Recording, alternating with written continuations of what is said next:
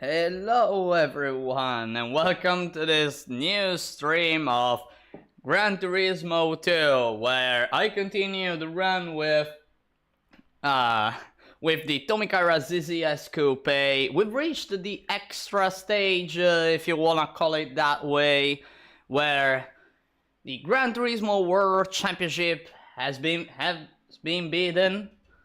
And if you wanna see the GTWC run, check the last stream I did of the Tommy Kaira ZZS Coupe run. It's at I think it was at like 50-minute mark, something like that. I don't remember exactly, but it should be somewhere like that. By the way, quick note for all of you who haven't seen it yet.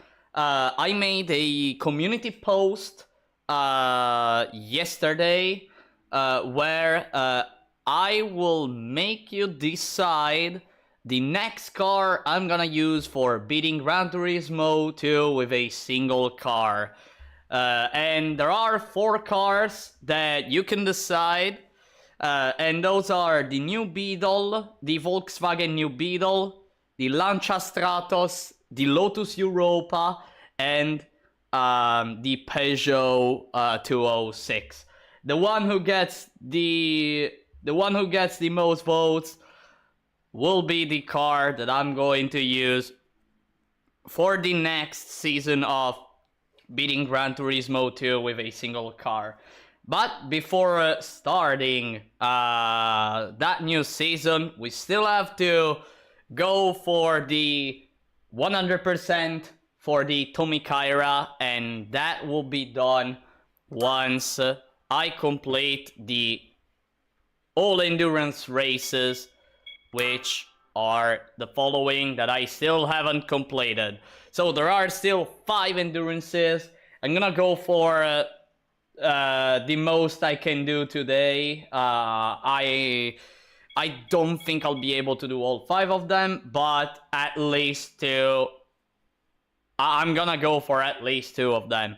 And like always, I wanna always go for the easiest ones and then move toward the hardest ones, which are the one in the right, with the exception of Trial Mountain.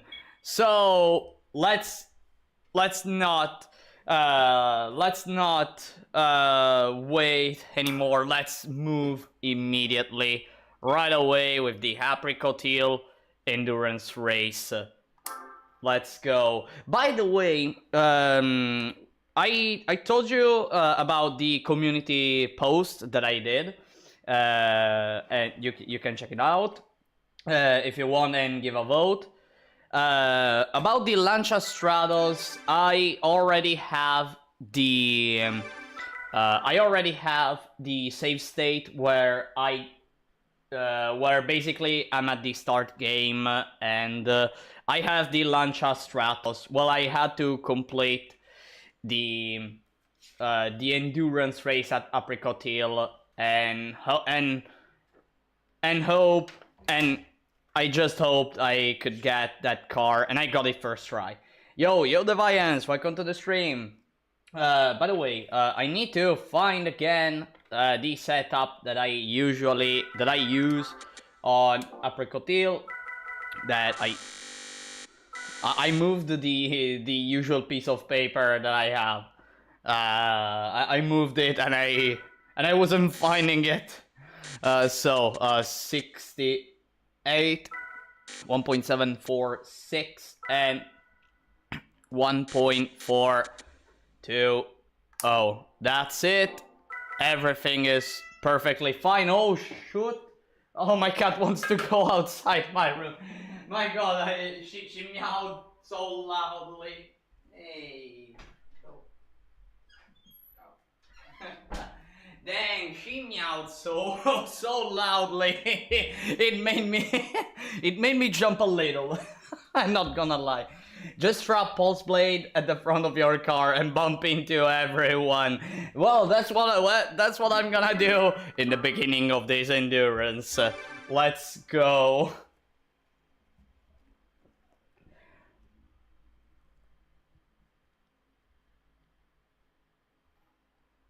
So, here we are with our Tommy Kaira, and look at these opponents.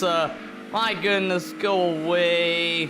Let's bump onto everyone at least once. Go away.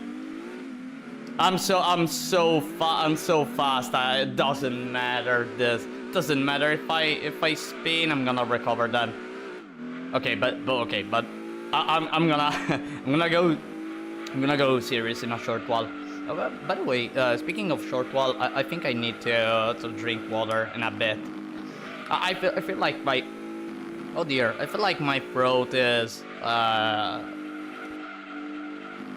bit needs a bit of water.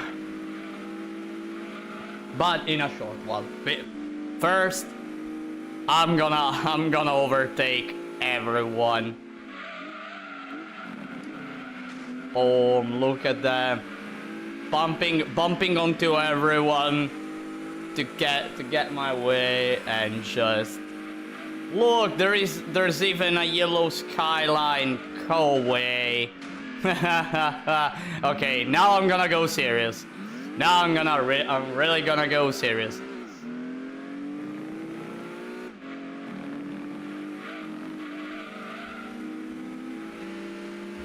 I'll go get my cat too. I mean, my cat meowed because she wanted to go outside my room, but usually she doesn't meow so loudly, and I honestly got scared a bit.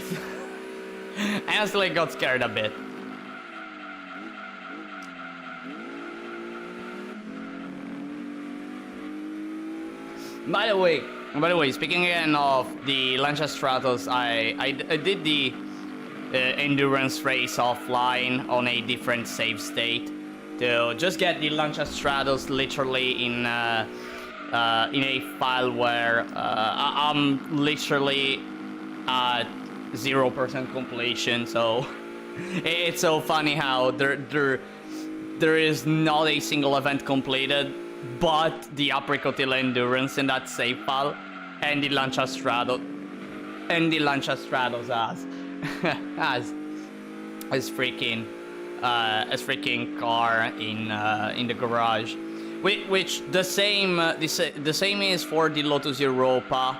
I still have to do the file where I have only the Europa in the garage, or at least I have a file where I have nothing completed with the exception of the second event of the historic car cap, and just go for that. I mean, at first, honestly, if I'm gonna be honest, at first, I didn't kind of want to go with price cars, just because, you know, even though they are they are perfectly fine, the Stratos and the Europa, they're perfectly fine for this kind of challenge. They are prize cars, so I have to complete a specific event to get them. But I reconsidered about using them for this challenge. At first I didn't want to go for prize cars in general, just for cars you could buy, regardless of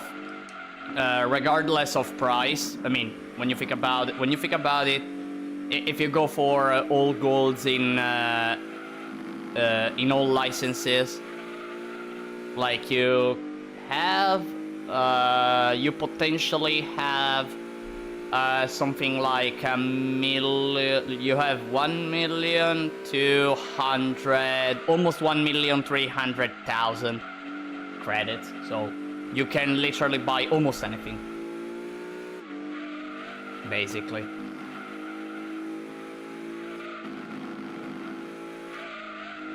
And you have 0% completion of the game. So that is why I before even starting this whole series, I had to create that kind of save file where I'm in that state. and I wanted it, and I also wanted it to have like a number of days that is less than 10. So at least I have available the first use cycle of the game, which has some interesting cars that otherwise you have to go a bit forward to find them. But yeah, so going back to the prize cards. At first I didn't want to use them, but then I reconsidered it. I was thinking about it, and I was like, I just need to do that event. I just need to do the event where I get it, where I can get the car and just go with it.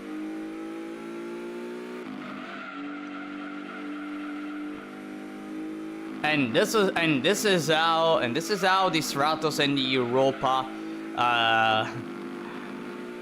appeared in the pool of the cars that I'm letting you select in the community poll that I did yesterday. You can still vote. I don't know how much time people have in general to vote in a community post before YouTube stops people from voting. I honestly don't know. But again, as long as it's possible to vote, you can. Again, the car that has the highest amount, that gets the highest amount of votes, will be the next car. And it seems that for now, the Stratos is winning by a mile. Oh, come on, are you kidding me, little Subaru? Are you freaking kidding me? Come on, man. Man, people love getting T-boned, right? Man, this AI here at Apricot Hill, it really loves to get T-boned. Man.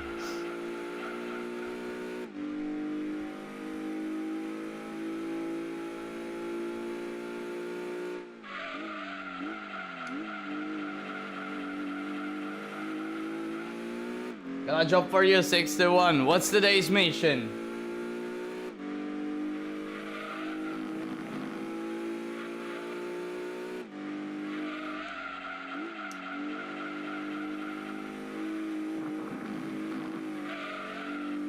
By the way, while trying some more cars offline, I discovered something that literally blew my mind about the suspension settings. It literally blew my mind when I discovered that. When I discovered what I discovered, which basically it's about acceleration, and there are more settings than just the ride height that can give the car more acceleration. Not by much, but it helps. And by the way, I also forgot to do it here in the Tommy Kaira. In the next endurance race, I'm gonna show you, I'm actually, before going for the second endurance, which, well, it will take a while, but remind me that I have to show you this suspension setting that makes the car go faster, or at least have just a bit more of acceleration, because it is really super, again, it blew my mind. I need you to beat Gran Turismo 4 with only the Nissan Cube. Oh my god. Wait, actually, it's not, because there are a lot of events that have restrictions and are also needed to to be allowed to reach the Gran Turismo World Championship, right? But imagine Gran Turismo 4 with the Nissan Cube, man. Imagine hacking the game to make the Nissan Cube so good that it can beat the Gran Turismo World Championship. Which I remember, I always remember like some videos of people who hacked the game to make the Nike 2021, right? Or the Nike 2022. It was the 2021 or 2022, I never remember the exact year. Oh, well, that car, like so fast. It's always so funny to see that car go fast. The 2022, okay, the Nike 2022. It's always so funny to see that car go fast. I once saw a video of GT4 of the Mercedes-Benz the motor wagon.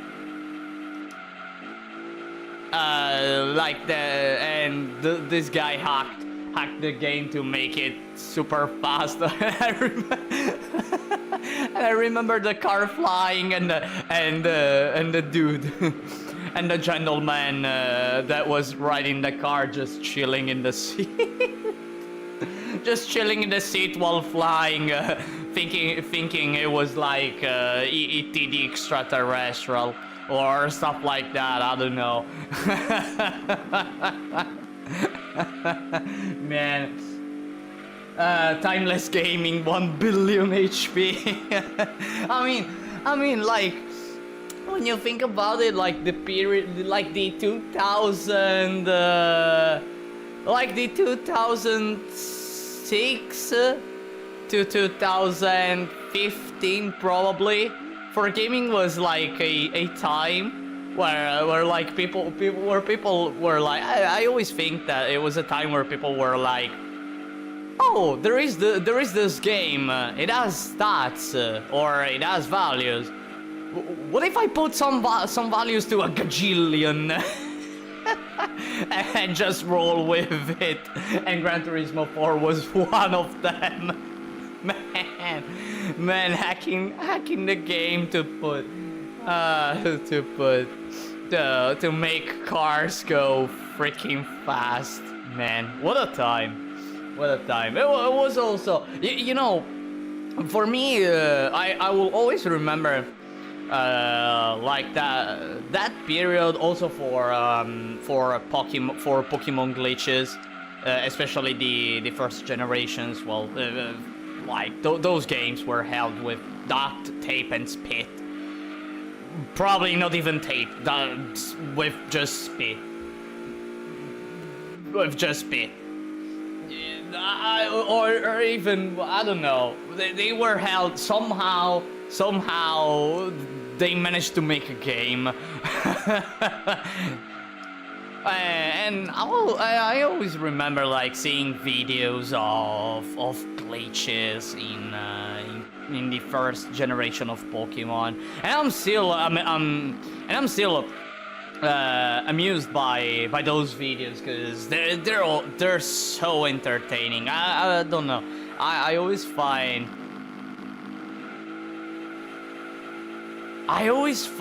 like those glitches so interesting to see because at the end of the day, like you also learn a bit of assembly or maybe just like how Game Freak programmed certain parts of the game and what they did wrong with such code. Man, it's always so interesting to see, and to this day, people still discover glitches and stuff. He also did hybrid builds like a Prius on a TS020 engine. Man, the Prius The poor Prius that he never gets upgrades, and they give it the TSO20 engine.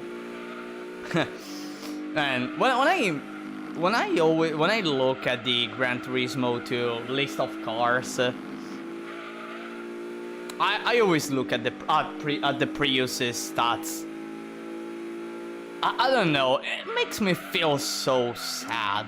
The fact that it's the only car in the game who cannot get any upgrade in...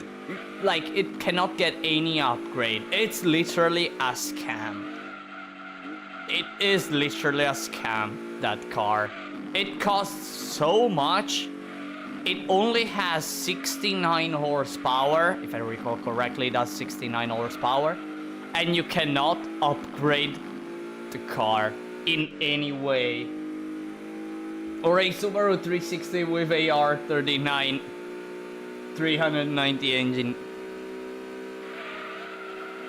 Well, like, I always love seeing those hybrid videos.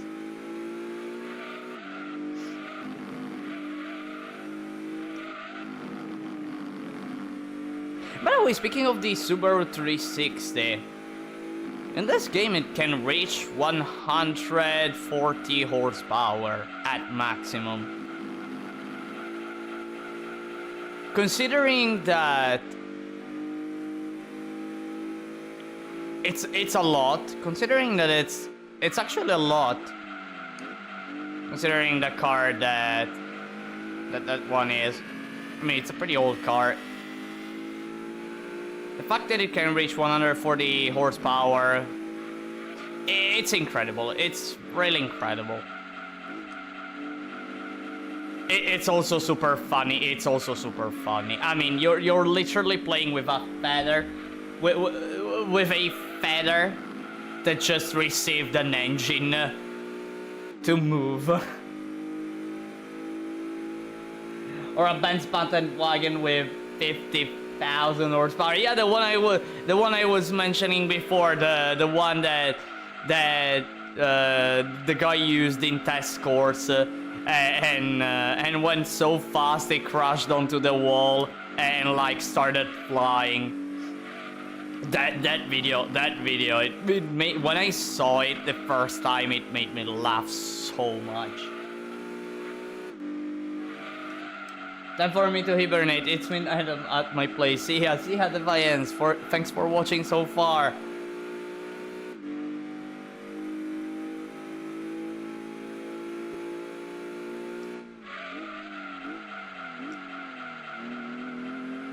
Or even, you know, another thing that always amazed me, the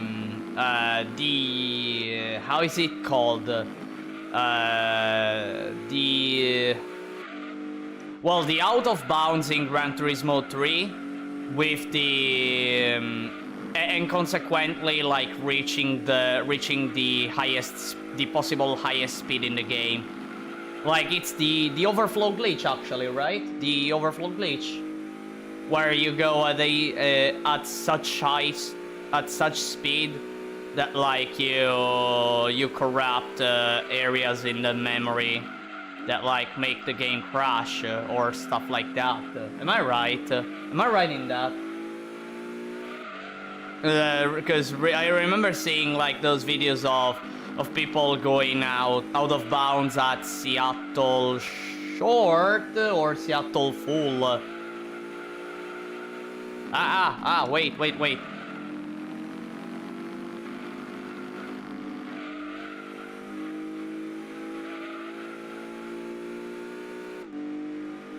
And just going doing the wheelie glitch, by the way, while being out of bounds. Doing the wheelie glitch. And then reaching like 2,147,000,000.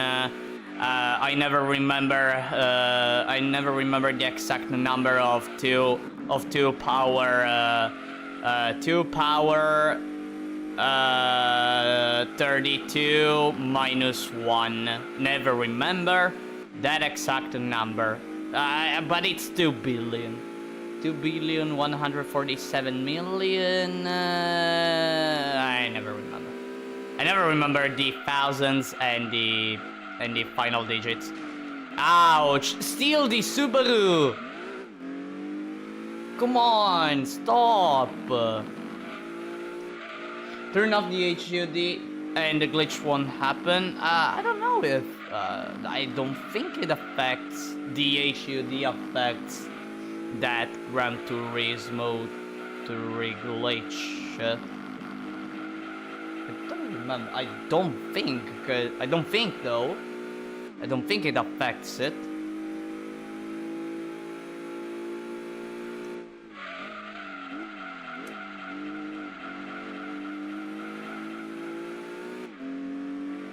By the way, I didn't even notice and we're already at lap 16, man. Time flies so fast.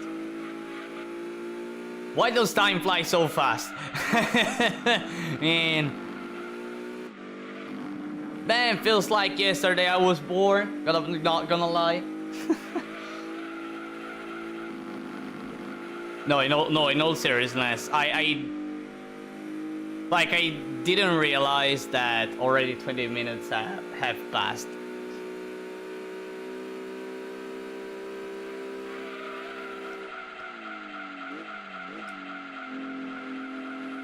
I mean, I'm just racing here, doing my laps, chilling with you all, talking about Gran Turismo, things in the Gran Turismo series, and having fun.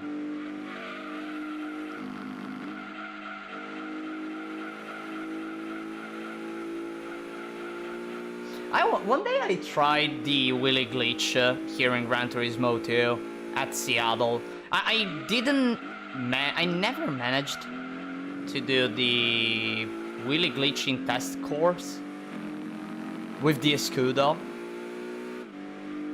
And because of that, I had to go out of bounds at Seattle. It took me a lot, cause well, I'm not an out of bounds expert. I mean, I just wanted to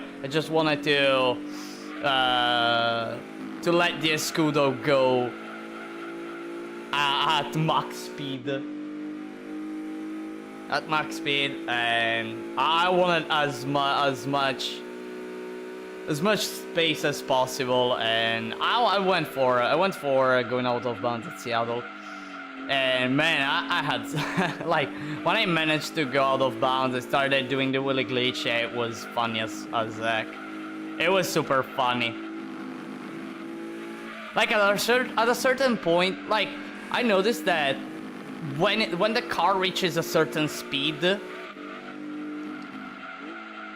like the car becomes a dot at the center of the screen, because the camera is not even able to catch the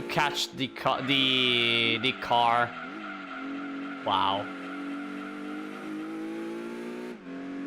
Then I tried to spin with this Scudo, and it was starting to appear and disappear, felt like it was a weird moment. It was so weird.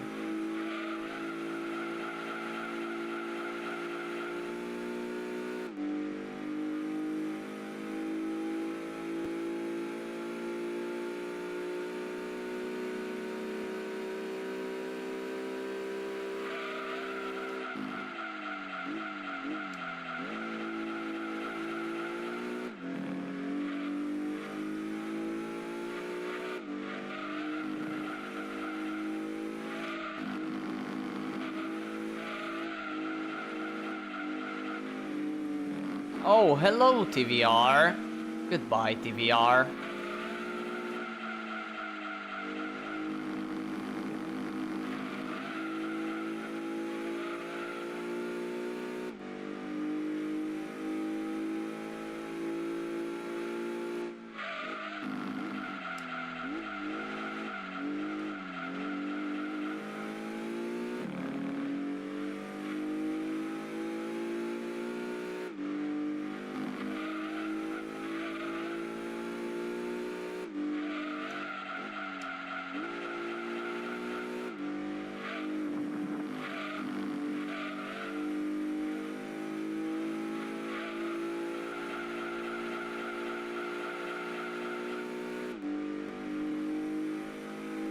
In a few minutes we're going to reach half the race. In a few minutes. I think in 6 minutes, right? In 6 minutes we're going to reach half the race. Oh, come on. This time it wasn't even this Subaru. It wasn't even that car. It was the TRD, right? No, not the TRD, sorry, the 3000 GT. That car was the 3000 GT. I never remember.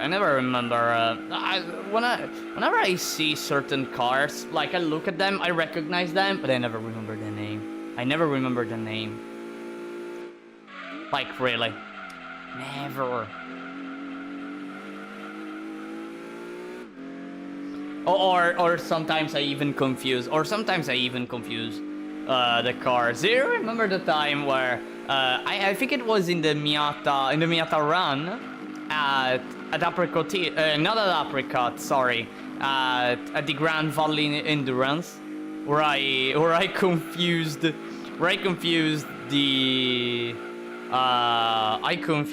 wait, let me remember. I confused an Aston Martin. No, I confused a Jaguar for an Aston Martin, and and when I saw the name, I was like, oh shit, it was a Jaguar. Oh, not an Aston Martin. I know what you're thinking. Like, how can you possibly confuse them? I don't know. I just see a car. And like first thing comes to my mind, like, oh, it's that car.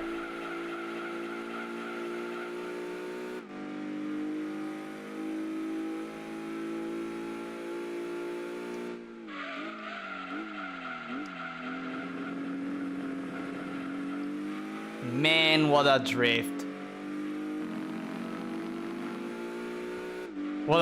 It's so funny to use this Tommy Kaira. It's really so funny.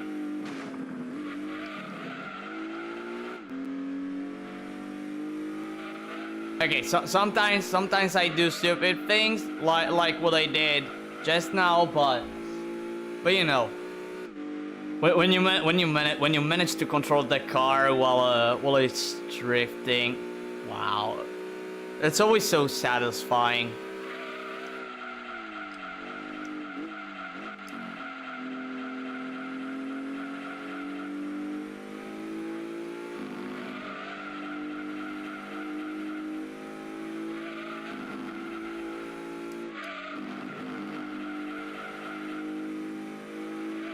Alright. 22 laps, I don't know actually at which lap I'm gonna pit. I think I'll pit maybe at lap 25, because the car can go... we saw it on the last stream with the Trial Mountain Endurance. But it can go up to lap 26, 27 if I recall. Yeah, 26, 27. So I guess pitting mid race is the best option here.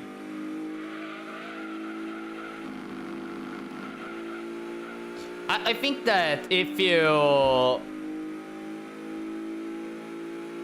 I think that it is even possible to go for 30 laps. But I think for 30 laps, maybe 30 laps at Rome, probably. Because a lap there is... on average, a lap is a 1 minute 10 seconds. So like out of those seconds you save, maybe you can make it for 30 laps.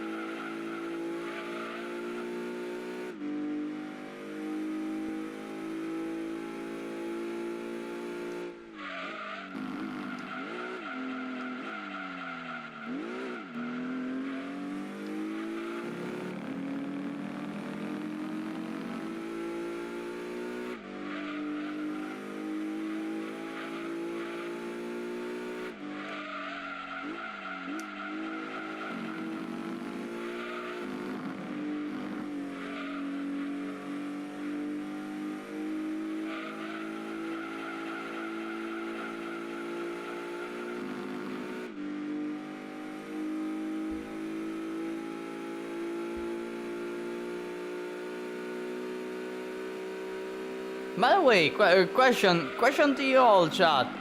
What do you think was the hello Subaru, by the way? What do you think it was the most insane event I've done, considering all the runs that I did so far? Or even only in this Tommy Kaira run, what do you think it was the most insane one? And not just in terms of difficulty, but just in general, like maybe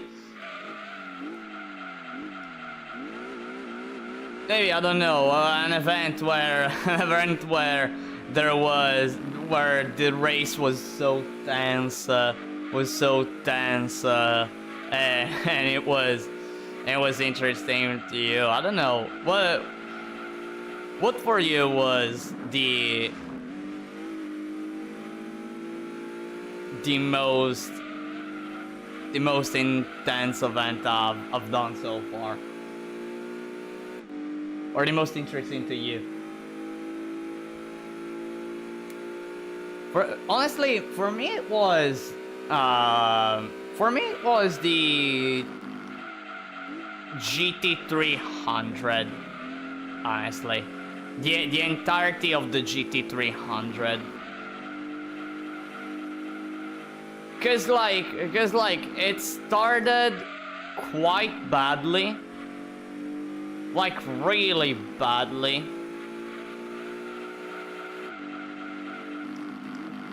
and then I started winning and winning, but winning wasn't easy, despite using the setups that I used for the GTWC. Despite that, the car still had to, like, I still had to go really fast and do certain parts of the tracks like perfectly in order to get the wins there. I did it first try, but like I honestly was sweating. By the way, I forgot to pit. Fuck, I forgot to pit. I forgot to pit. Oh well. I'm gonna pit in this lap. At this point, I'm gonna pit in this lap. But I have to remember to pit. Man, I really have to remember.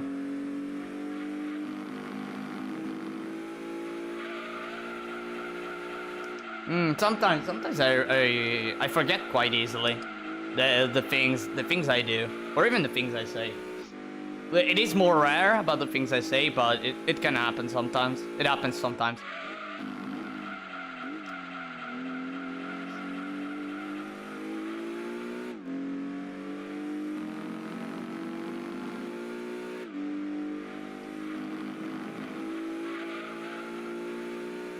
By the way, I noticed just now that I have a red tire.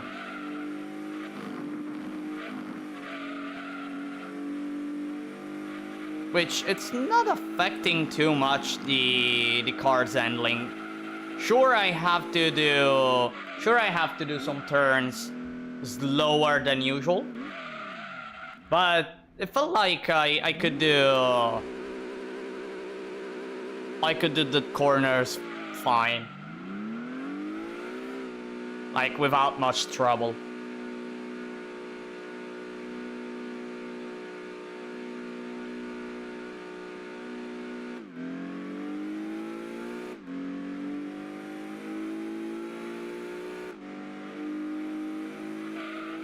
Is there someone here? Maybe stuck in this turn? No, no one's here.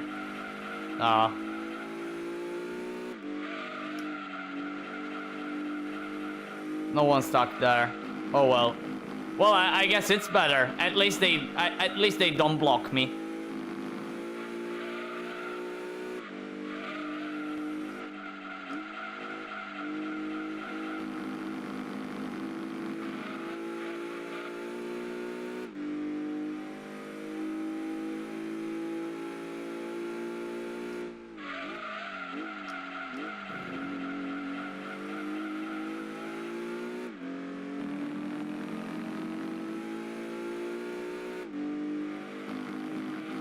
Alright, 23 more laps, right? 23 more laps, and this endurance will be done. I'm curious about which car I get, whether the Stratos or the Viper, Well, it doesn't matter. It doesn't matter which car. It doesn't matter which car I get, but because you know, I'm not going to use them. I'm not going to use them, but it's always interesting to see if I get which 50% I get.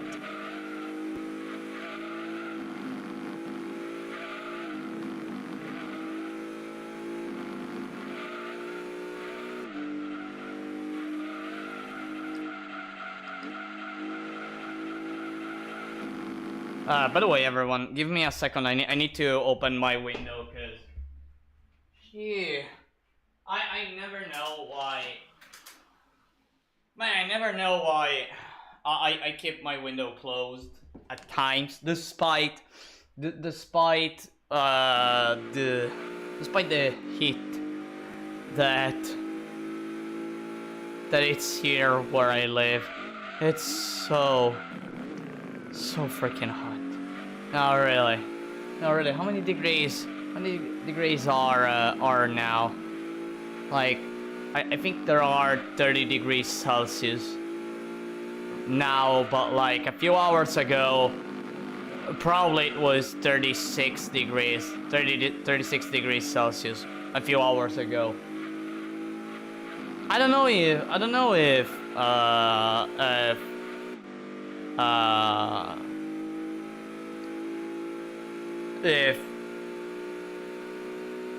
in the past days there were 40 degrees. I don't know, honestly. And I hope that I don't have a day where the temperatures go that high, cause I mean I really love warm places. But when it starts to be too much, I can't stand it. I do have limits. When it comes to heat. And I'm one who loves like a lot of it. A lot of it. A lot, but just can't stand it. Really. Oh, hi Subaru. Finally, I encounter you in a different place than turn 2. Finally.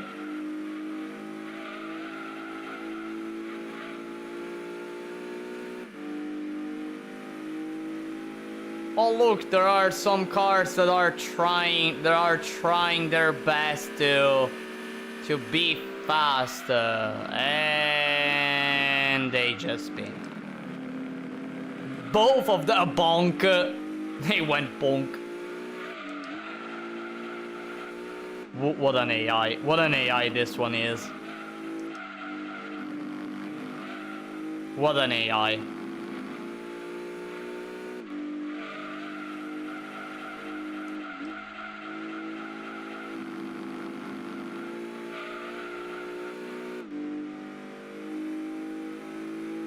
Like, to think that 3000 GT, it didn't even have any car in front. It just went wide, started braking, and then started losing control, and then went for a T-bone onto the skyline. The heck? Seriously.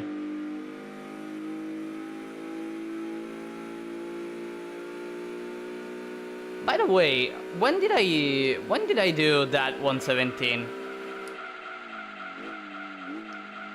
When did I do that 117? I don't remember. I don't remember doing a 117. Guess I did it, though. Oh, hi, Subaru. We meet again. Wait, we met again? Wait, we met just like 2 laps ago. What did that happen? Did they spin? We'll never know, I guess.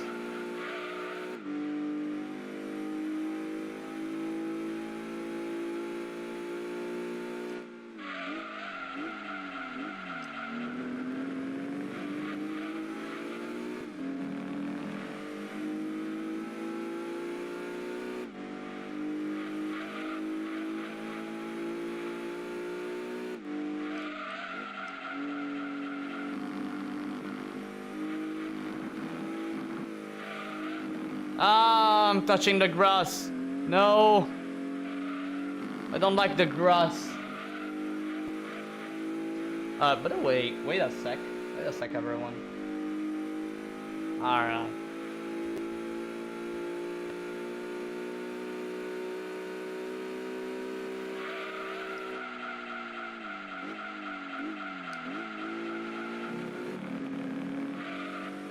I noticed I didn't have the live chat, just the top chat, so I had a bit of fear that I was missing some comments, and no, there were all the comments I saw previously. They're there, even in the top chat. By the way, I need to change it to live chat. Oh, I use the brakes a bit, right? Not looking at the screen right now. Well, now I am.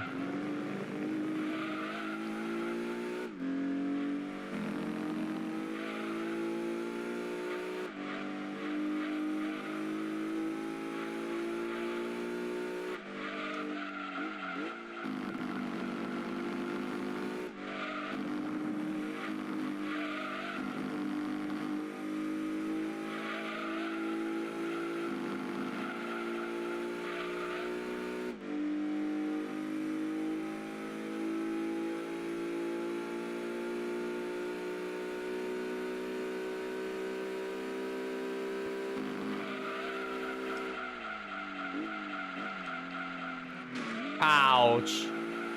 That freaking car. They always block me.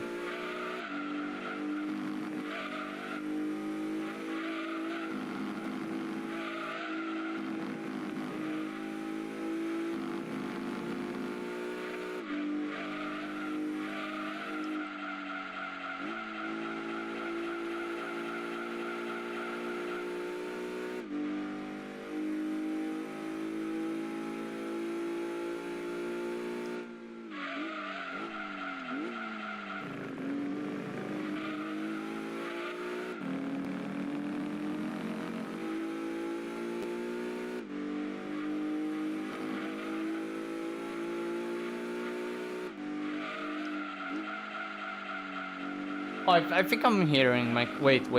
I think I'm hearing my cat from outside my room that wants to enter. Wait. I think I heard one of my cats. Wait, let me open the door just a bit. Ah, man. Every single time. Yeah. Hi, kitty. Come in, kitty. Come in, kitty. Hey, you wanna meow for the chat? Oh, she meowed. Hey, come here. What is it? Hey, what is it? Want some cuddles? Want some cuddles, cat? Hey, meow. Wanna stay here? Come here. Come on. Come on. Come on. Wanna come here? No. No. I guess not. I guess not. She's looking at my legs for because my cat wants to. Sometimes my cat wants to stay on my legs, and just sleep sometimes, and yeah. 哎呀 That's about it. But she looked at me.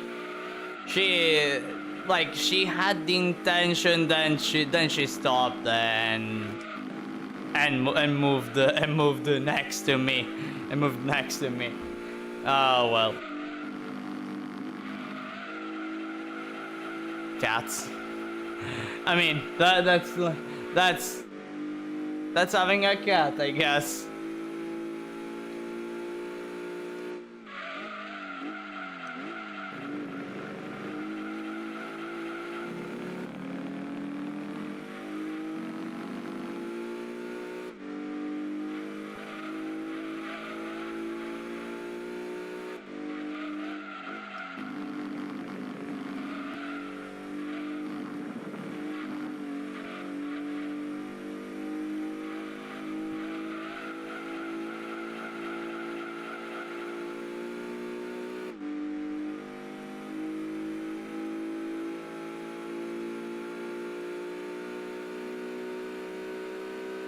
Lap 35. Let's go.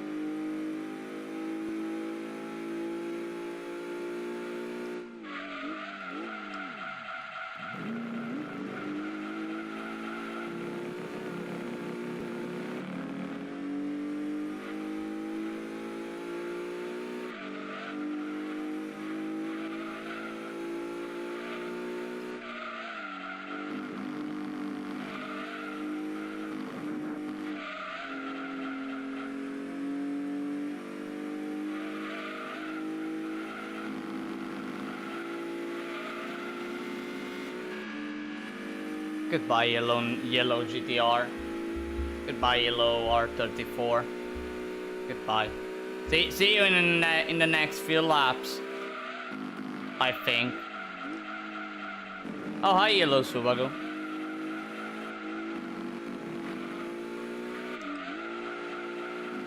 Now that I'm thinking about it, like we are three cars that are yellow in this race. Like there is the Tommy Kaira, the Subaru, and the Nissan. Like there aren't that many events where this can happen. I think there aren't many events. Or like events in general where you have oh wait I needed to scratch a bit my back, man. So I was saying, like there aren't many events where it can happen that every single car has the same color. And even if it's possible, like the odds are so low. Ah, grass.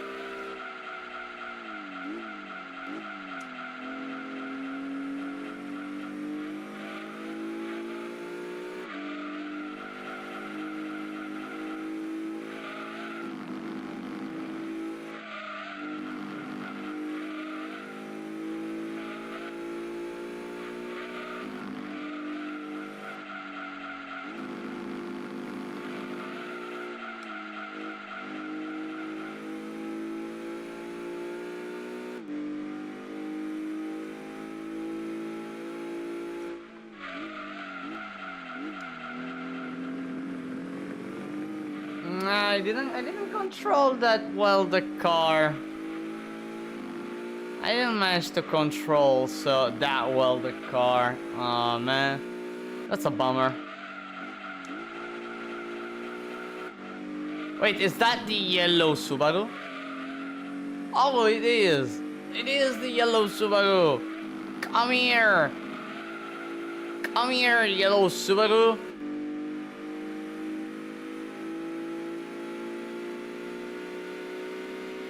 And goodbye. Ow. Sorry. In reality, I'm not that sorry.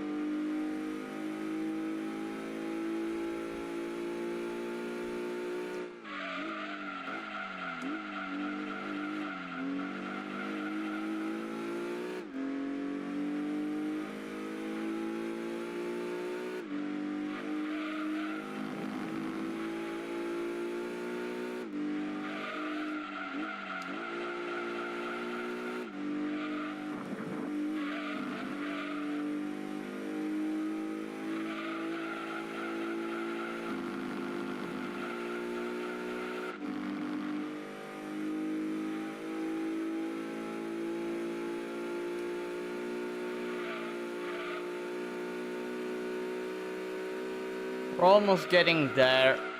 Almost.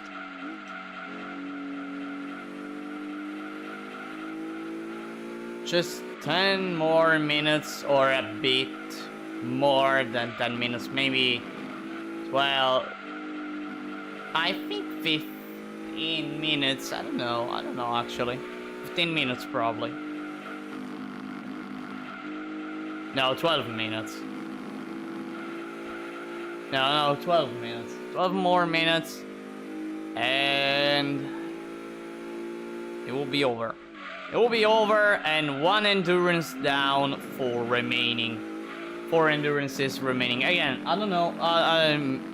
I'll not be able to go to complete all endurances today. But I'll try to go as much as possible. As much as I can. Like today's like always, I'd love to do like 2 endurances in a single stream. I'd like to do 2 endurances, and but if I can manage to do like a 3rd one, well, that will be like I'd be really happy. I'd be really happy. Again, doing this kind of challenge, I always want to do the endurances because they are events, and while it seems like they are easy, well, at least there are 4 out of these 7 events in total, like 4 of them are actually easy, but the remaining 3, like even if a car manages to beat the GTWC, like those endurances, virtually you can win. On the other side, though, you still don't have to make a mistake, and considering that you have to do, say like for Laguna Seca, you have to do 90 laps, meaning 90 corkscrews, and some of them you're gonna do them while not having the best grip ever, which makes things hard, which makes things really hard. I mean, you have to do 90 laps where you play really good. Again. in those endurances, opponents are 3 seconds slower than normal. So say like if, like the best example I give is the special stage R5 endurance. So normally, like, opponents do something like 1 minute 19 seconds if you don't block them or stuff. They're gonna go for that time. No, not that time, sorry. They're gonna go for a 1:19 point something. If you don't bother them, if you don't block them, and they do their lap all alone. But in the endurance, like, they are 3 seconds slower, which means that they are going to do some 1:23. So technically, you can grab even slower cars that maybe cannot beat the Gran Turismo World Championship, or maybe arrive so close to beat the Gran Turismo World Championship and still win that endurance. Which, okay, it also depends on how many laps you can do before pitting. It also depends on that. But as long as you're able to go for a lower time than the opponents, then everything should be fine.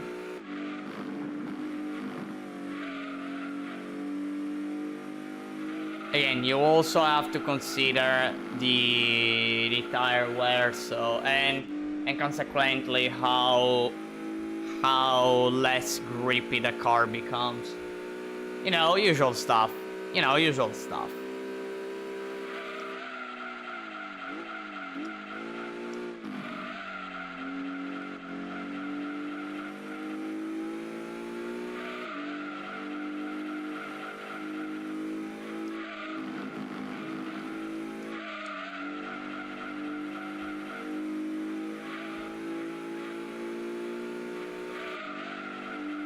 Anyways, we're getting closer and closer to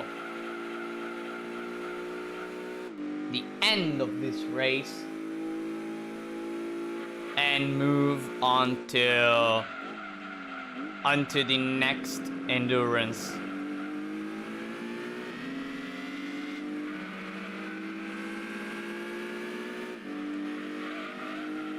With this little yellow car. I mean, whenever I think about the fact that a car with just so little of horsepower can defeat opponents that have like more than double its horsepower. It's absolutely incredible. It's absolutely incredible. It is insane. It really is. It really is insane.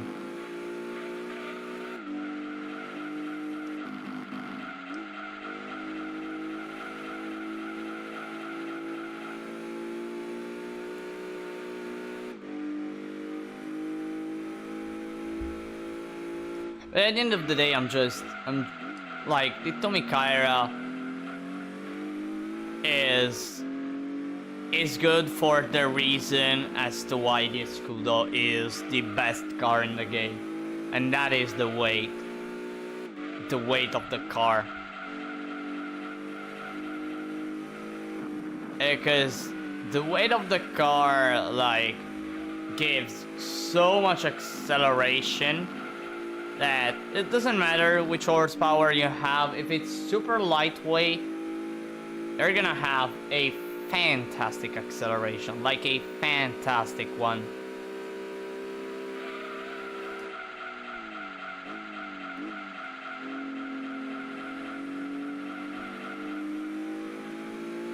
And yeah. And like as of now, there are only 2 lightweight cars who can beat the game single-handedly, or like officially 2 lightweight cars, one being the Tommy Kaira and the other one being the Miata.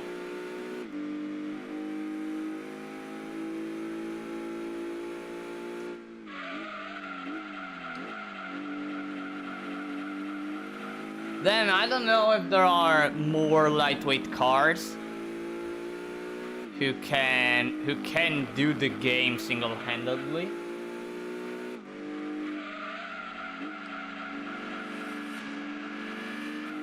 But in the future, I'll look forward. I'll look forward into finding them. Again, I wanna go for this challenge with all the cars who can do it, and I wanna do a run with, I wanna do a run with all those cars who can beat the game single-handedly. Which, as of now, they are a lot. And so there are quite a lot of runs that I still have to do, but you know, I really love, I mean, Gran Turismo 2 is one of the first games I've ever played. I really love this game, and seeing it, and seeing myself being able to reach such levels that I can bring like a car that has less than 300 horsepower and just beat the game with nothing else. I mean, it's insane.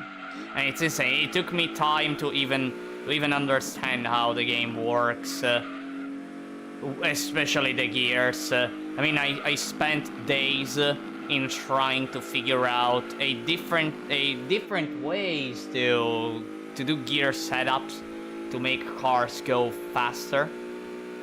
And this is how I basically found out the reverse gear trick, or at least what I call the reverse gear trick. If you wonder why I call it this way, it's because you have the usual gear trick, the one that everyone knows, and I simply do the opposite. I simply do the opposite of what the gear trick does. Or at least instead of tweaking the final and having the auto setup always at 1, I tweak the auto setup and always have the final at 2.500. Penance.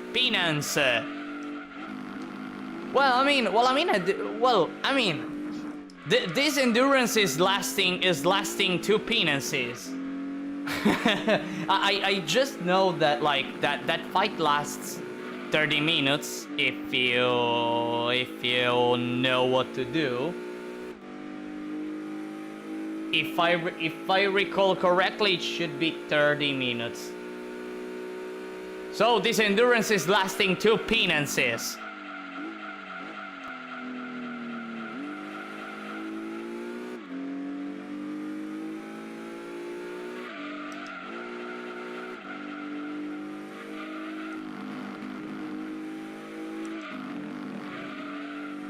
You know, speaking of Final Fantasy bosses, I remember a guy who did a speedrun on killing Yadzmat.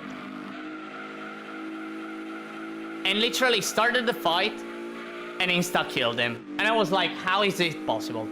How did that guy manage to literally destroy a boss that has like 100 million health points? I was flabbergasted. I honestly was flabbergasted, but I guess that with the right build you can do it.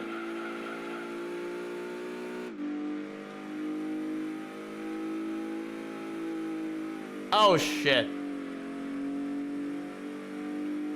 I hit the grass. Well, it is time for the final lap of this endurance with the TRD no, the TRD or the 3000 GT, however it's called, that goes off-road. The Subaru that we encountered so many times in this endurance. Most of the time it blocked us, but in the second half, it was just chilling.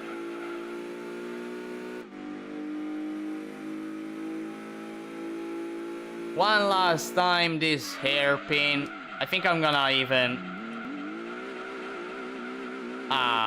great. Maybe not the best of the best of the best, but, you know, just drifting a bit, controlling the car, and moving on.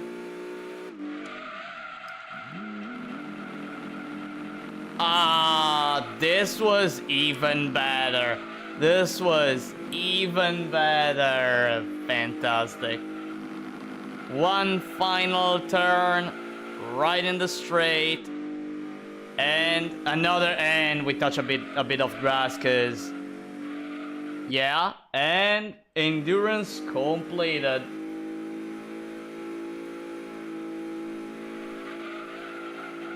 And endurance completed. Done. Another one completed. 4 endurances to go to end this round with the Tommy Kaira. And by the way, I remember what I said in the beginning of this endurance. I am going to show you before starting the next endurance. I'm going to show you like this thing that I discovered about making the car accelerate a bit more through the suspensions, through the suspension setups.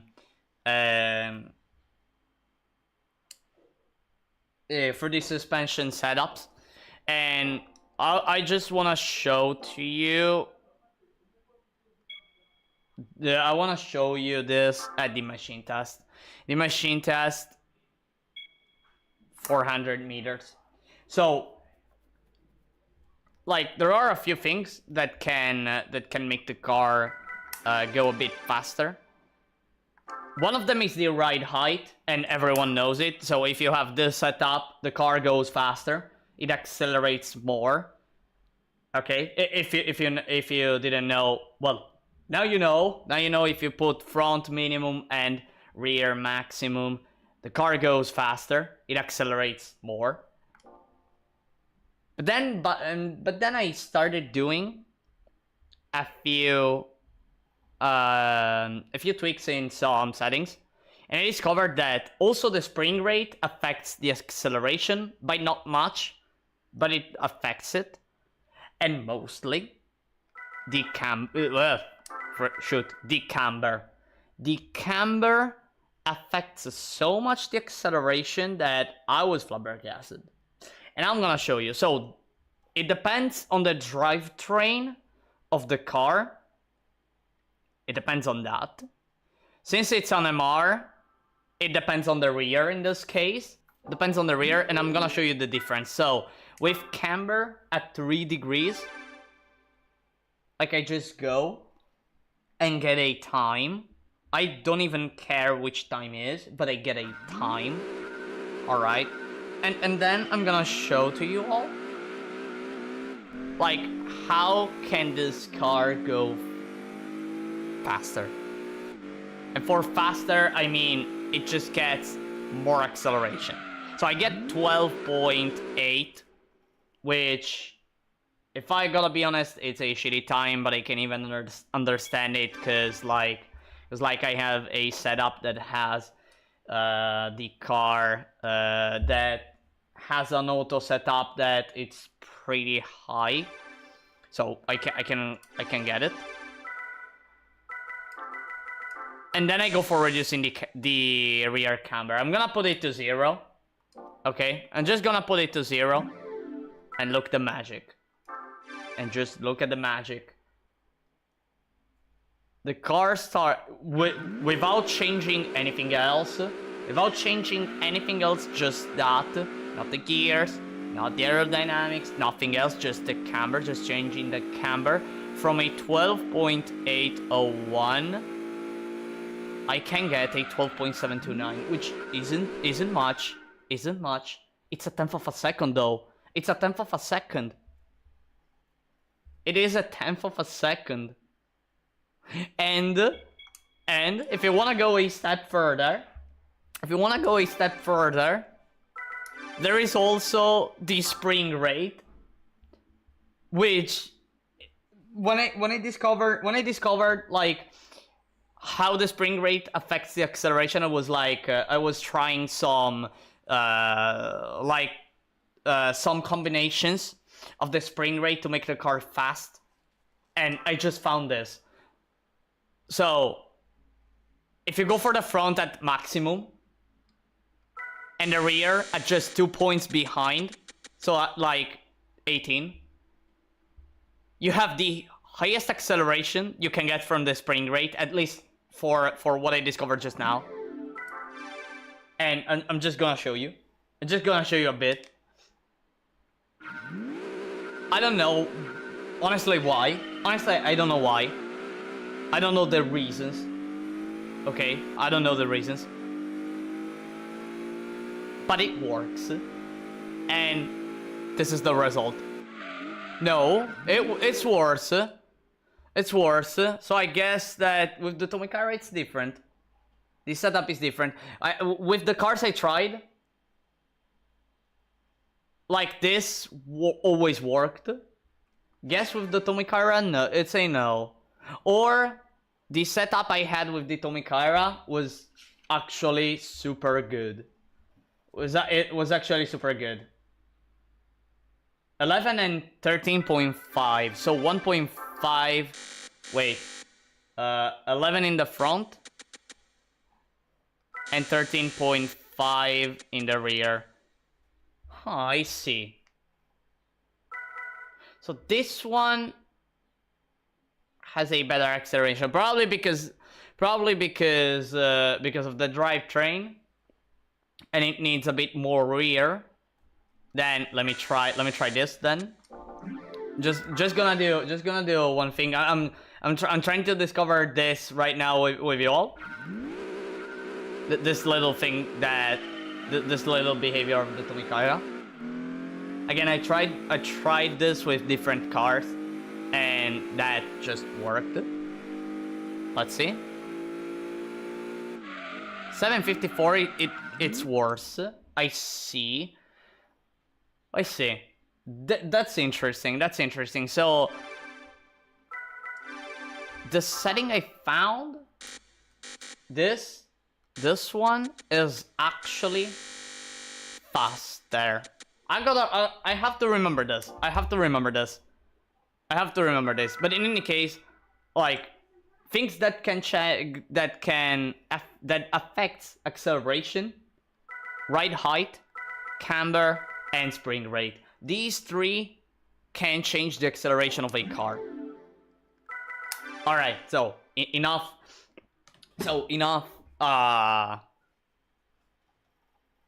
Enough about this little thing. It's time for another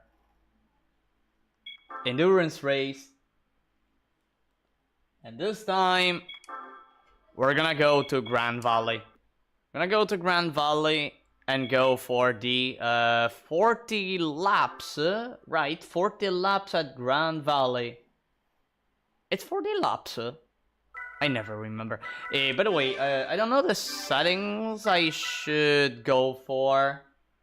But I guess I'll go for the midfield setup. So, auto setup 10. First here, second here. Third at 2.115. 1.700 and 1.400. Here we go, and let's immediately start the race.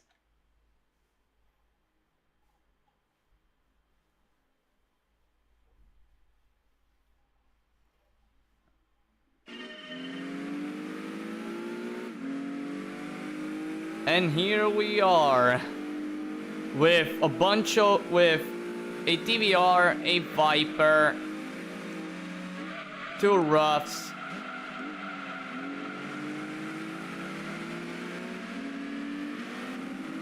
that aren't the same. I think there is one yellow. This one is a yellow bird, I think. I'm not that sure, honestly. Not that sure. I don't know if that's a yellow bird. But, well, I honestly don't care as I go away. As I just go away from opposition. Oh, by the way, 60 laps. Just go away from opposition.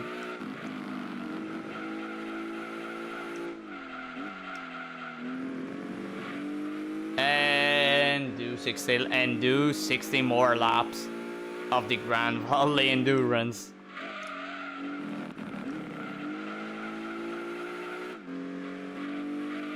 I don't know why, but I feel like the car can turn fast, can turn at a higher speed now that I changed the camber to 0 degrees. I don't know why. It feels like I can go much faster in the corners. Ouch! If only I don't hit the walls and touch the grass.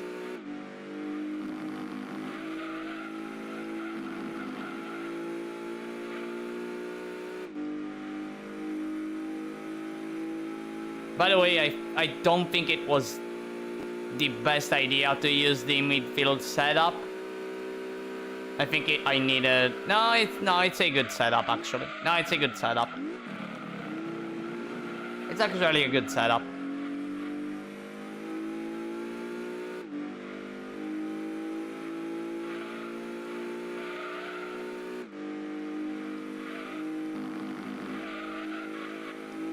I think I'm gonna go, in this race, if able, I'm gonna go for possibly 30 laps, if able.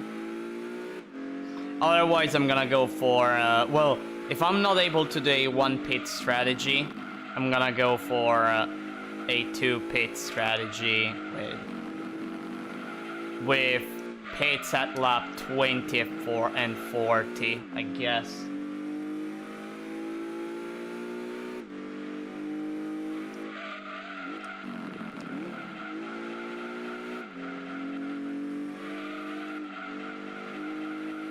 No, really, I feel like it can turn at a higher speed. Really. If I knew this before the GTWC, maybe it could have made the GTWC probably much easier. I don't know though. Well, technically I should. Well, in reality, no. I can actually check it. I can actually check it in the next endurance, which either will be the Laguna Seca one or Rome, as I always want to leave Special Stage R5 as the last endurance, because you know it's the only endurance that you do at night. It's always so cool to see. I mean, for me, it's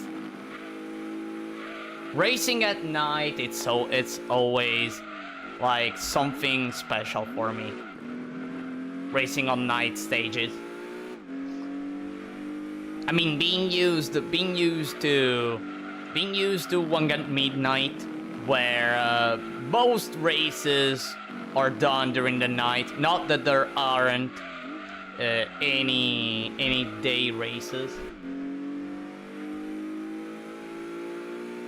but the fun arrives when you do not the night races, and they're the best feeling ever.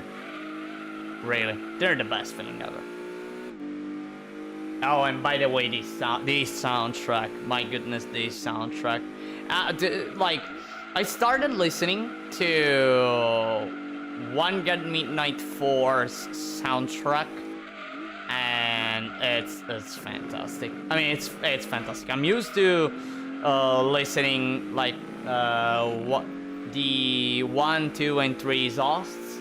I'm used to listen to those soundtracks, especially One Got Midnight 3 Zost, because you know it's the game I played. It's the arcade I played, and it's magical. It's always magical. It's always so good listening to those songs. And again, I started listening to One Gun 4 Zost, and they're really good. I like them. I really like them.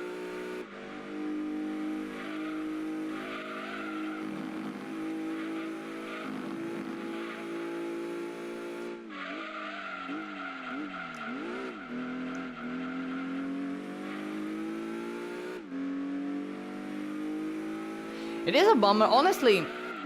It is a bummer that here in Gran Turismo 2, you don't have an option to disable only the soundtrack while you race, because I really love the menu music, and also the dealership songs, especially the Hysteria one. I mean, I could hum that. I could hum that song for quite a long time. No, really. There was a period I was singing it whenever I was having a shower.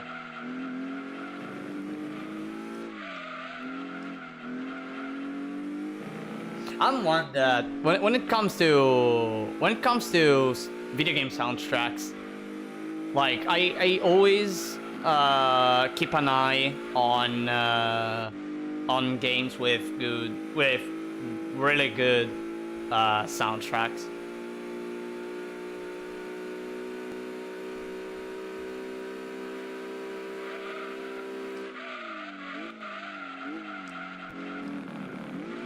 Or just maybe games that I play, and maybe it has that one soundtrack that I don't know, it really hits. It really hits, and you vibe with it, and you really vibe with it. I mean, for me, another Ost that I really love is the Blue Reflection 2's Ost. I really love I really love all of them. Especially like, well, maybe I wanna chill. I'm gonna put the most chilling ones. Maybe I feel a bit energetic. Maybe I put some battle losts. I mean, great. I love South City theme, but I prefer Chevrolet dealer theme from GT1. I have to listen the GT1 Ost, honestly, because I never played GT1. And I never listened to any soundtrack from that game. The only one that I actually recognize and kinda know is one from GT1. I don't know where it's used, that song, but there is one that if I listen, I immediately understand it's a song from GT1.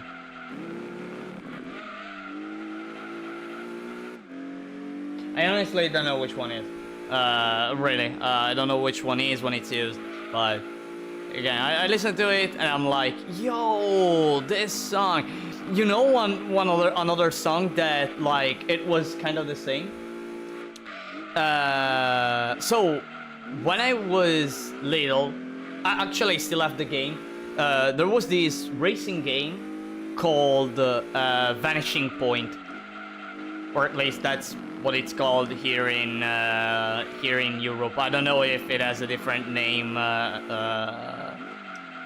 on other parts of the world. But in any case, I have this game called Vanishing Point, and it has a soundtrack in the main menu. Okay, that I always loved, like fantastic. Like I really loved it. But over time, you know, you grow up, maybe you forget some stuff. But there was always this song, but the song was always in my mind, and I forgot where it was from. Okay, and then I started watching some, like, a YouTube content creator who was making videos related to online Pokemon battles. And as outro, this YouTuber had that song. It came out in my mind, and then after a bit of search, I discovered that it was from this game that I still have. I hope it works. It works, that CD. Really. Sometimes the world is so little. It's so small. GT 5 and 6 lounge music and smooth jazz menus. Oh, speaking of GT 5, I always have in my heart that one piano song from 1904, if I remember, and I remember that I found the name of that song, but I don't remember anymore the name now of that song. Man, and I don't even remember when the game plays that song. It's not in the used dealership. It's in. Oh man, if only I remember. But well, when you search for that song, it's a piano piece made by a guy in 1904, if I recall, either 1904 or 1901. One of the 2 years, and if it's not those years, well, around that period.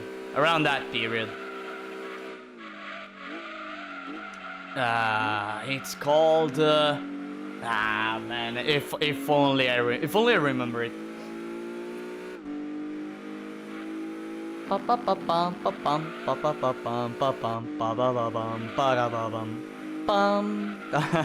Man, I cannot.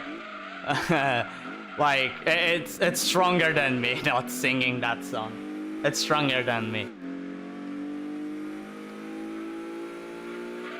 Always remember, like, listening that song for so much time while playing GT5. One of the few memories I have of GT5. And the other ones. Hating the Chaparral 2J, I guess, like everyone else, and then be happy about winning the Red Bull X 2020. I never remembered that guy version.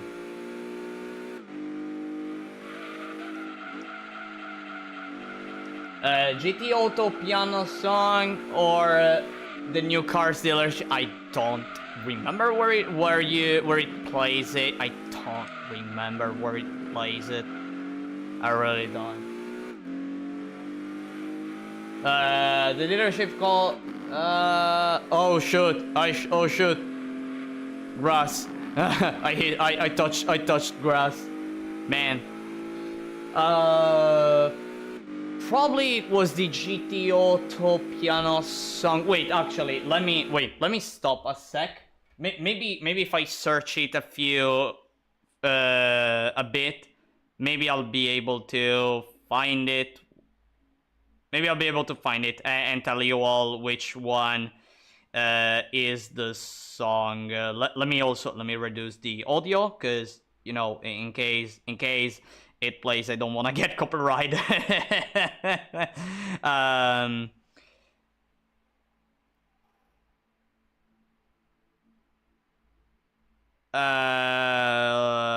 Let me check if I can find it. The Entertainer. I think it's The Entertainer.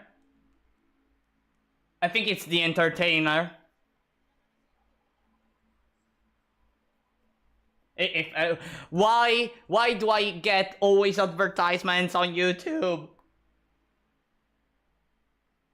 Yeah, The Entertainer. The Entertainer from by Scott Joplin. That one. Always in my mind. Like, it was always in my mind, that song.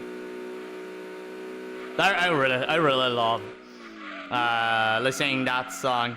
And when I discovered it, it was from 19 don't know. Didn't search now the exact year. I was mind blown. I was literally mind blown.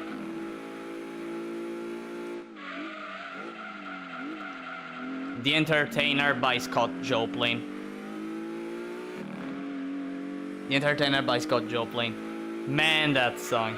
You know, speaking of classical classic songs, you know, or just songs from an era that has many more years than me. I remember, you know, this is kind of funny. But whenever I played Burnout Paradise, like always having always pumped whenever I was listening, you know, Rockstar, you know, that remix of Rockstar.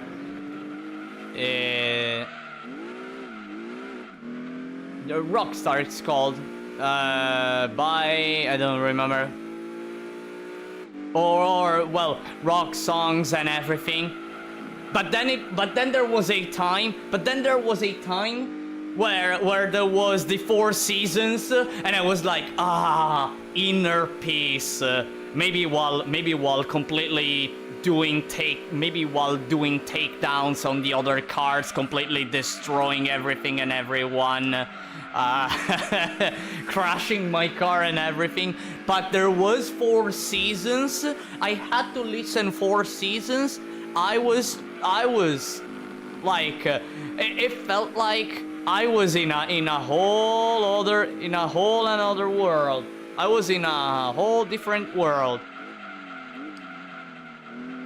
While going at probably 350 kilometers per hour with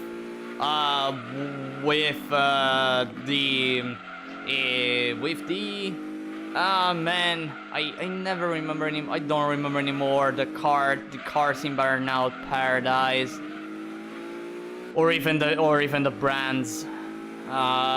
With the not even the Italian like one I remember. Oh man, that's a bummer.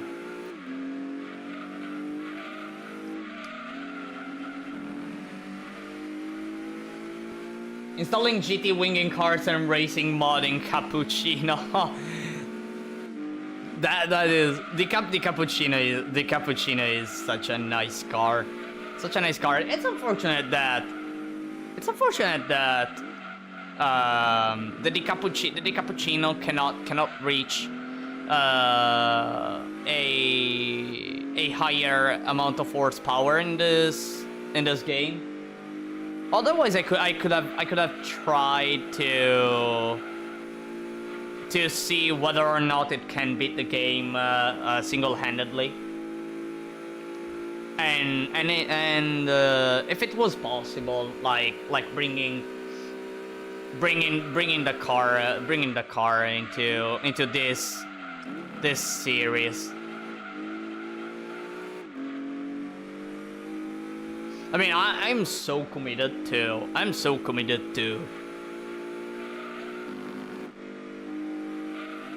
do this challenge with all cars who can do it. And I am so committed that I always, whenever I maybe find a car that might be able do some tests and see that it's close to meet the requirements to beat it, I'm so committed to like find a setup until I get the requirement to make it able to beat the game. And there are quite a few of cars. Actually, there is one car that it's a super meme, and it's pretty close. I got pretty close, and I wanna find a setup. I wanna find a setup to make that car viable for this challenge. As of now, it can do literally 90% of the game. Literally at this point, can do 90% of the game. I'm not spoiling the car yet. Not spoiling the car yet.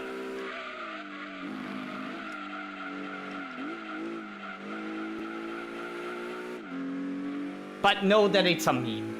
Know that it's a meme car. No, it's not. Unfortunately, it's not the midget Type 2. Unfortunately, that car just cannot. It doesn't have enough. It doesn't have enough horsepower. That's unfortunate, but it cannot.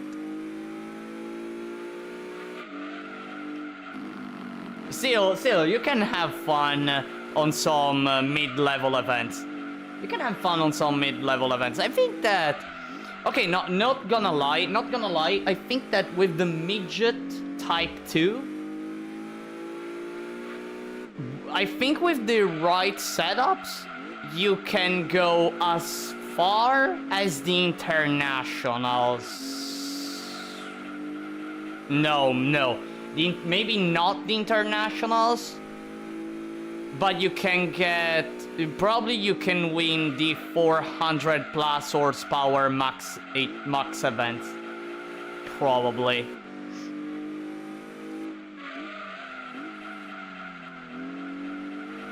Again, probably. I'm not that sure. Technically, I should try. I really should try.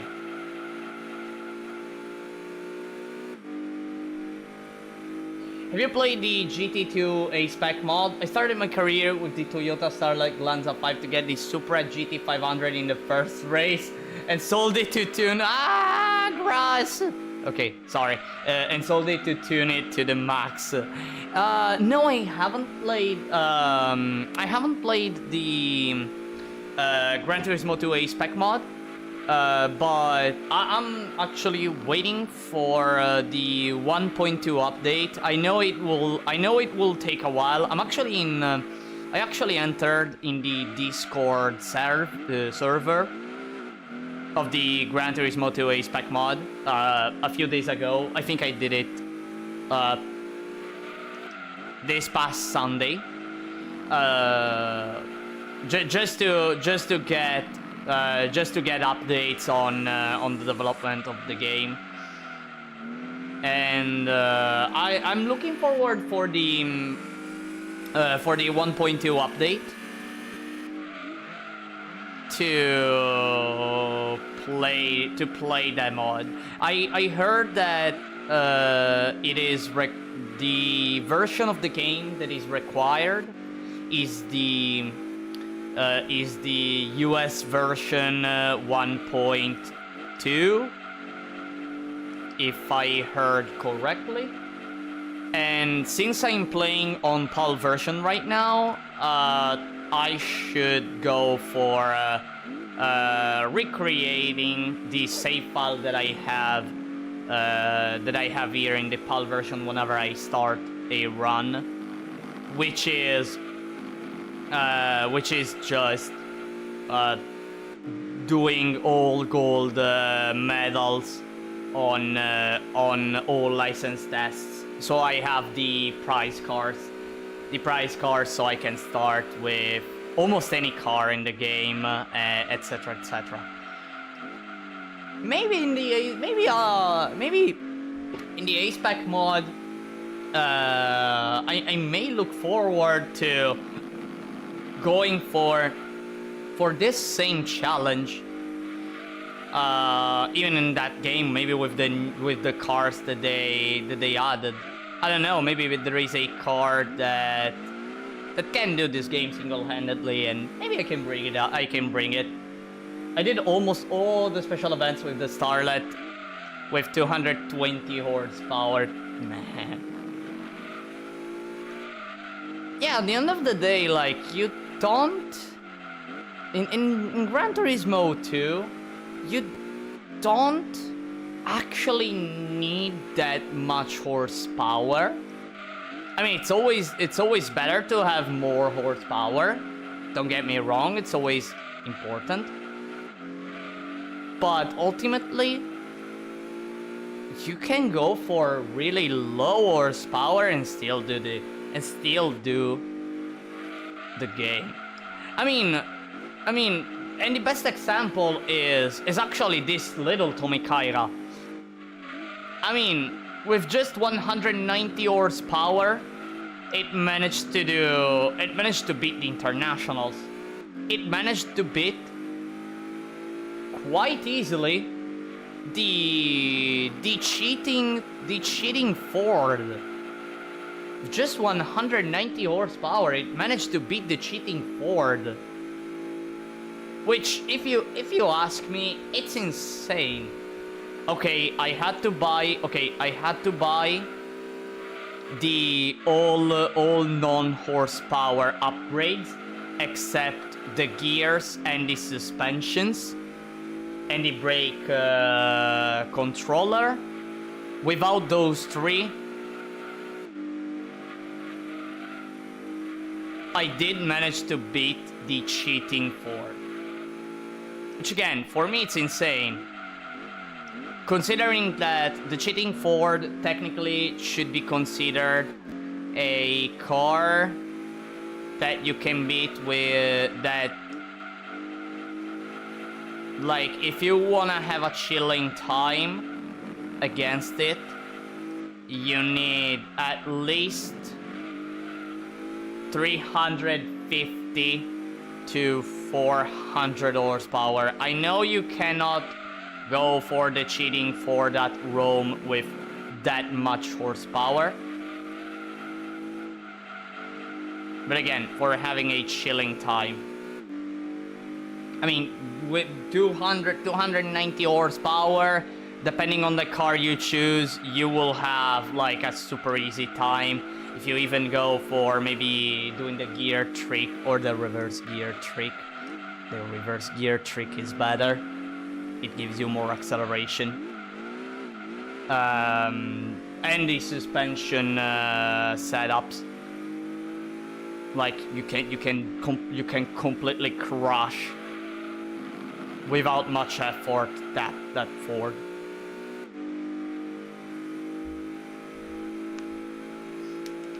By the way, would you like to see a sort of video regarding the reverse gear trick and the differences between the usual gear trick and the reverse gear trick.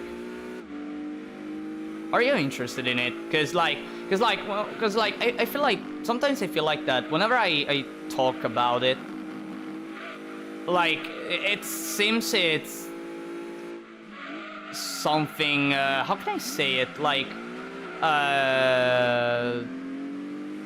something so alien. I don't know how else to say it. You know. But it's just a different way to gear trick. It's just a different way, and for me personally, an easier method to. It's way easier, and it gives you more benefits, if you ask me.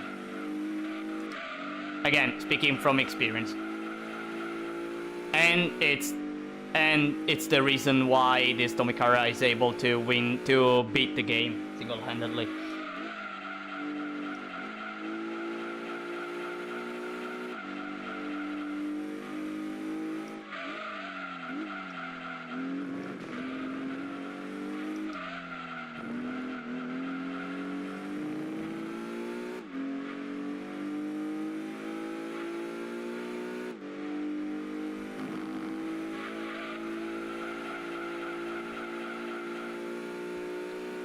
In GT1 it is possible to win the only 3 endurance races with the Demio spec because this car is incredibly light and the AI makes the wrong pit stops or does not drive well with worn tires. Actually, I don't know if that's also a thing in GT1, but like here in GT2, it's not that the AI. So basically, the AI is 3 seconds slower than normal in endurance races. So when you go for say like special stage R5 endurance here in GT2, you can go with a car that can do like a minute and 24 seconds or lower. Of course, it is preferable that you go as low as possible, but 124 per lap is the only requirement needed, and possibly if you go for a car that does 124 per lap, one that can pit once every 20 laps, possibly. Yeah, once every 20 laps, kinda. Whereas, if you go for the Gran Turismo All-Stars event, you need a car that can do 1 minute 19 seconds. Hey, no, sorry. 1 minute 22 seconds or lower, not 1 minute 24, sorry. Because it's not 5 seconds, they're not 5 seconds lower, they're 3 seconds lower. Sorry, 122 or lower. In the endurance. In the All-Stars event, 119 or lower. You can kinda do it even with cars that can do 120 per lap, 1 minute 20 seconds per lap, but it needs such a nice acceleration and such a nice entry speed in the corners that is able to overtake the opponents, and then all you have to do is just block the opponents and for the entirety of the race. That's all you need. And this applies in all endurances here in GT2. In all endurances. Actually, after I complete this run with the Tommy Kaira, which will be done once I do all endurances, which again, it will not be done today, because unfortunately I don't have that much time, but I think I'll be able to do this one and another endurance. And then next time I'm gonna do the last 2 endurances that remain. But after this run, I'm gonna do a short break from the challenge to do one stream where I just kinda apply this knowledge to make a sort of meme race with a meme car against strong cars.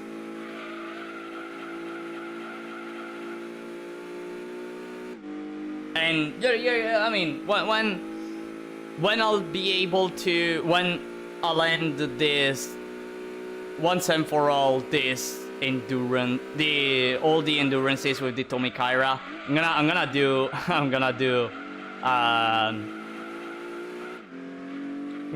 that meme run, which it's an endurance. It's so funny thinking about it. It's so funny, really. It's so funny whenever I think about it.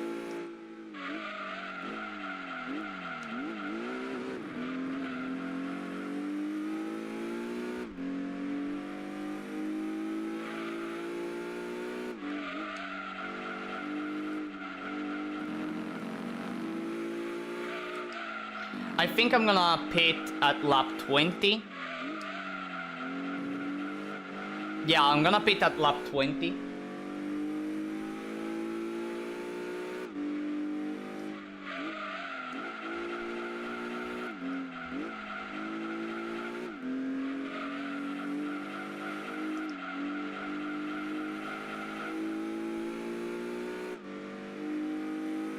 I tried to complete the entire GT World League with the Mazda RX-7 GT Turbo 83.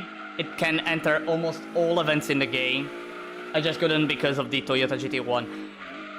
The RX-7 Turbo GT Turbo 83 is, for this challenge, is the strongest car you can use for that challenge. And I can, if you want, I can actually show. I think I still have the save state. I think I can show you a setup for the RX-7 Turbo that can make the car really fast.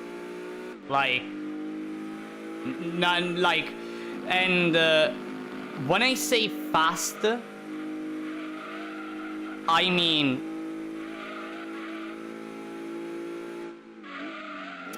4 seconds faster than the Toyota GT1 per lap.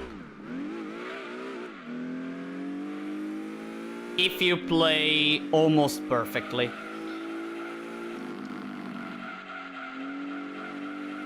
Although that setup is kinda hard to use because, okay, the problem is that the car is lightweight, and since it's on FR, it's lightweight and it has quite a lot of horsepower. It's quite easy to spin, especially on really slow corners. It's really fast to spin. I did a setup. I managed to do a setup where it's kinda stable. You can also have a bit of fun while using the car. And I applied the reverse gear trick that I found. And I can also show like what you can possibly do. I mean, and plus I can show you like how I determine whether a car can beat the game single-handedly or not. If you want to, of course. If you want to, I'll show you after this endurance, which, okay, will take a while. It will take a while. There's still an hour and 30 minutes to go. But yeah.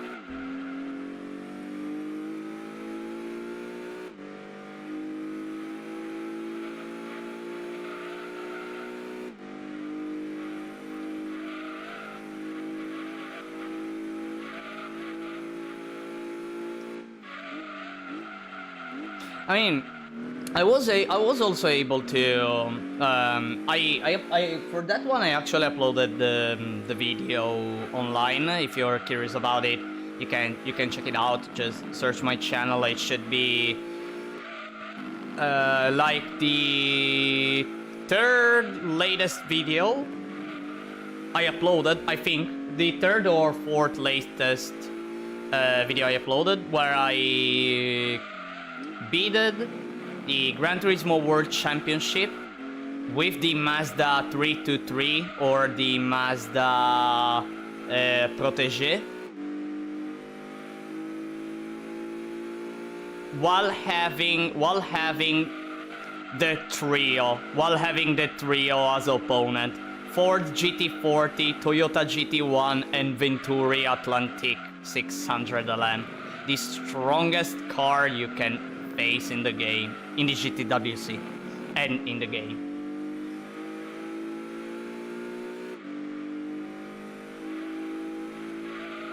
And there is also and I also uploaded it as a separate video, the Miata run in the GTWC, where I managed to beat the Gran Turismo World Championship, or Gran Turismo World League, as you prefer calling it, with the Miata. And I also managed to beat, with the Toyota GT1 starting first, by the way. It was insane. It was an insane run, really. It was really insane. Considering that in Miata's case, like, you're going with less than 300 horsepower. And well, now it has been beaten by the Tommy Kaira, which has almost 20 horsepower less, if not exactly 20 horsepower less, if I recall correctly. I have to check the differences, and I honestly wonder if it's possible to go even lower with the amount of horsepower. I don't know. Maybe. I don't know. Maybe.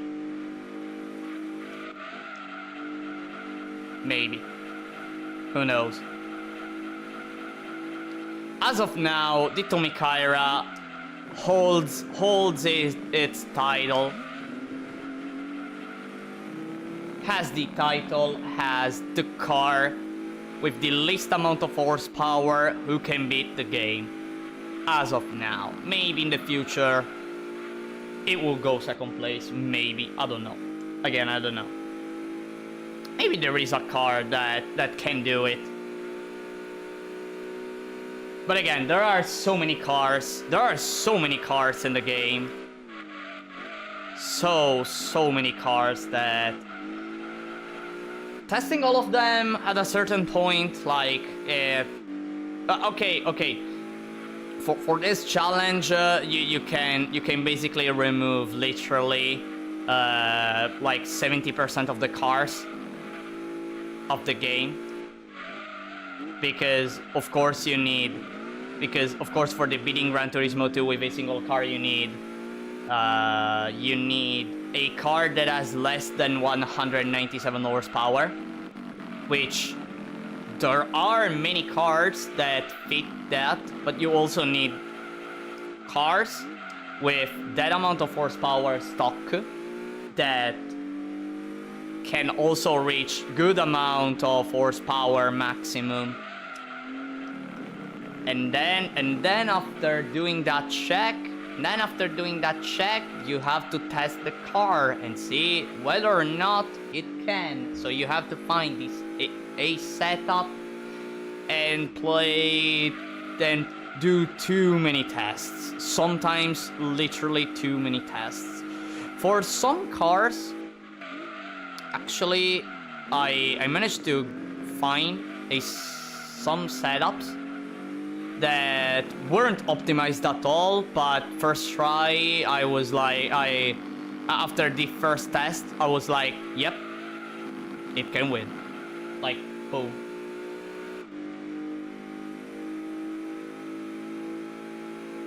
I don't use gear trick, but I set auto setup according to the power. Final drive at 2.500, set all individual gears to minimum. For me, it's working well. It's actually the reverse gear trick. The order is actually 2.500. You put the final to 2.500, and then you move the auto setup to the value you want. And then, typically, first and second gear, the longest, so all the way to the left. Third, fourth, and fifth gear, it's... third, fourth, and fifth, you can move them a bit. Because, of course, because the objective is always, like, especially with those gears, to start at a high RPM, so you don't lose acceleration. By doing that, you're making the car accelerate more than when you do the gear trick. So yeah, that's the reverse. That's what I call the reverse gear trick, because you do the opposite that you actually do with the gear trick. Where in the gear trick, you know, you go to the final to 5.500, then you move the auto setup to 1, and you never move, and you basically lock the auto setup to 1, and then just tweak the final and then the gears. Which it works. It makes the car go fast, but it loses acceleration. And of course, at the end of the day, you don't need top speed to win the game. You don't need that much top speed. I mean, let's think a bit let's think for a second.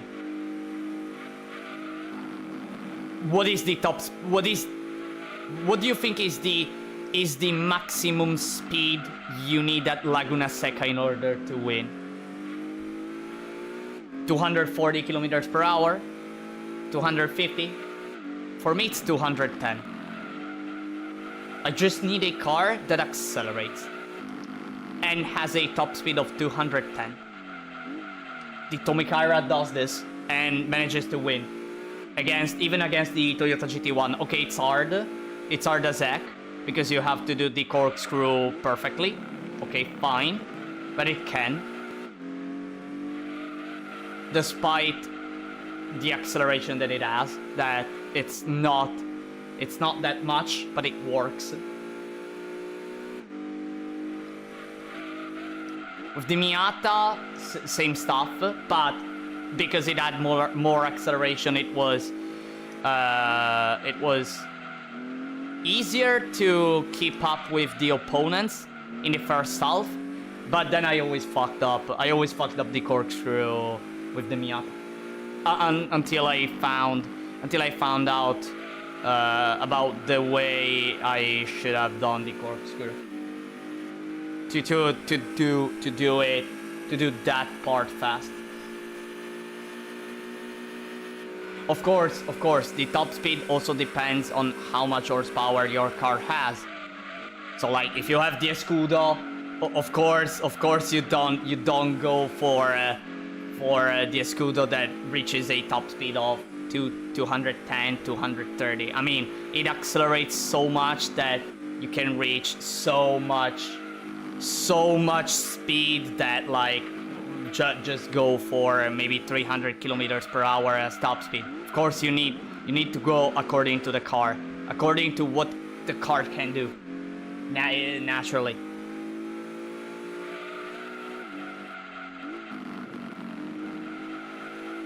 With the Mazda 323, if I recall correctly, in that Laguna Seca run,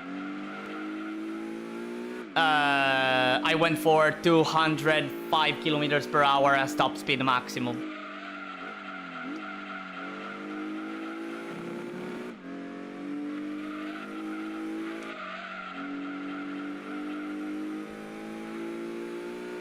In the Android game Pixel Car Racer, there is the literal reverse gear trick, where you reverse all the gear, all the gear ratios and your opponent bugs.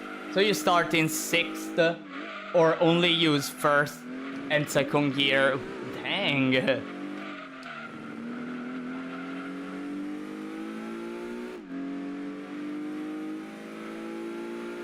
Dang. Imagine starting in 6th gear. Like I cannot imagine it. Honestly, I cannot imagine a stuff like that.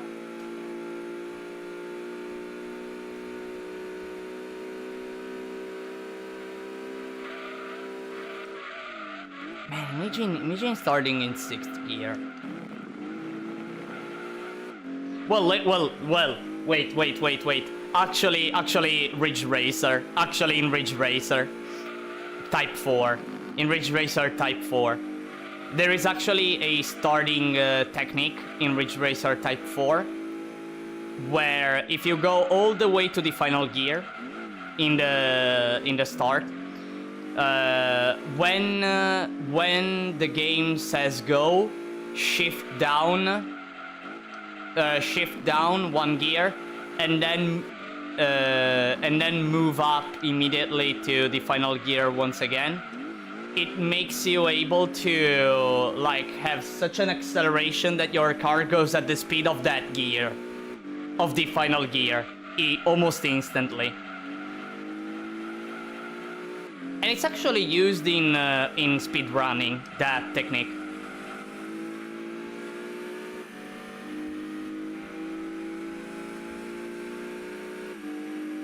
But again, it's a mechanic. It's more a mechanic in the game, where if you know, you know. It's not easy to do it. It's not easy to do it since, if I recall correctly, it's a frame perfect trick, or sorta. I think it's a frame perfect trick. But if you manage to do it, well, you're going to have fun. You're going to have fun. Because like you start at such high speed that you overtake everyone instantly.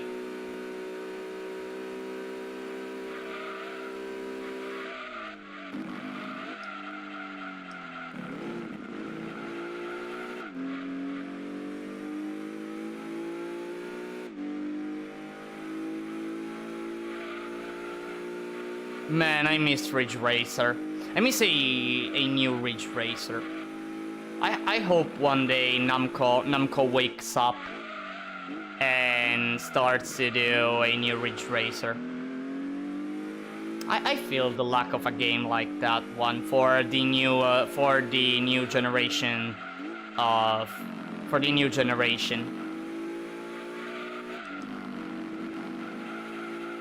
It would be fun. It would be fun to play. I mean, Ridge Racer has always been fun as a game. I saw some videos online about people who were playing Ridge Racer 7 in the multiplayer, and all the races were really tense. You couldn't say who was going to win. You couldn't say it beforehand. And the races always ended up with literally like 8 milliseconds of difference, or even 500 of difference. And that was for literally like for the entirety of the race, actually. Like always 3 cars fighting for first place, and like using the turbo and all that stuff. Man, what a great game. What a great game. It's a bummer that they didn't do any more Ridge Racer games. since Ridge Racer 7. Again, the mainline. I talk about the mainline games.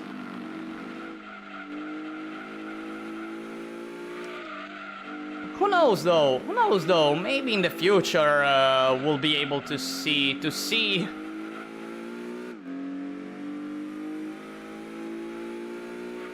maybe Ridge Racer 8. Who knows? I hope. I honestly hope. Oh yes, I never managed to do this launch trick in Type 4. I think the handling of this game is strange, the drift and grip mechanics. Honestly, I always struggled with drift cars because it's kinda okay, honest here. It feels so clunky, the drift, while the grip, on the other hand, the grip is too grippy. The grip is too grippy. With certain if you manage to understand how the drift works, like you're gonna have so much fun in the races. And if you manage to get a hand of the grip of how grippy the grip cars are, like you will be able to do super fast times. And yeah, a few years ago, I actually tried to have a perfect save file. And by perfect save file, just a 100% completion game. But considering that you have to play the game too many times,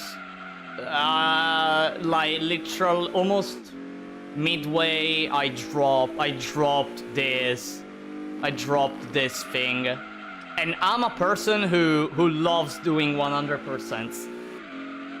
I'm a person who loves doing 100%.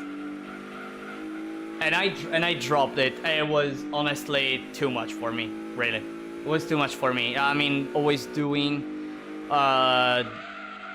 those events over and over and over, having a chart to do the least amount of races. To get all the cars, all that, man. And then trying to force yourself into losing some races to go maybe 3rd place or 2nd place to get a worse car. Oh man, it was tedious. It was tedious, at least for what I did. It was tedious. I mean, I was having fun. I was having fun. That's for sure. I was having fun. But at a certain point, I felt like it was just too much. Plus, I wanted to play other games. I wanted to play other games.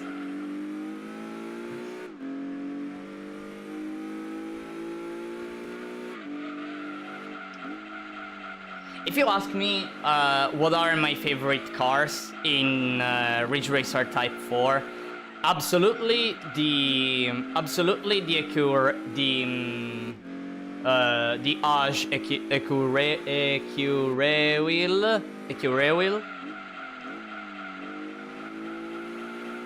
Absolutely, because I'm a Ridge Racer 2 player for the PSP, so and in that game there is the Angelus Kid, which is the Age Ecureil wheel. So I love that car. And if we have to talk about normal cars, absolutely the Terrazzi cars. I love the Terrazzi cars. I absolutely love them, and I'm touching the grass because I don't look at the screen sometimes. the Terrazzi cars are fantastic. There are few trucks and very repetitive 320 cars that most are variations of the same, only changing team status. I'd say more. The same car, but with just 10 horsepower more. Because you went all the way, because you did 3rd place in both races. No, in the first 3 races.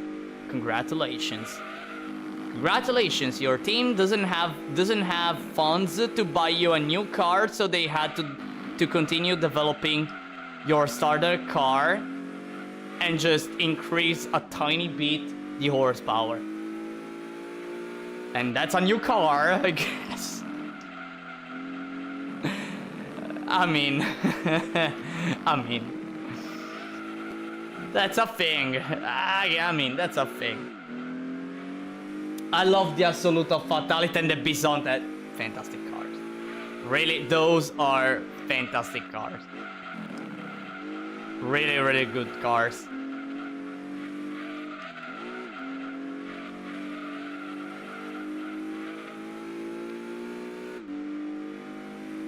The Assoluto cars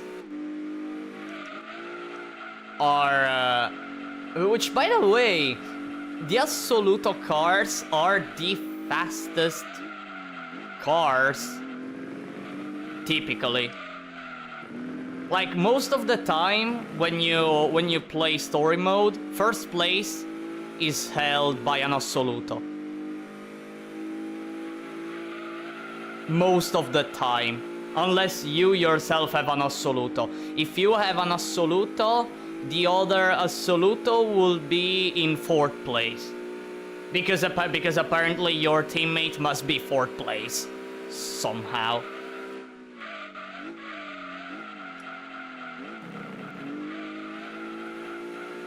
And by the way, playing with the Assoluto... No, Playing with the Italian team...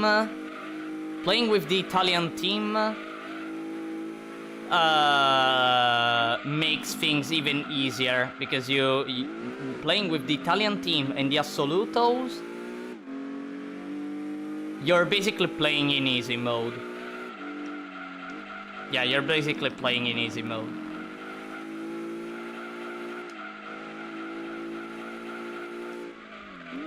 The Lizard Nightmare, the insane fast car. The Lizard Nightmare is the considering the launch start, is the fastest car in the game. It is the fastest car in the game, and if I recall correctly, because of that, it's also the car that is used to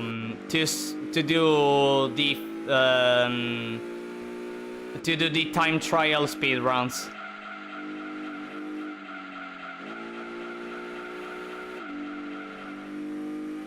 Yeah, it's the one used for time trial speedruns. At first I honestly thought it would have been the Acura wheel, the fastest car, because it's super grippy and it's fast too. If you go for the MMM version of the Age. But no, actually the Lizard Nightmare.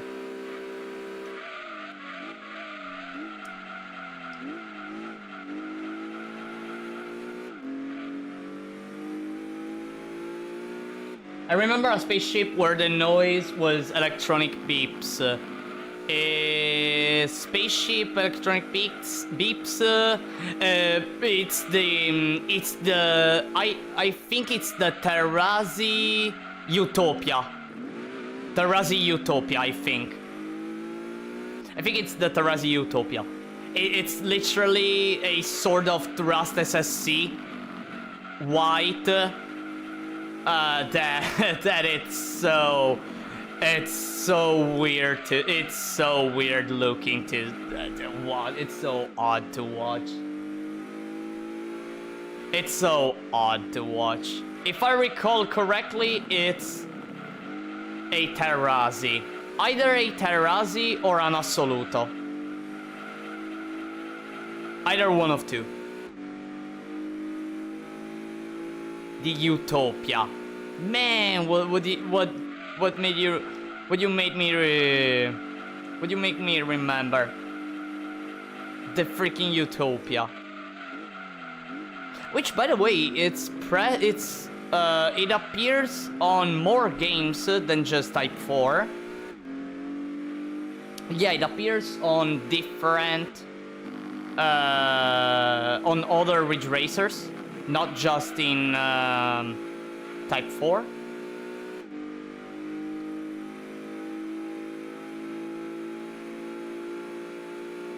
But I don't remember which games.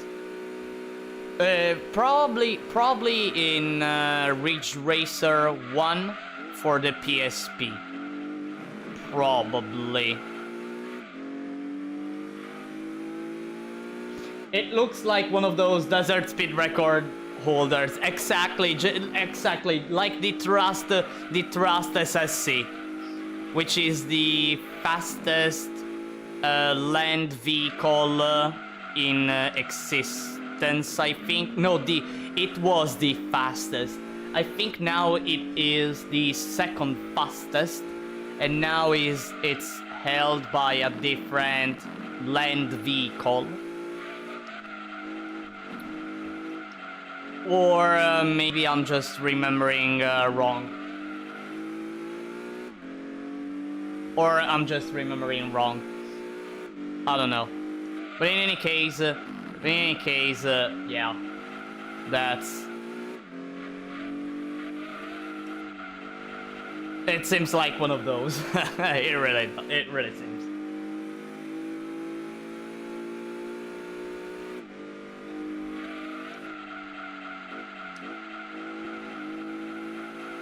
Alright, close to reach lap 40 and do a pit.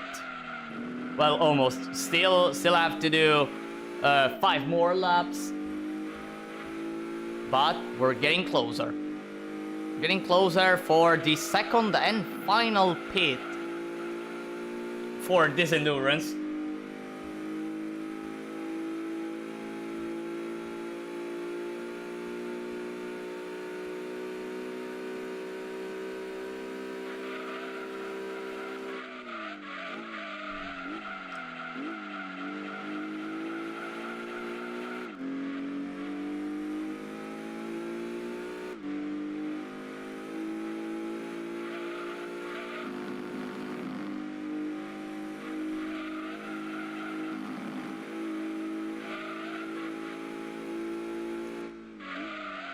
The only car that I would have loved to actually use in Ridge Racer Type 4 is the Pac-Man car.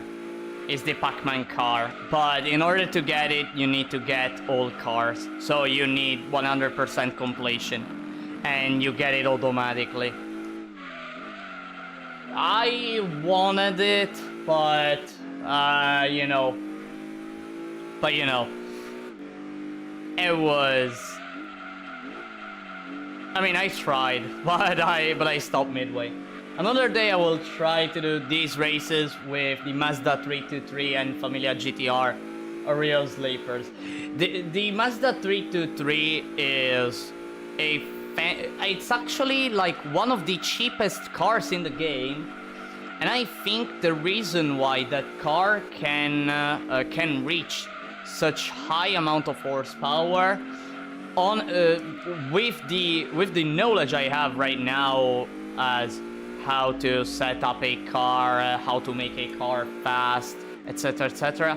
I think the developers made that car like as strong as it is to prevent soft locking.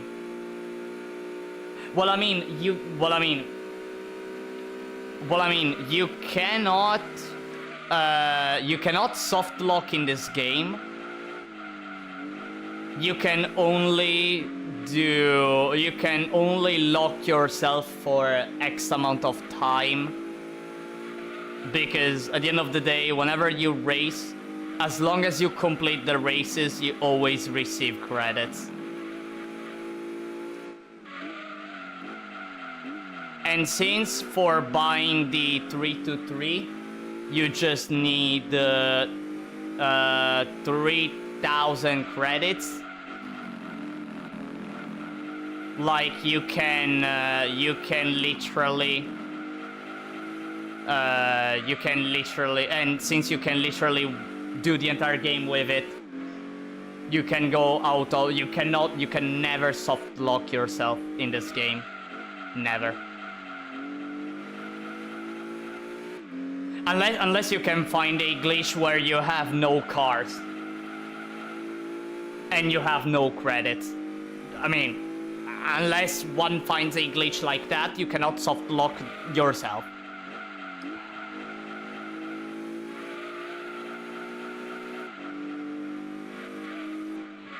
The best Stardust Cars challenge. Yeah, no, well, speaking of Stardust Cars, and for Stardust Cars, I always mean cars that, well, you buy with the 10,000 credits.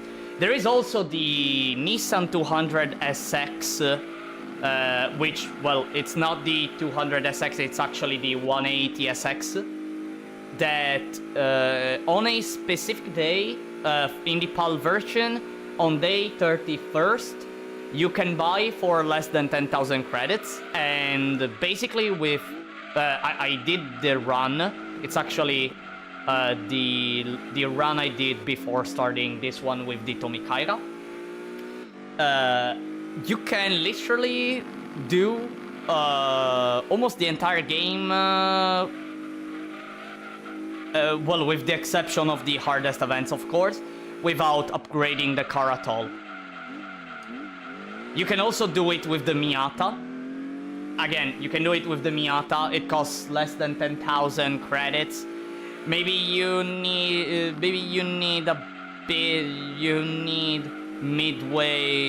mid-run, you need to upgrade the car in order to do some mid-level events. And then you have to tune the car like a lot well in order to get the win at the GTWC, unless you want to go for not having the strongest cars as opponents in the GTWC. In that case, well, you can kind of chill. And there are many more cars that you can buy for less than 10,000 and still win and still beat the entire game. With the Coupe, absolutely, the Coupe is the strongest car that humankind has ever made. It's the fastest, infinite horsepower, infinite grip. It's the best car humanity has ever made. Absolutely.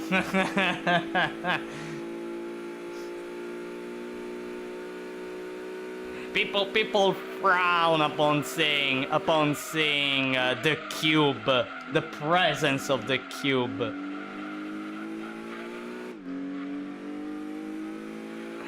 Absolutely.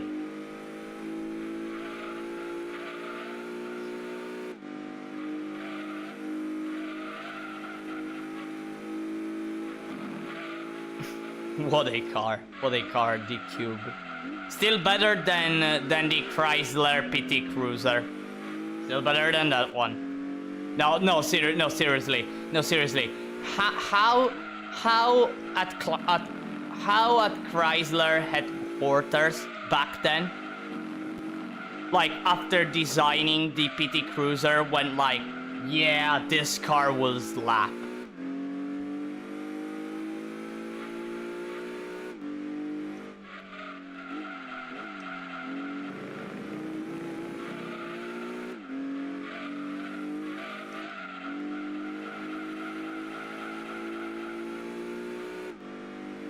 And by the way, the same I can say for the Fiat Multipla.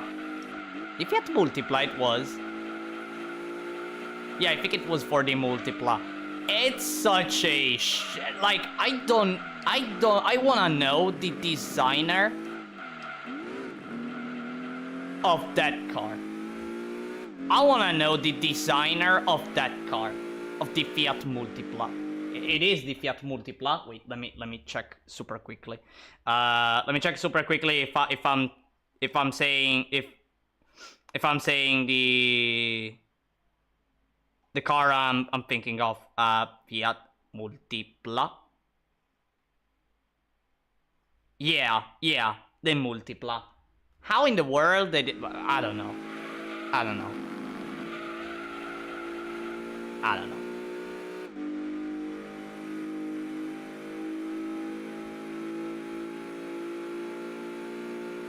Alright, lap 40. Time for a pit. I have to remember to pit, actually.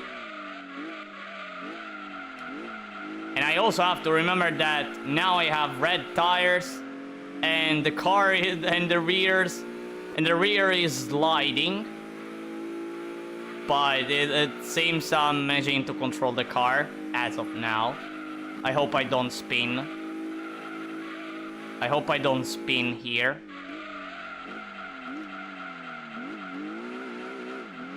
Wow, look at that. In GT6, the AI is particularly weak. I won the endurances with the ZZ2 and ZZ1. And there are events where the LCC Rocket and the Cateran 7 are OP. I never played... so, aside from Gran Turismo 2, Gran Turismo 3, and Gran Turismo 5, I never played... I didn't play the rest of Gran Turismos. I know that, like, but by just hearing it, you know, online, that Gran Turismo 6 was a pretty meh game. And also there is the meme of your first car in the game that it's always the same car. I never remember. It's a Honda. It's a Honda, right?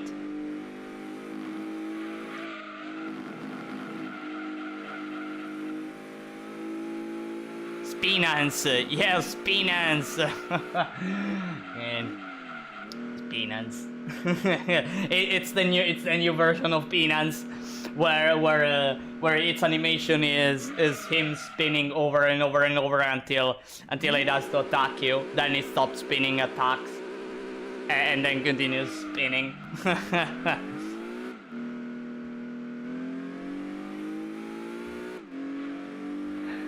Alright, 20 more laps. 20 more laps, and we'll get close to get the win here in this endurance.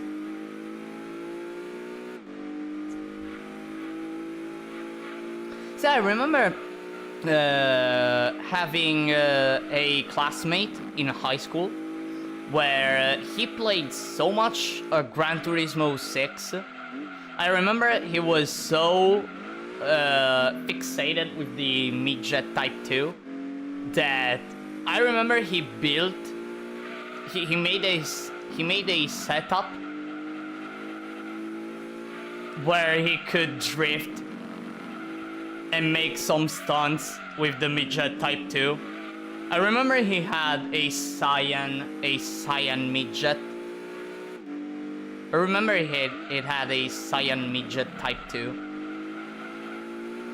And he was always showing me things that he managed to do in Gran Turismo 6 with that midget. I was always impressed by his stunts. Those stunts were really, really good. I don't remember if he also did a sort of setup for a Fiat Panda, the 90s version of the Panda, where he managed to make the Panda go at 400 kilometers per hour with nitrous, longest gears, and sorta. It was so funny to see. It was so funny to see. Either 300 or 400 kilometers per hour. Wow, one of the two.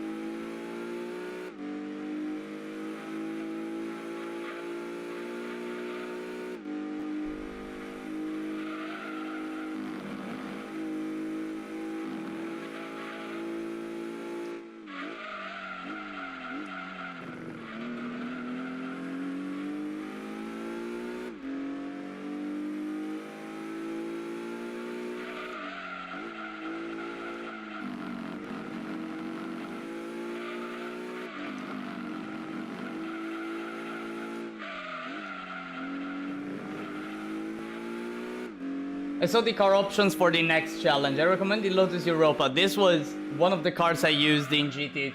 I used most in GT2 Stratos. It will also be interesting to watch. Well, again, as the community post says, the one who gets the highest amount of votes will be the one that I'm going to use in the next season of beating Gran Turismo 2 with just one car. That doesn't mean that I will discard forever the other cars, just that they will be done a bit later. I will for sure do a Lotus Europa run.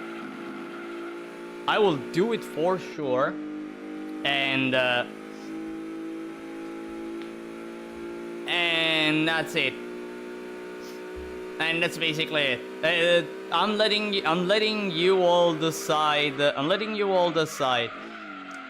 Because if it was for me, no, I'm not lying here. If it was for me, if I had to decide, I would have gone for an Alfa Romeo.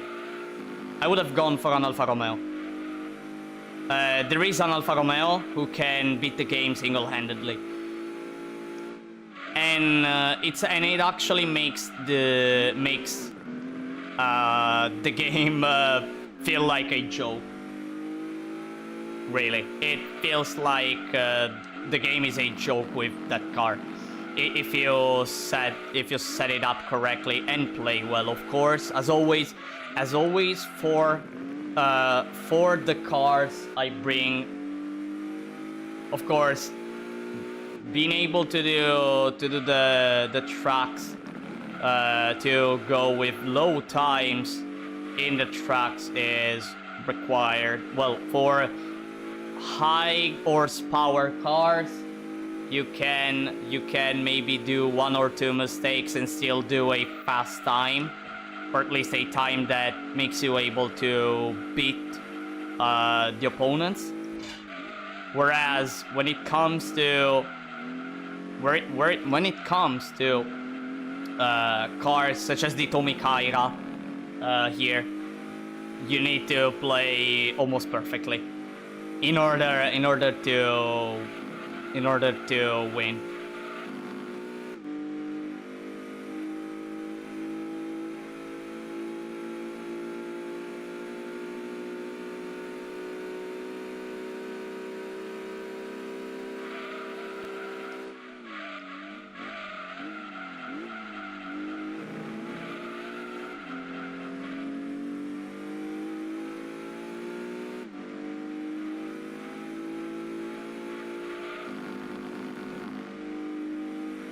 The Lancia Strato, if as of now the Lancia, I'm still in at the votes before the start of the stream. Oh, bless you, kitty.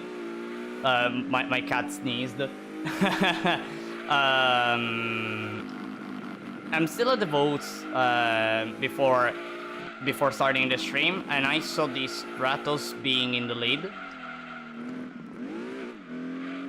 And if that is still like that, honestly, it would be interesting to see how fast the Stratos can go, because I didn't test the... actually, I didn't test the Stratos. Actually, I didn't test it.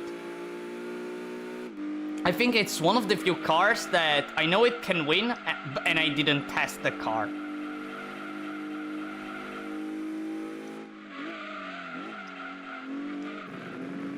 So, like, it would be interesting to find the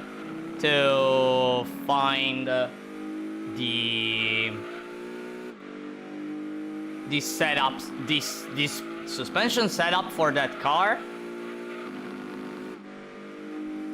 and then the gear setups. My R-Typer 3 playthrough with the Seraphim just became my most watched video. Oh, I'm happy to hear that. I'm happy to hear that.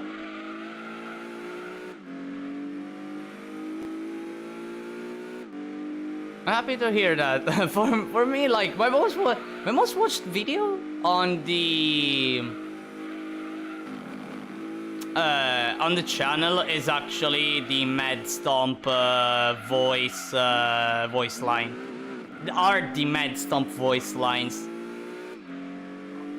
Honest, gonna be honest, like, I'm happy I got those amount of views. At the same time, I was like, you know, to think that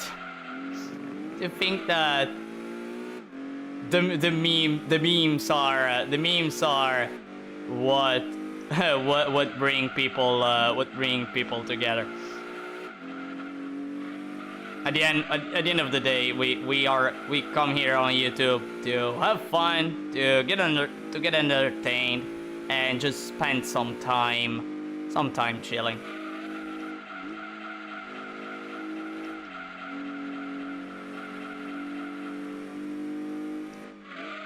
And have fun, of course. Oh my! Oh, cat! What is it, kitty? Hey, wanna go out? Wanna go out, kitty? Hey, go. Wanna go? You heard my cat meowing, right? You heard my cat meowing. Am I right?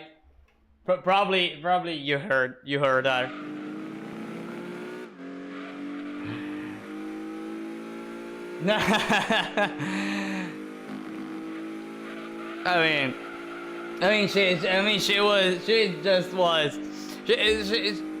She was sleeping a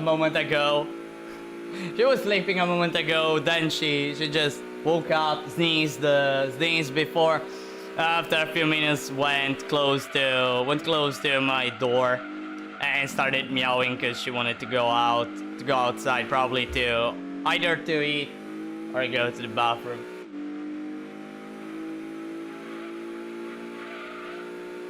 Time to beat AC6, playing it as if it was the PS2 era. Oh god. Oh god. Oh god, with the clunky movements.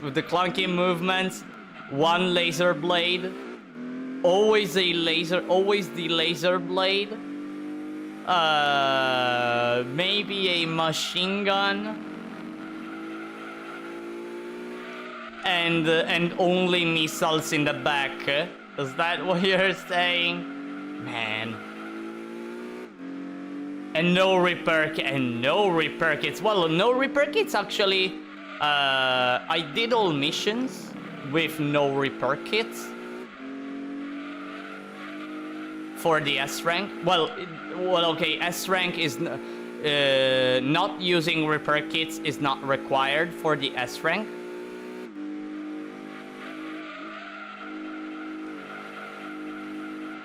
But yeah. But the supplies, I think supplies are okay, because you know, in some missions in old Gen ACs, the game would just give you back ammo and AP. Not on all missions, but on the long ones. Man, especially Armored Core 2. Not gonna lie, Armored Core 2 especially. I think Armored Core 2 has the highest amount of missions where your AC gets repaired midway. I think.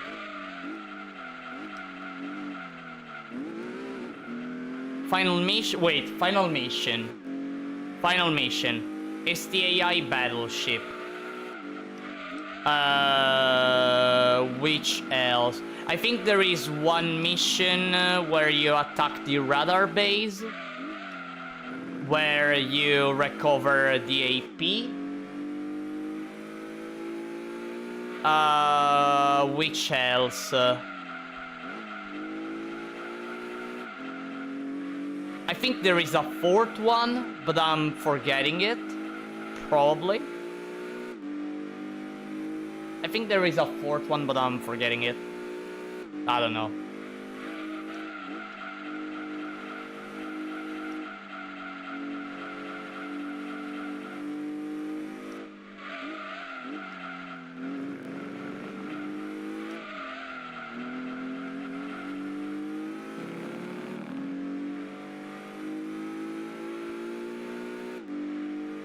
I will always remember the voice line. The voice lines in SDAI Battleship. The two voice lines that are always in my mind, which are "Alright, let's rock!" Man, that boy appeared for literally 10 seconds. Just went with a few voice lines, with one of them being "Alright, let's rock!" and then boil after you kill him. So imagine being on a mech. Your mech is exploding and everything, and instead of maybe, I don't know, screaming from the pain because maybe you're burning on it or everything. No, he goes, "I see your and then imagine those being your last words." I mean, ah man, or play it as Last Raven. Or play the bang like Last Raven. Well, you just go for the fastest AC in the game, double handgun. Double handgun, maybe. Oh wait, in Armored Core 6 there are no rockets. I was on the verge of saying rockets. Maybe go for in the shoulders. Let me think. Not in the shoulders, in the back. In the back you go for I don't know. Let me think. Either missiles.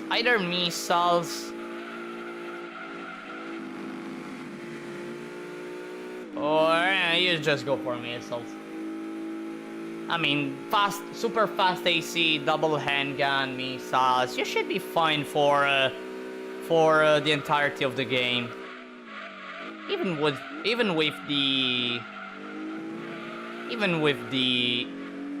hardest missions, I think.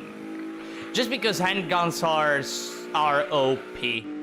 Are OP in that game, especially in single player. Single player, they are OP. If you're able to use them well.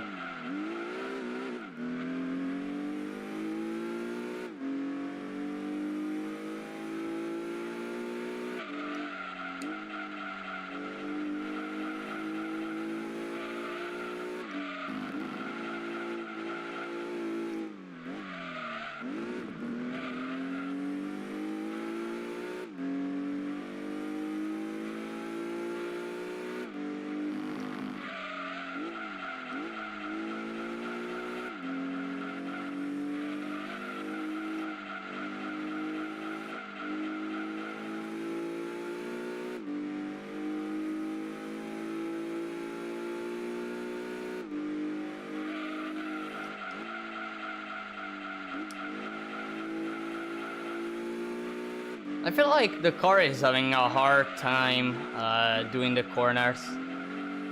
Or at least I'm having a hard time taking the inside. I don't know why.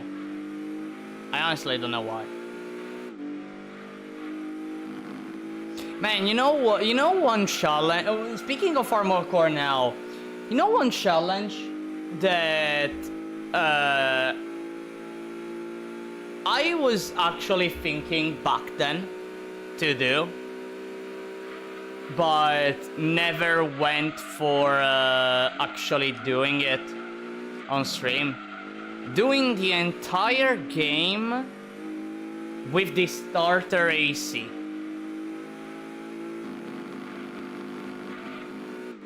And no human plus. And no human plus and no limit release.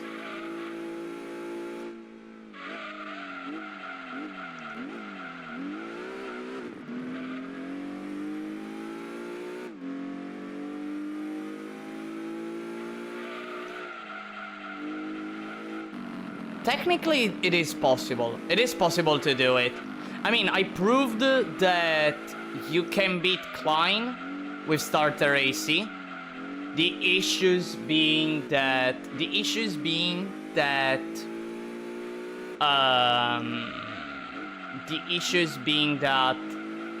you need to like not rage. You don't have to rage of how bullshit Klein is, or myself, basically.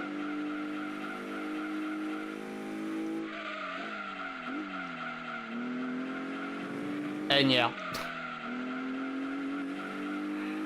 I only got 19 views on my Salt Boy Iguazu vid. Well, there are a few videos that I have too that have so low views. Some of them are some bosses that I did with some ACs in Armored Core 6. I remember like some ACs have like some fights with the specific preset AC like got maybe maximum 20 views, and well, typically I don't get that many views, but I'm really happy of the views I get nonetheless. I'm really happy. It's low, but I'm happy. But I'm happy to get those views. What's most important for me? What's most important for me is that whatever content I bring, my goal is to always entertain you. So always entertain you as much as possible, and bringing stuff that, well, I love challenges, and whenever I think about challenges that may be interesting to see, and maybe challenges that push the limits of a game, such as, I don't know, beating Leo's Klein in Armored Core 2 with starter AC, no limit release, no optional parts, nothing else. I removed the missiles and the radar. Fine, so it's not pure starter AC, but still the starter parts. Okay, fine. Still I managed to do it. Or even headbutting IBs until death. Headbutting the high beast until death, or even going for on different games. Well, here in GT2, beating the game with just one car. Or let me remember, or R-Type final. I mean, doing the no miss rounds I did. All the attempts I did on some no miss rounds that I didn't manage to beat. and for some I'm a bit sad. But just the fact that I was trying a challenge so hard, I hope I always entertain you with the content I bring. Okay, now I'm bringing only Gran Turismo 2 in this period, because, well, now it's... I tend to, like, focus on a single game, mostly. And yeah, now that game is Gran Turismo 2. I tried in the past to go for multiple games. Still when I had no job, and I had quite a lot of free time. I was going for multiple games, and I was actually managing to keep up with all games, but at a certain point, when Armored Core 6 came out, I mean, I went back to my usual of focusing on just one game.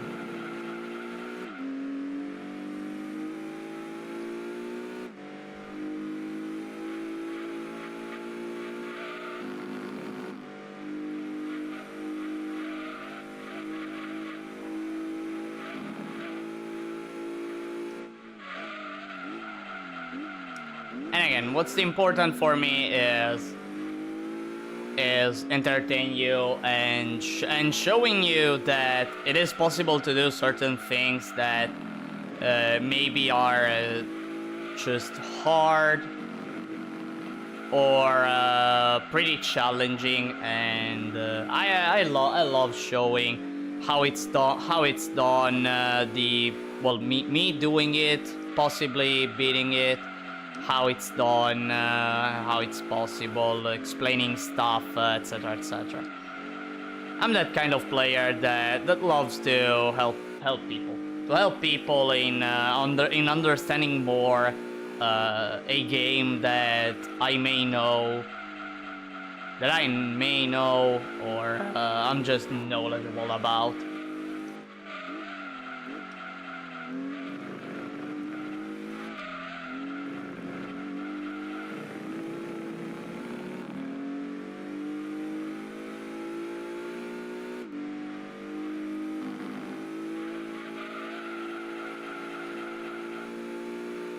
A few laps remaining. Well, not few. We still have 7 laps to go. Still closer and closer to the end of this endurance. Closer and closer to the end of it.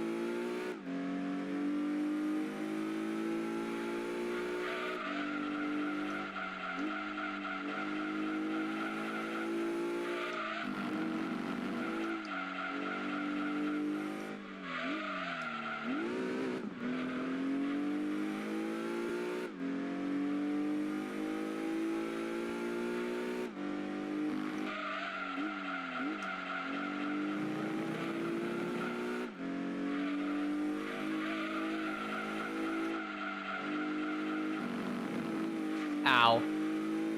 I'm starting to hit the walls.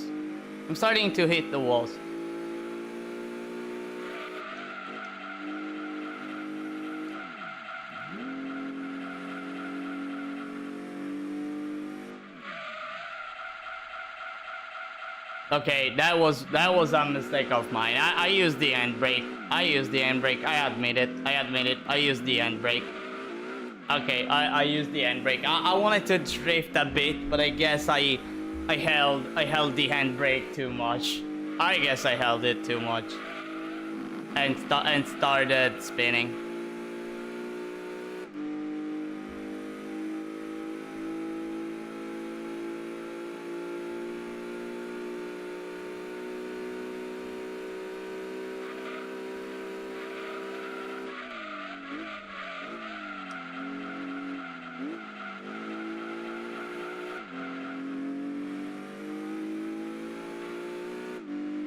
And by the way, I'm noticing that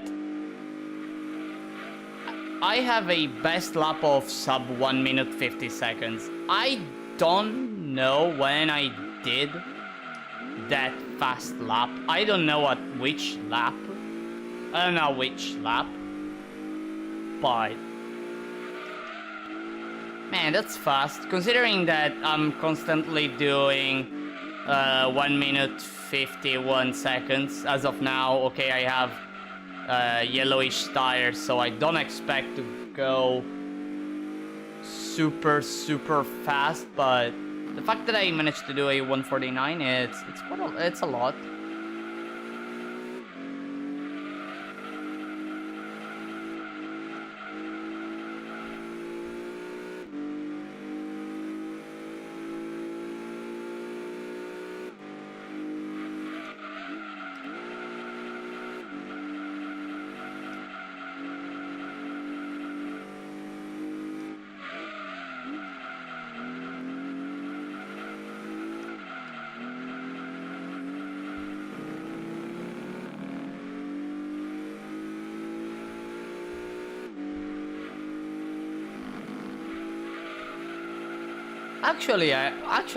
Now speaking of low views, I actually wonder what is the lowest the video on my channel with the lowest amount of views. I wonder now. I wonder which one is. Huh. I shall look at that later. I really wonder which one is. Probably it's one of the blue reflection streams. Maybe. I'm just taking a guess.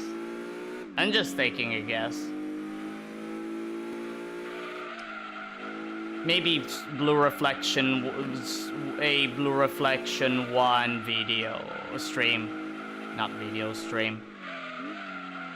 I don't know though. I have to check later. Which one is. Actually, let me check very quickly. I actually have the channel analytics of my channel right now, so I can actually look at that. Not. Okay, so if we have to talk about videos, the one that has the lowest amount is my Sunset Drive world record on Ridge Racer 2 with 25. As for the lives, let me see.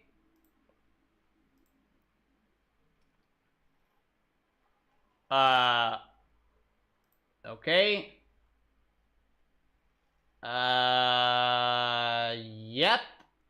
Yep. A Blue Reflection stream. A Blue Reflection 2 stream. The 8th episode of the Owl Only Challenge. Lol.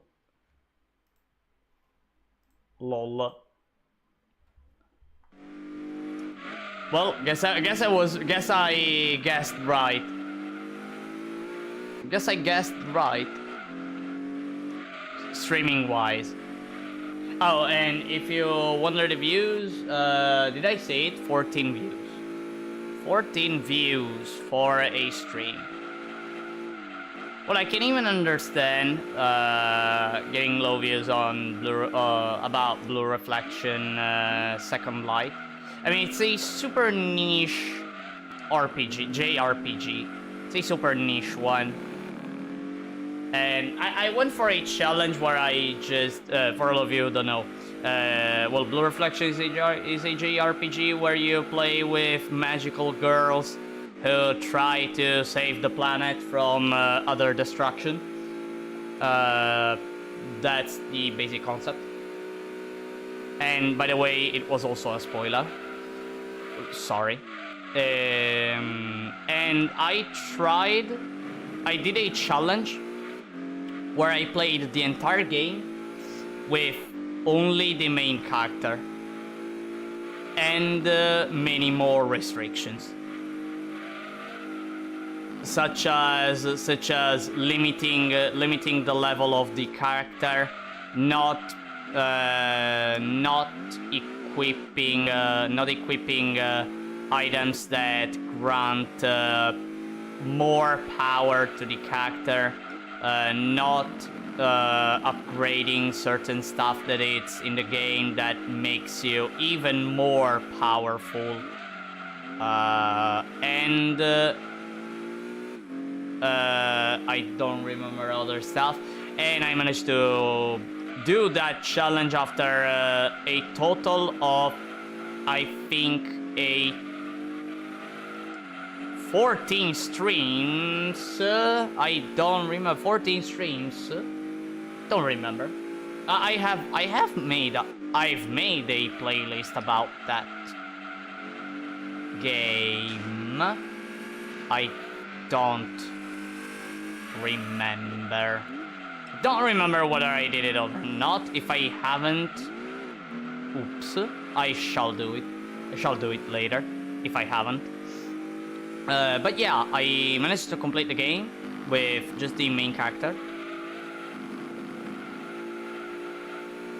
And actually, I also went for a 100% of the game, so doing all side quests and doing all that other stuff. Well, doing all side quests primarily, because it is actually important for being able to do that challenge. It is actually important, and again, I did so many restrictions. I did so many restrictions about it that the game has 10 chapters. On chapter 5, I was on the verge of quitting the challenge on stream. I was on the verge of quitting the challenge on stream because of how hard I made it. Luckily, after chapter 5, everything went downhill. Well, everything became a bit easier, and the game, and I basically crushed the game in the final chapters, despite all the restrictions that I had put. Again, it's a game that I really love. It became Blue Reflection Second Light actually became one of my favorite games ever, because you know I was so much into the story.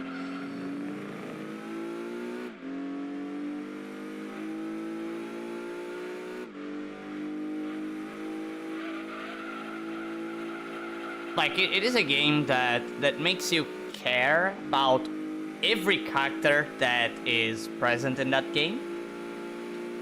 Okay, maybe the JRPG mechanics aren't that much complex, but what's good about that game is that you have a lot of freedom into what you can do in the game, and you can basically create so many challenges. You can create so many challenges. Okay, maybe I was a bit annoying back then because this is a bit cringy to say, but I tried to voice act the characters, and you know, it's a bit cringy. It's a bit cringy. Really. Thinking back to what I did was a bit cringe. I stopped doing the voice act like in the last streams. I stopped doing that because I understood that it was just a bit annoying. I mean, I was having fun doing it. But after a certain I just stopped.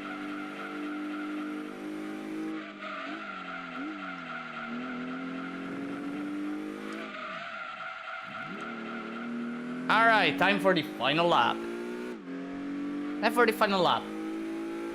Almost time for the final lap. And by the way, it took slightly less than 2 hours to do this endurance.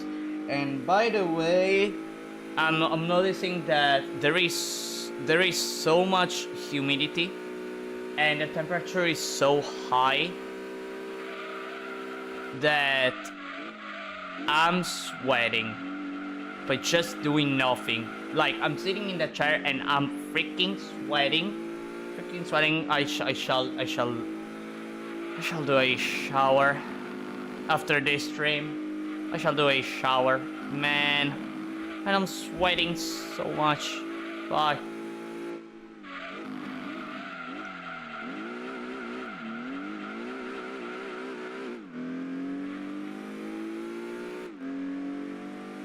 And alright.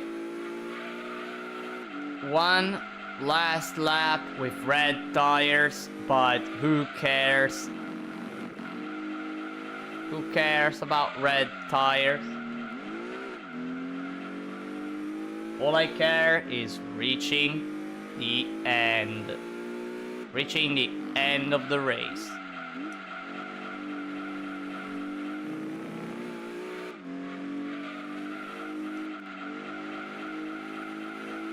Still, this turn able to do it at the same speed I did it when I had yellow tires. So weird to see.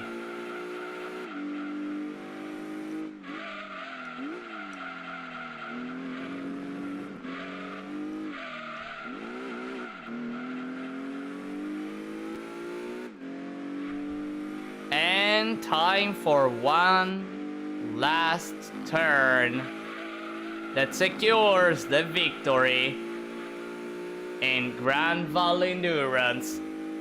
There we go, got it.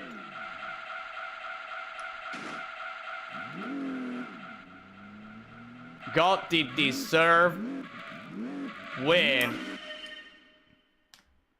here at Grand Valley against opponents that, well, aren't that strong, but still managed.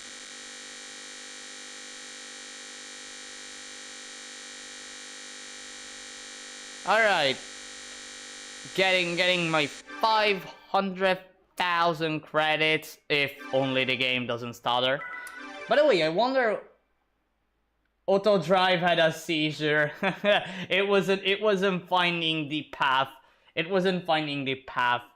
Probably it would have continued until bumping onto the wall, or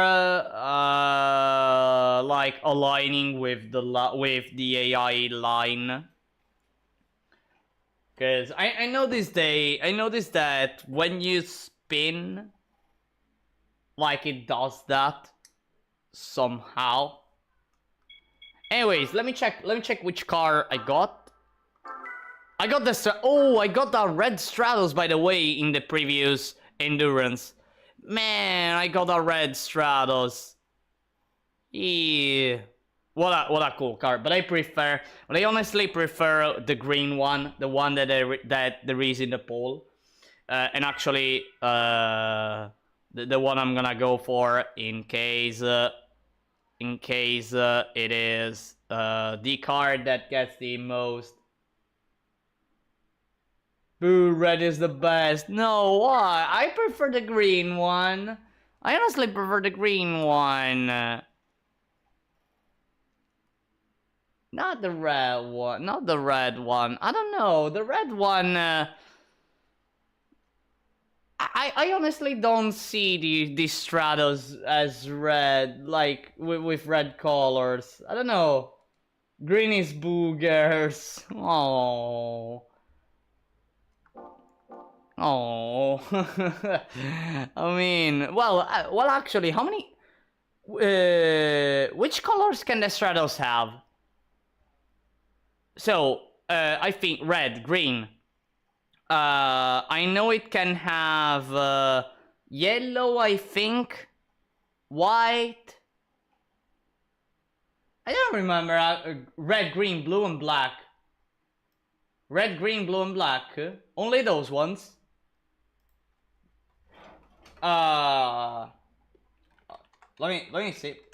I think those do. Let me see. Should be this one. Yep, it is this. Yep, it's this one. Can I have? Okay. Red. Oh, okay. Wait. Dark blue.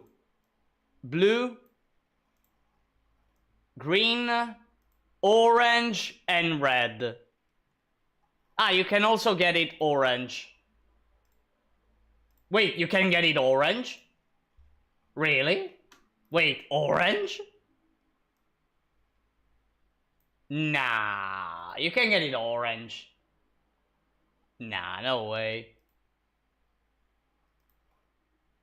No way, really. Lol. Alright. I see. Anyways,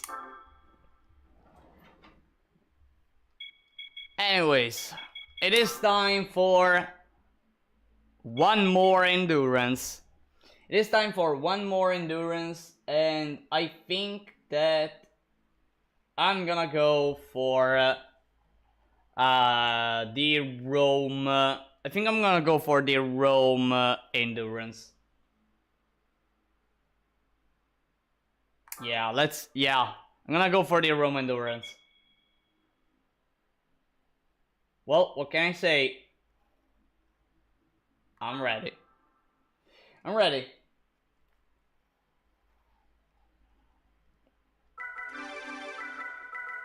But before starting, I actually need, man, I need to drink water first. I need to drink water and have to remove all the sweat because really, so tonight is super humid. There is a level of humidity that is insane. So 870. I'm gonna do the gear setup, and 485. I'm gonna do the gear setup, and then go grab a bottle of water, a bottle of fresh water, and then so I'm gonna be back, everyone. I'm gonna be back in a short while. Please wait.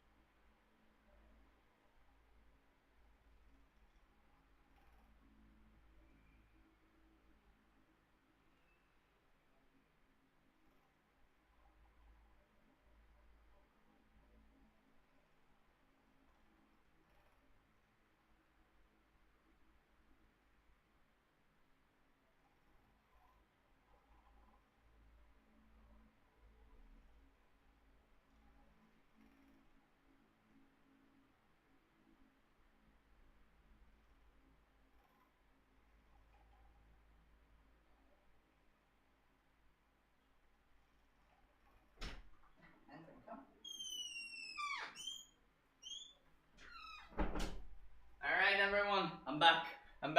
I didn't just bring one bottle of fresh water. I just bring two bottles of fresh water. Because one is never enough. One is never enough. No, really.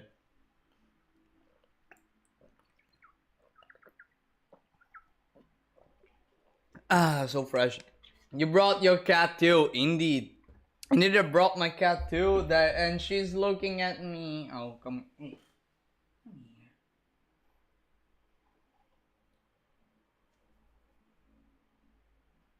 Wanna come here? Wanna stay on my legs? And there is another cat who wants to enter in my room. Wait a sec. Oh, come on. Ready? Hey, come here. And now everyone, I have 2 cats in my room. Now I have 2 cats in my room.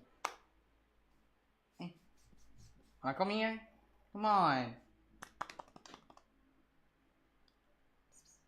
Hey. Come on. Hey. Wanna come here? Hey, come on. She's just looking at me. She doesn't know if she whether stay on me or not. Hey. Oh. Come on.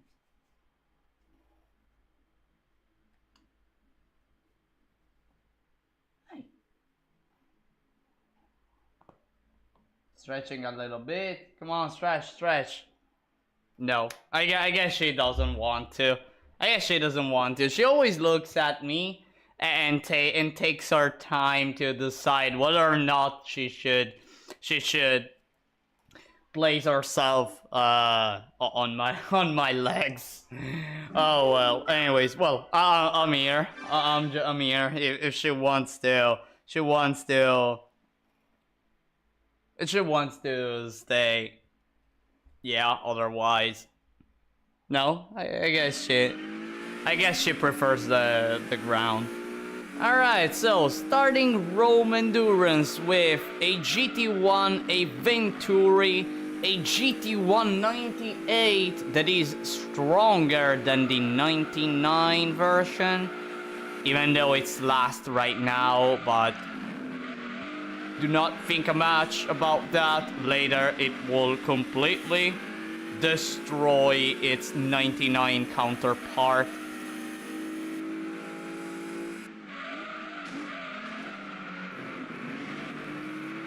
Come on, oh, go away, please, thank you. Alright, so 2 hours of this madness of a race against these cars that, well, if you recall from the GTWC run, but also in the Gran Turismo All-Stars event, I had so much trouble in this endurance, in this track. So let's see if I'll be able to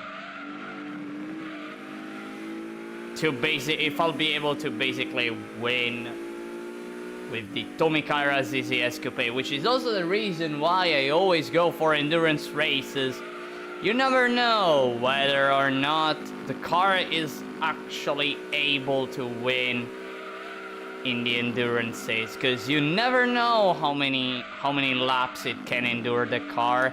You'll never know if you're able to possibly if you'll be able to go fast even with not so fresh tires. Nothing is certain. That is why in the runs, again, I go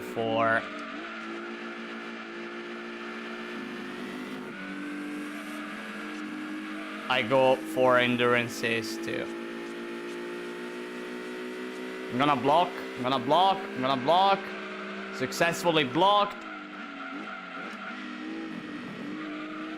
I'm going slowly. I know that.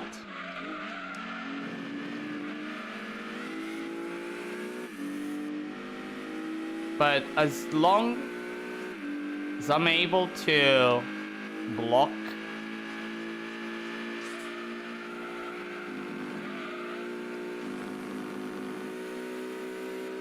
I'll be able to go away from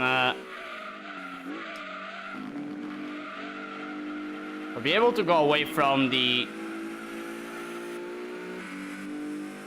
GT198 and catch the other cars,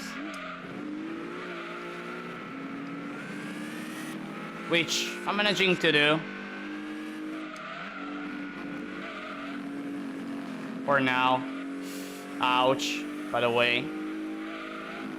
I have to be careful.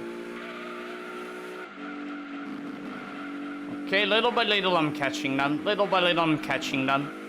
All I need is just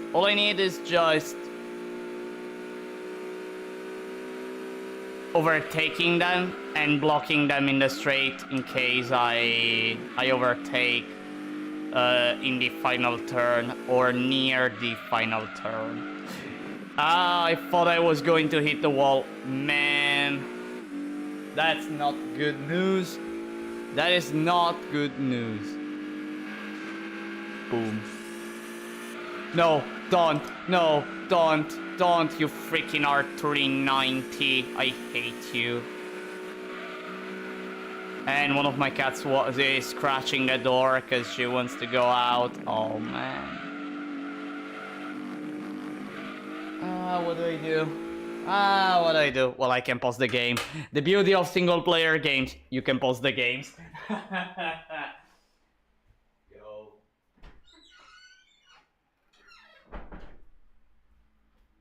The beauty of pausing games. Oh, alright. Let's continue.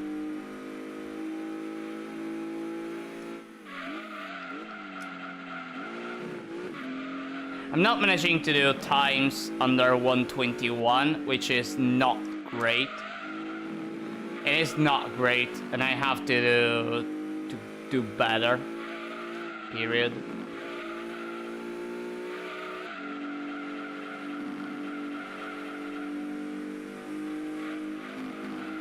Otherwise, I will not win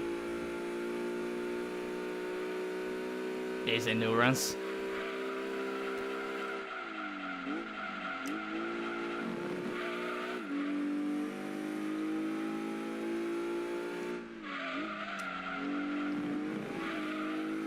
And think that opponents are 3 seconds lower than normal, so I must go fast. I really must. I mean, I can catch them, period, but I still need to do perfect laps and actually overtake them, because otherwise I'll never be able to go away. And I need as much gap as possible.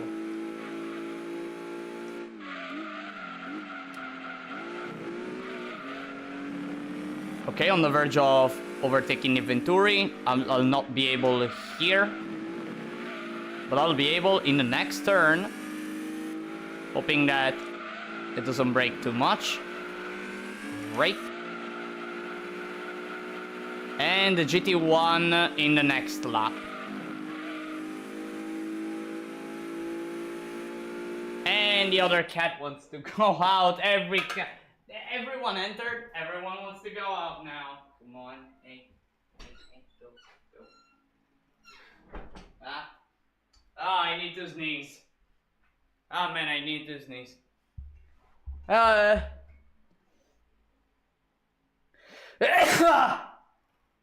Fuck. Sneeze. Dang the sneeze. This one was strong. Freaking hell. This one was strong.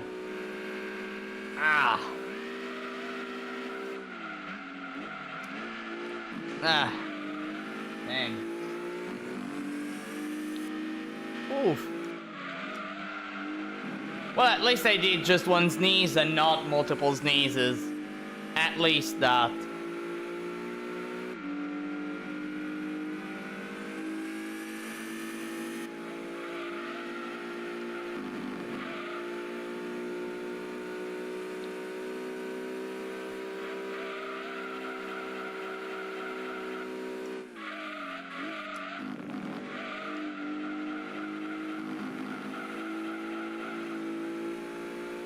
Little by little, I'm reaching the GT1. Little by little.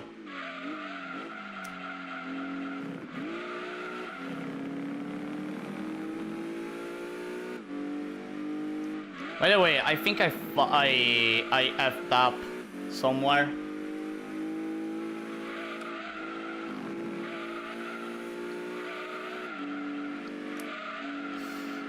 Why did I stop turning to the right? I don't know. I had a bit of fear of the slipstream, probably.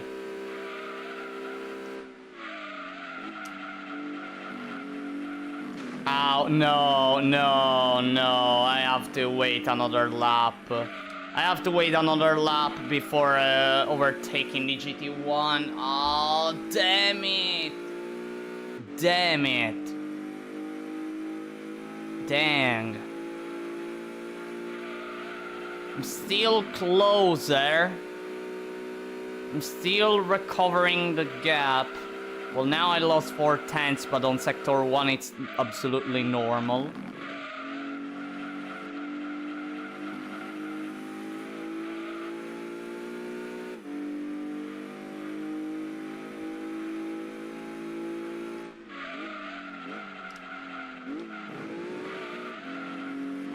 To be honest, it feels like that reducing the camber to 0 degrees, it made the car turn a lot more than before. I feel like I can do faster laps with it if only I do perfect laps.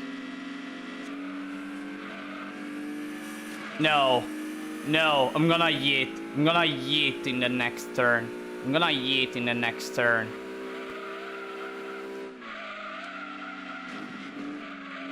Go away. It paid off. It paid off. I'm gonna block the GT1. I'm gonna block it as much as possible. I just need to block it for 1 lap, actually. And the rest will be just going away. That's it.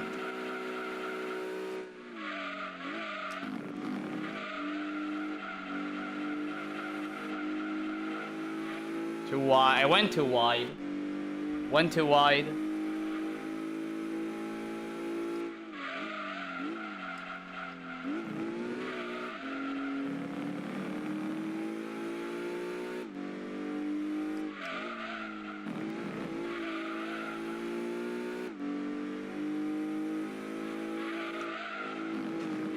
Ouch.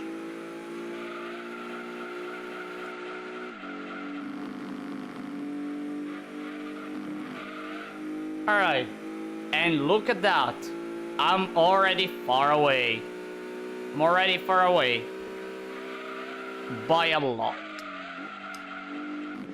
The opponents will not able to reach me until... unless I make a mistake, and a big one. That GT1 will not even be able to, like... to catch me before turn 1. So basically for now I'm safe. For now I'm really safe.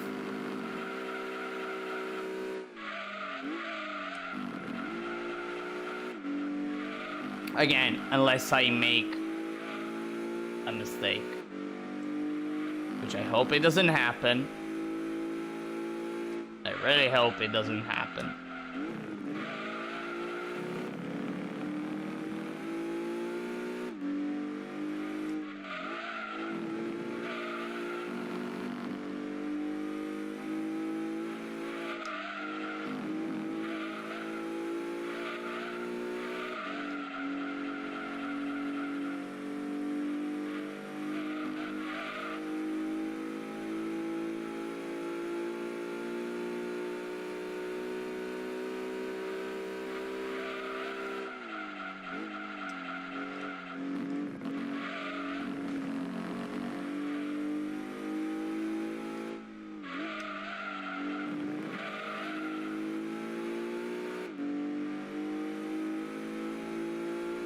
Differently from the other 2 endurances, here I am a bit more focused.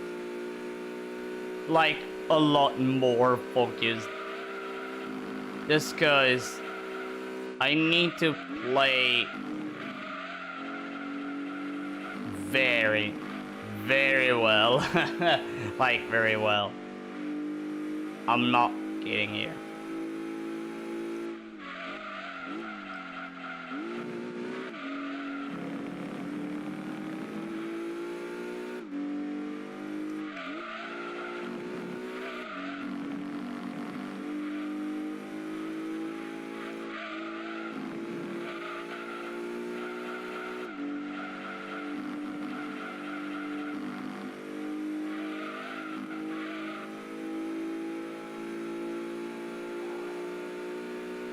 And since I'm going away for a bit more,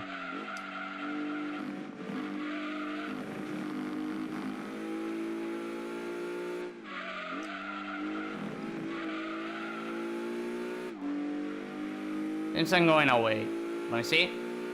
18. I did a 119.999. Man, that's awesome. That's awesome. 119.999.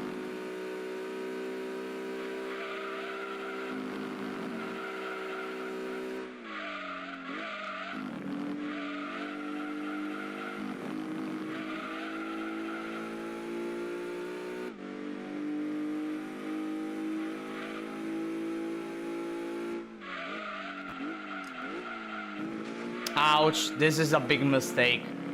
This is a big mistake.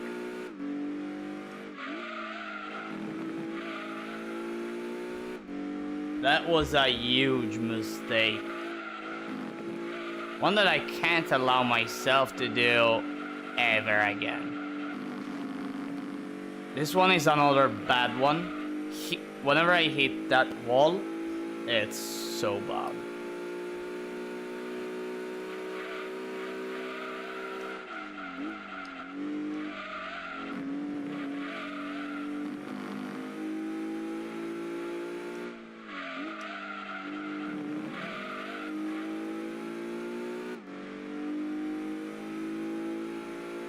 I honestly don't know how many laps I can do before pitting. I think 26 to 27. But again, I don't know how many laps my opponents will pit. After how many laps my opponents pit. I honestly don't know. Sometimes they change for some reason.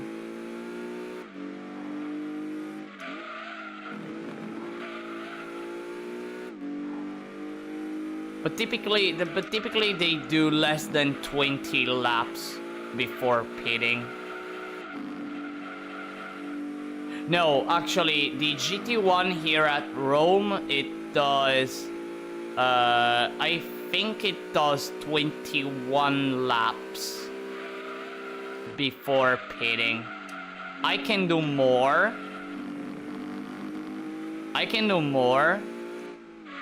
But I have to see how much total time I will have after the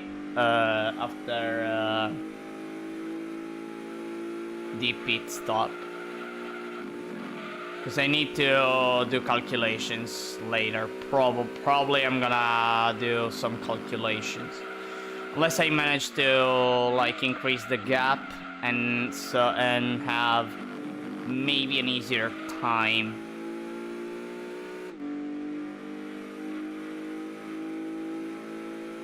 Regarding the endurance.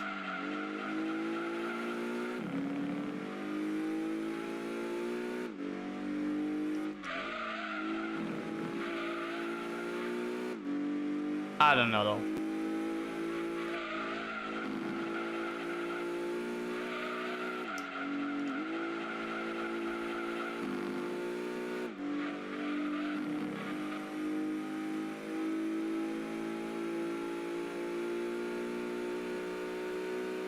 It seems like my opponents are 10 seconds away.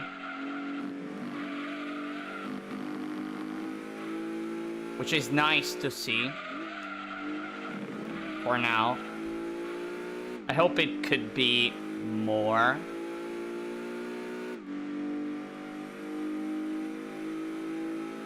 I think they're getting closer. Man, I'm not managing to do a faster time than 121. I'm typically doing that time. I'm not happy with it. Of course I'm not.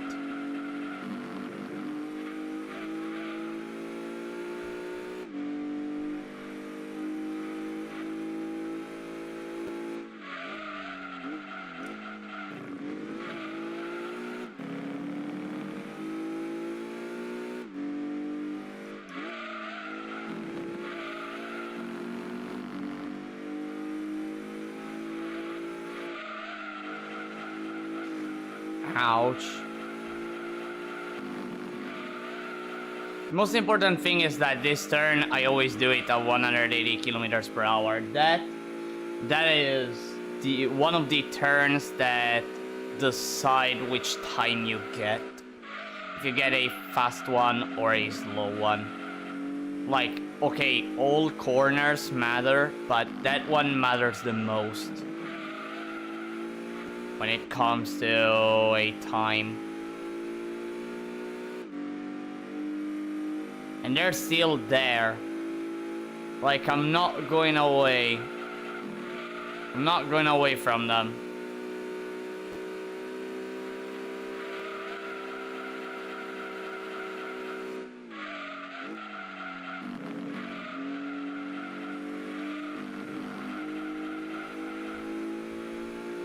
I feel more pressure in this race than the Miata's race. Not gonna lie. I feel more pressure here with the Tommy Kaira than in the Miata Endurance.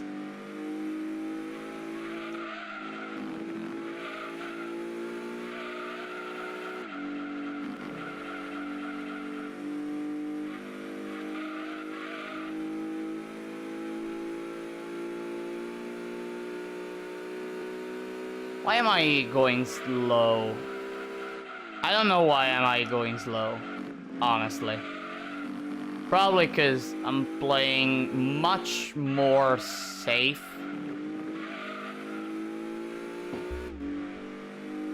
Because, you know, it's an endurance race. I must go safe. By the way, did I just hit the wall?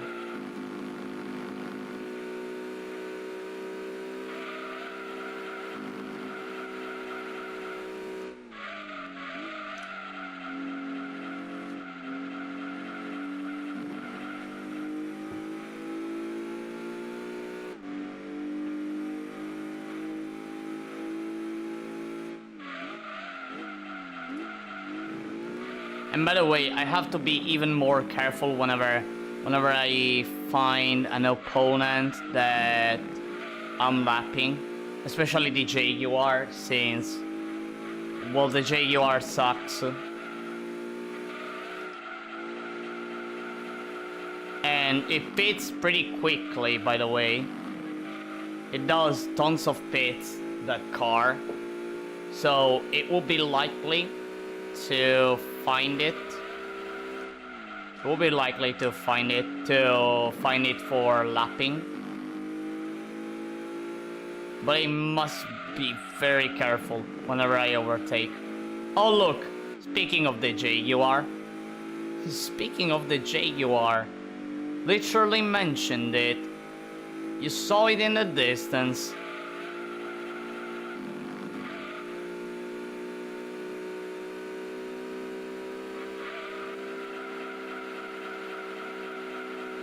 On the other hand, it may help in blocking just a bit the opponents. It may help.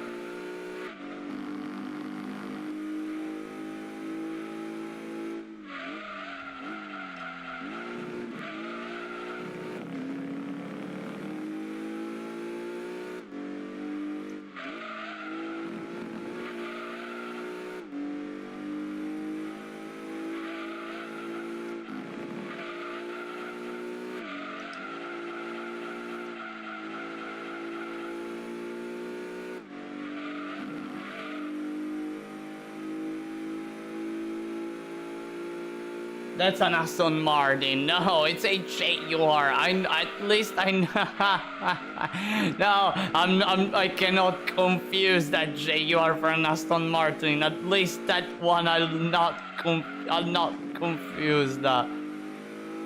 I'll never say that one is an Aston Martin. At least, it's not like in the past.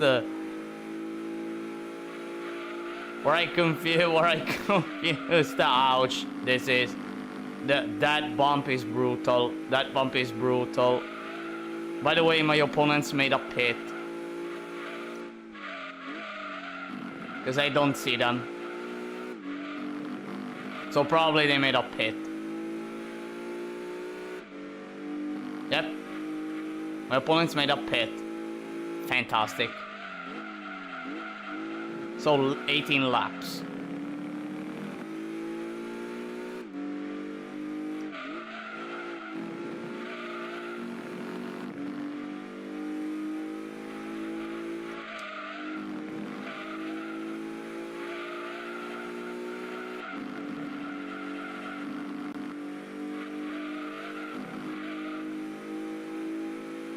Alright, I see it in the distance. Well, I'm not going to catch it in this lap, and I think not even in the next one.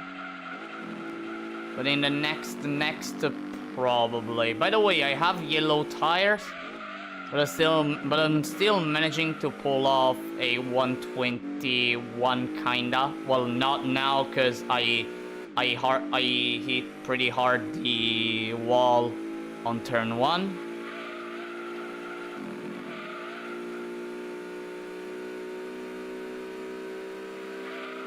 I am managing to pull off some pretty good laps despite the wear of the tires, which is important.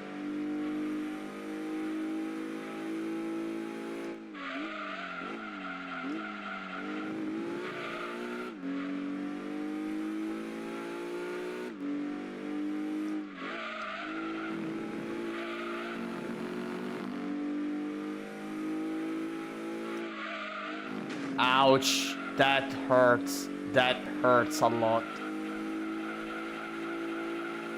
That hurts a lot. Ouch.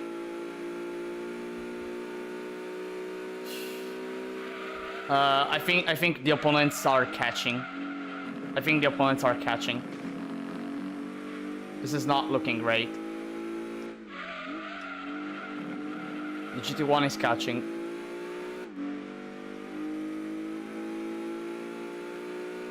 Yep, they're catching. They're catching on me. Gotta move.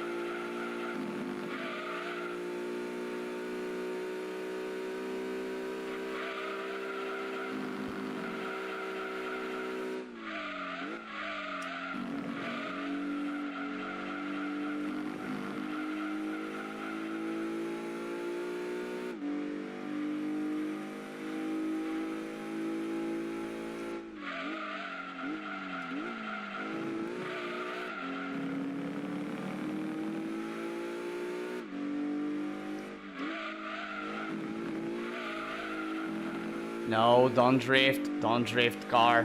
Please. Don't drift.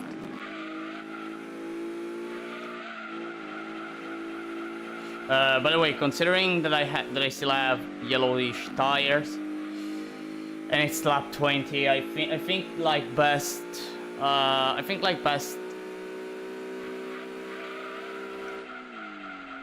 best moment to pit is lap 20. I think lap 25. I think lap 25 is the lap I should pit.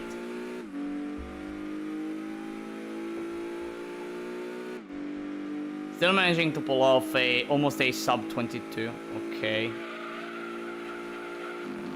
That's fine.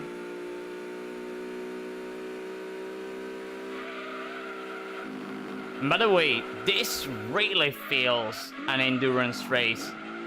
Cause like, I'm not that fast to to be able to easily lap opponents, but I'm not even that slow to just lose positions all of a sudden.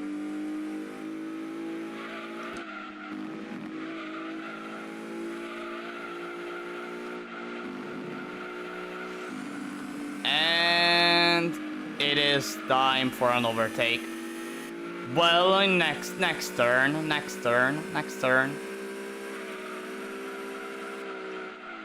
Ouch. Goodbye, Jaguar. Well, I made the first lapping overtake. Stay there. Okay, thank you.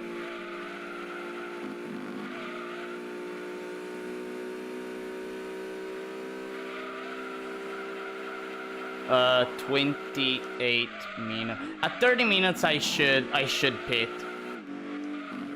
At 30 minutes I should pit. So technically 23 laps. I think that's a strategy. I think that is a strategy. So like I do 3 pits.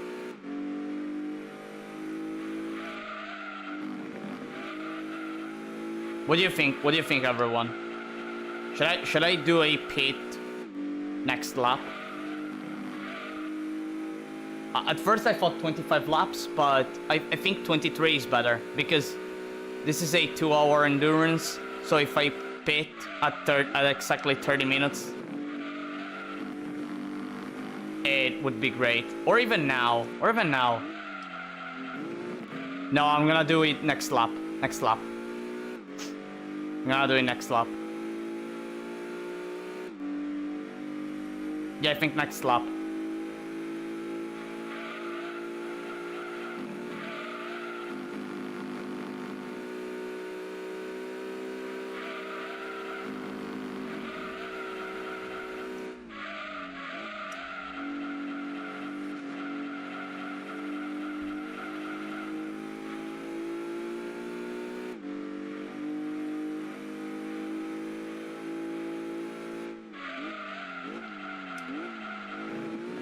So I will never have problems regarding reddish tires.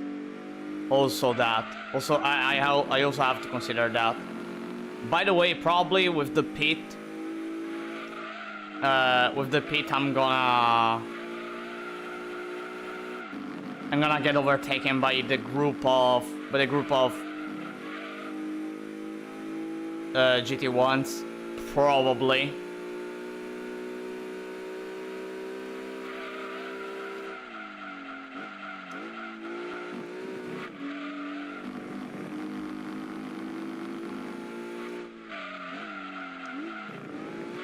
Okay, time for a pit.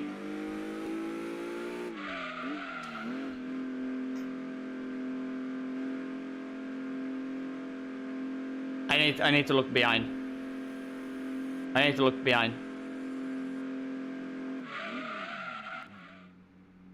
Man, the pit stop lasts so much.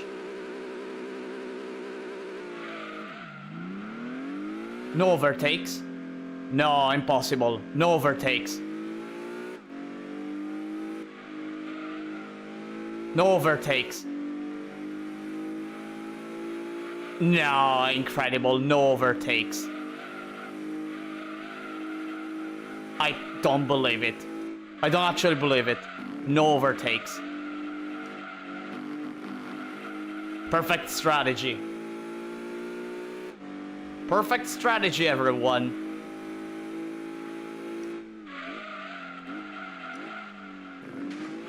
Okay, but I am stupid.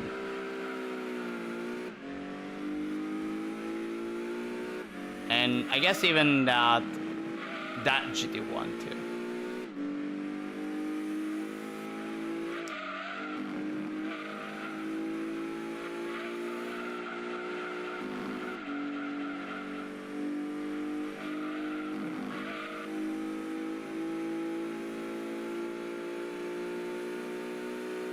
catching. It's catching. I'm fast. It's catching. I'm fast.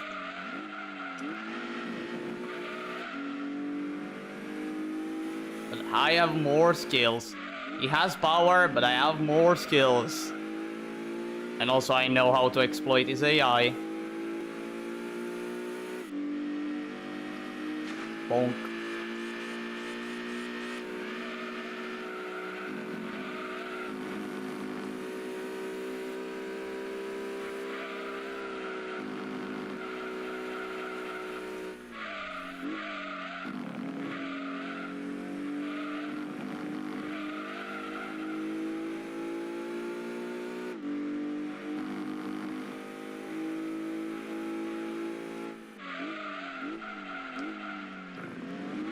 Oh, come on, another mistake. Another mistake here.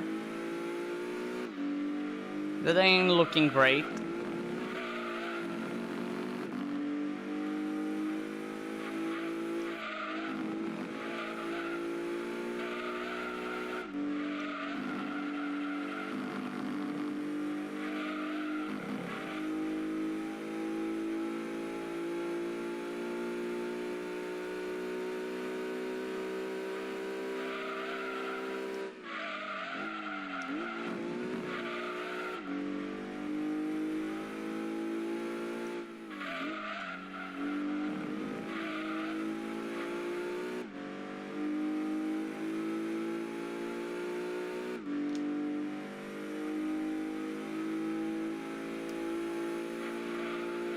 So, I did a pit at lap 23, so next pit, it's at lap 46, right?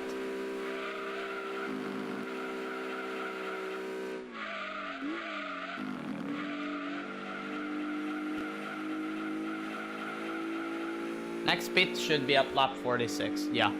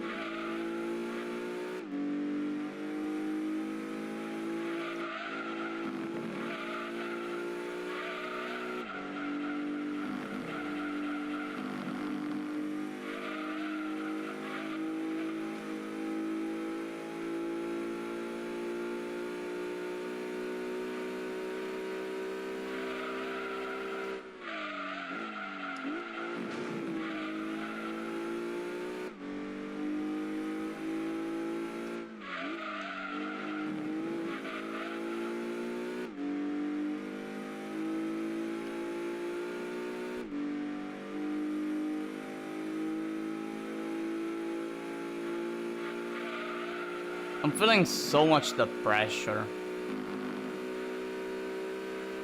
The pressure of having a lemon car.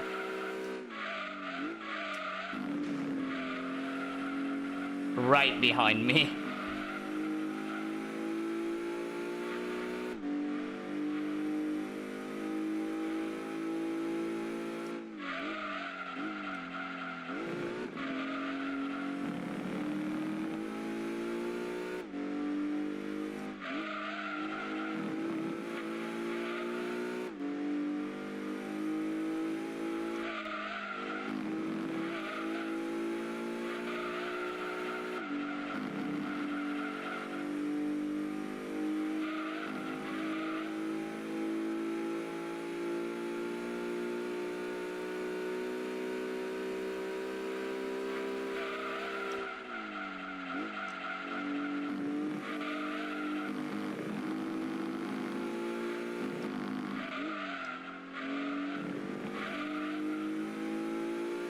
Okay, oh,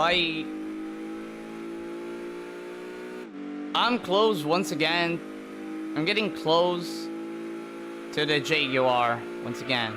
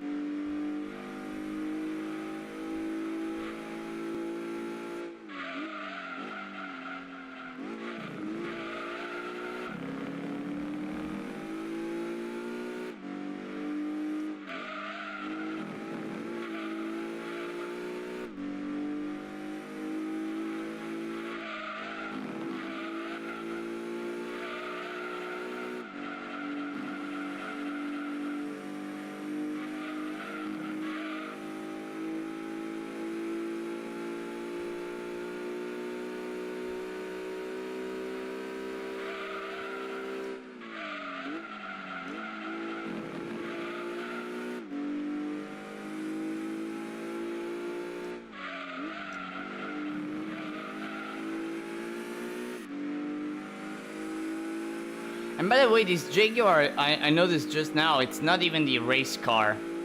The race... It doesn't have the race modification.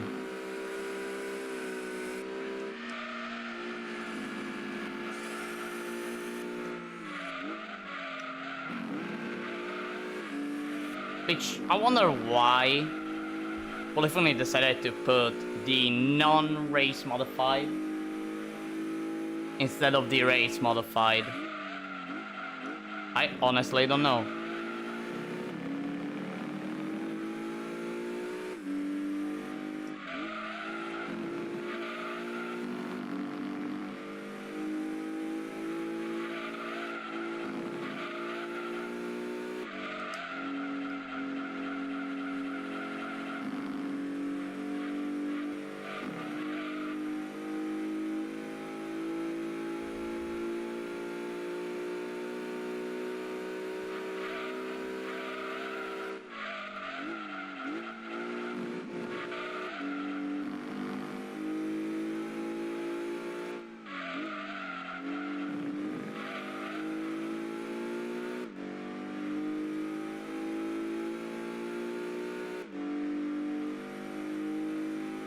Lap 30 reached.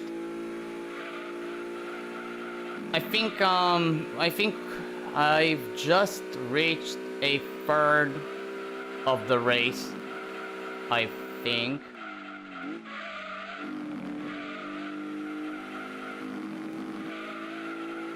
Ouch.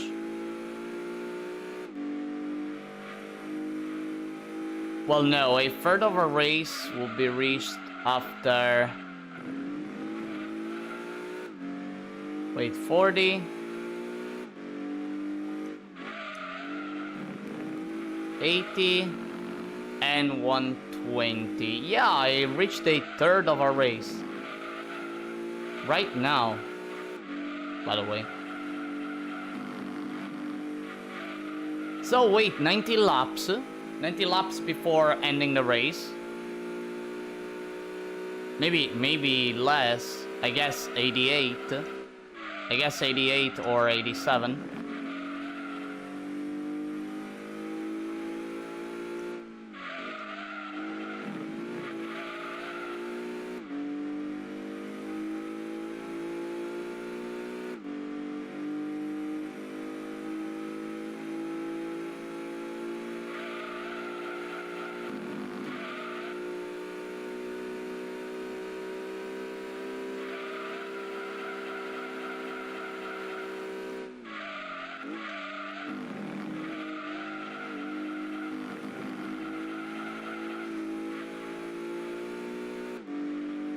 Lap 69, nice. Which, by the way, on lap 69, if I remember correctly, it would be the third pit. The third pit stop I'm gonna do at lap 69. Nice.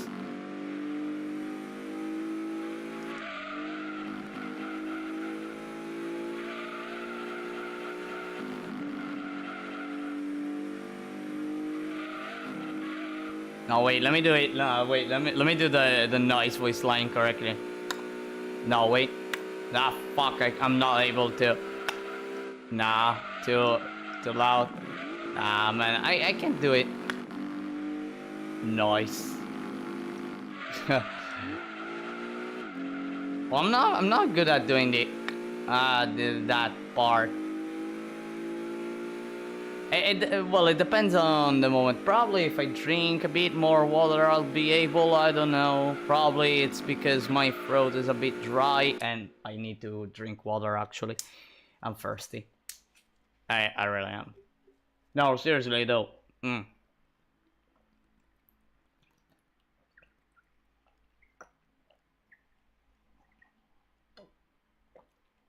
Jeez.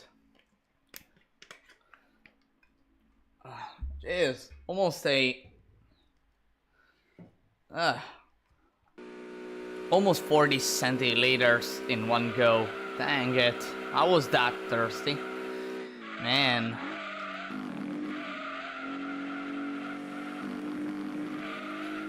Oh, anyways. What was I saying? Oh, right. Well, just like I said, I think an hour and a half ago, really, there is a lot of humidity today. Like, even more than the previous days. No, actually, in the previous days, there wasn't that much humidity. Like, you could feel it, but it wasn't much. But today, oh boy, today, man.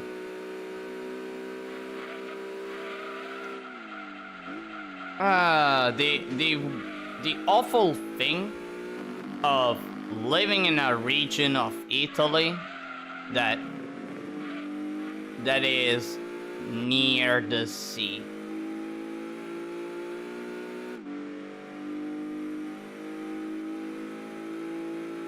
Well, I live in a fucking island. I live in a fucking island.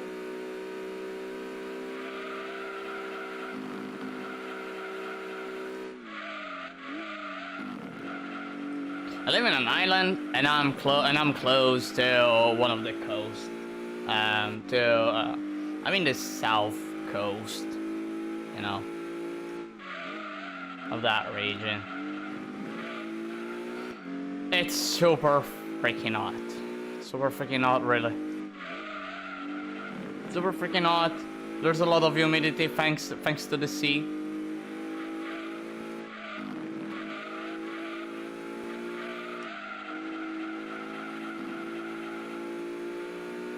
I mean, there are days that, but by the way, you may think, well, at least in winter, the temperatures do not go that low. Oh, wait until you start feeling the the humid cold. Oh man, it goes through the bones. It goes through the bones. My goodness, you feel it. You can feel it a lot. And for me that I cannot stand cold temperatures, even in the slightest. Like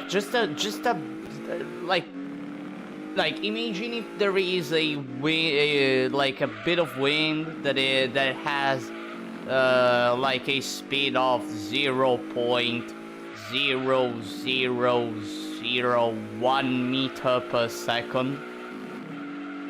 Okay, that technically you don't even feel it. It's as if it doesn't exist. I'll feel it, and I'll feel cold.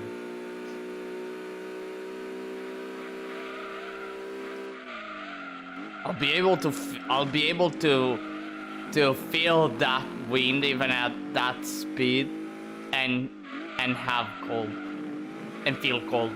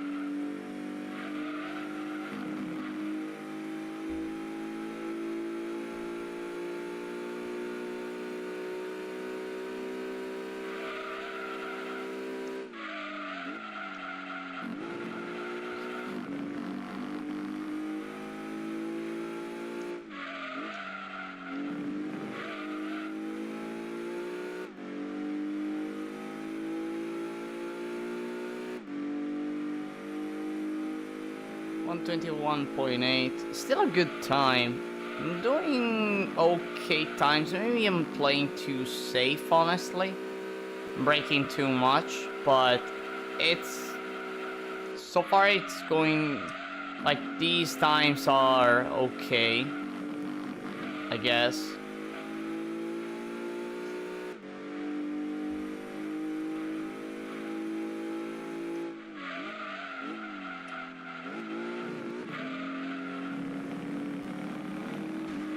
Ow. On the verge, on the verge of getting fucked by one of the wall of deaths. Goodness.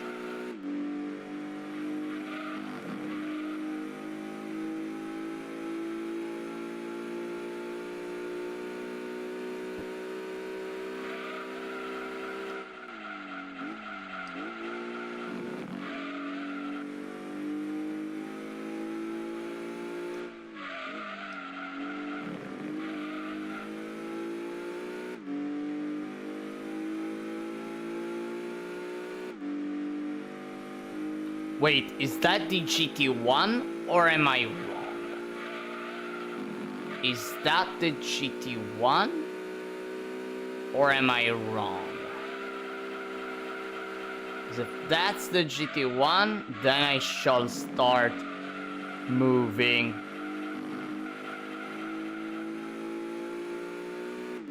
And fast.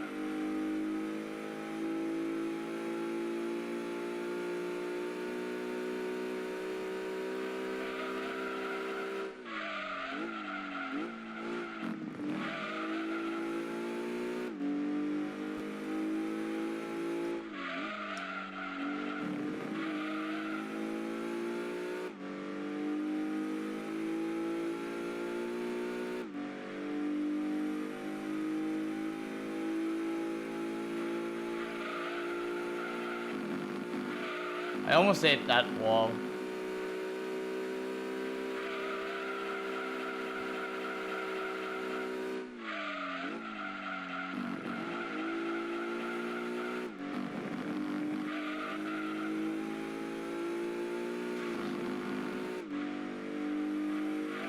I should be careful hitting that wall.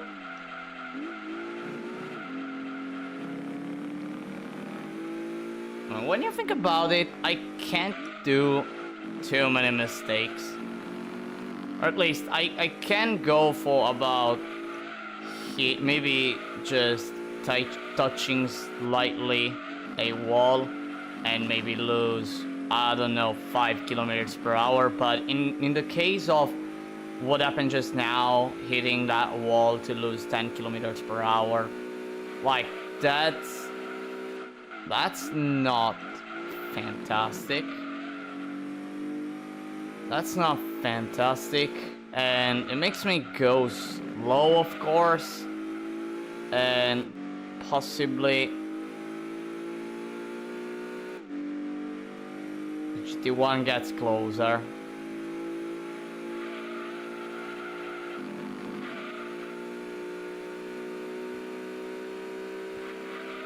Still, I think it has to pit the GT1 either now or in the next laps. It has to pit. Ouch.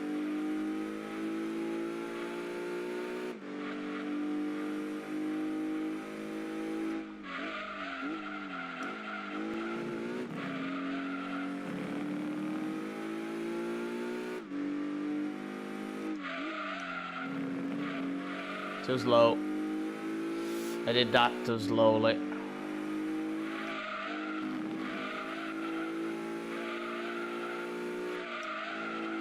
Why did I stop turning?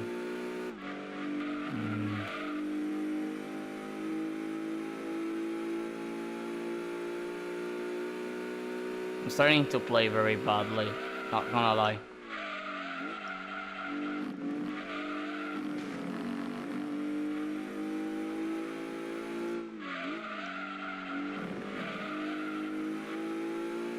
Or after fighting 9-ball. Dang, 9-ball. Well, I mean, 9-ball. I mean, 9-ball. At least in AC1, it feels like it's hard. But if you know how stupid his AI is, well, it's and how you can easily cheese 9-ball in the last mission. Like, okay, if it's 9-ball Seraph, I know. It's really hard. It's really hard. I'm not used to fight 9-ball Seraph. As it, I mean, I played Master of Arena once. I played Master of Arena once. And then and went for beating the extra arena, the entire extra arena, which I managed to do. It was hard as heck, not gonna lie, it was super hard. Seraph, oh Seraph is hard. Actually, like, I know that people struggle a lot when it comes to Seraph in Another Age. I honestly had an easy time. I did it first try. Well, the thing is, if you have seen, especially my Armor Core Silent Line playthrough, my Armor Core Silent Line 100% playthrough, I'm one who loves playing with the extensions that turn you 90 degrees, right? And in Another Age, there are those, and when I obtained them, I started using them like a crazy pilot, and that actually helped me a lot in always tracking Seraph and being able to hit it until it died. Okay, maybe some of its attacks weren't easy to dodge. I know that. But again, I did it first try. I was happy when I did it. I think I actually had more trouble at facing Phantasma. Or at least Phantasma was on the verge of giving me big troubles, more troubles than Seraph. Despite Phantasma moving as fast as, I don't know, moving as fast as a tree, which doesn't move, but yeah.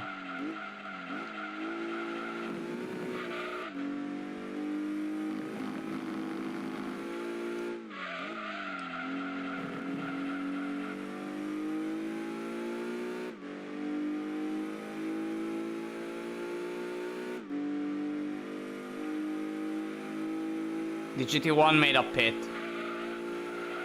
The GT1 did a pit.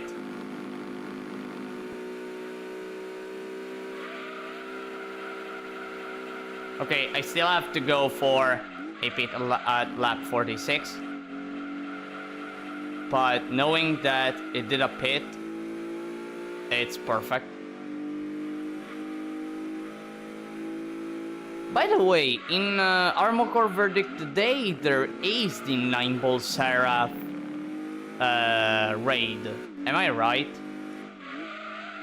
No, in reality there was the Exousia fight, but Exousia had the 9-ball color scheme. So technically, like, it's not 9-ball, but kinda. Am I right? I never did all raids in Verdict Day. Actually, the only raids I did were Mother Wheel, which I won. I had a team. What else is the group of boys who are known for completely crushing your soul in just 2 hits. The group of spinning motherfuckers. I never remember how they're called. And what else? And I don't remember the other raids, actually. I don't remember the other raids. There was the Exousia one, but I never did it. And that's it, right? And that's it. That were all raids of Armored Core Verdict Day, as far as I remember.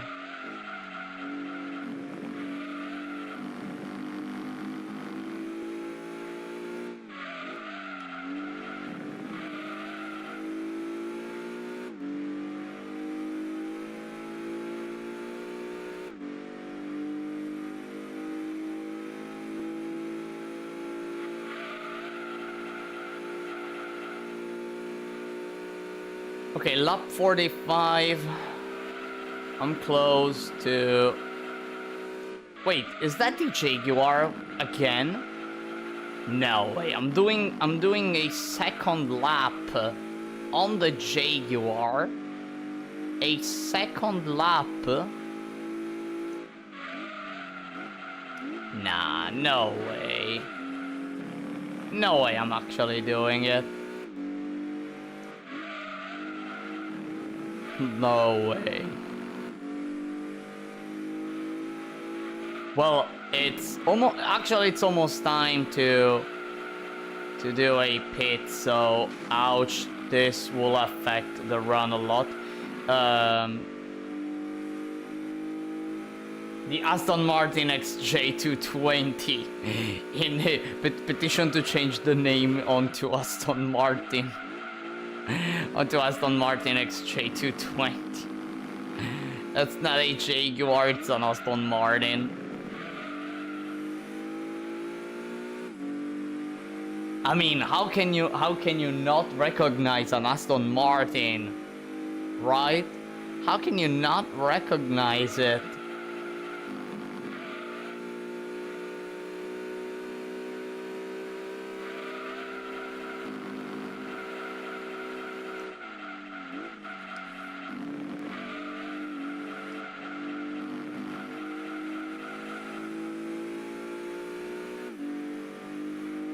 Alright, jokes aside, time to pit. We've reached the lap where we're going to pit. If I manage to overtake the Jaguar, I'd be pretty happy, and I'll not be able. Why do I talk every single time? Every single time I jinx myself somehow.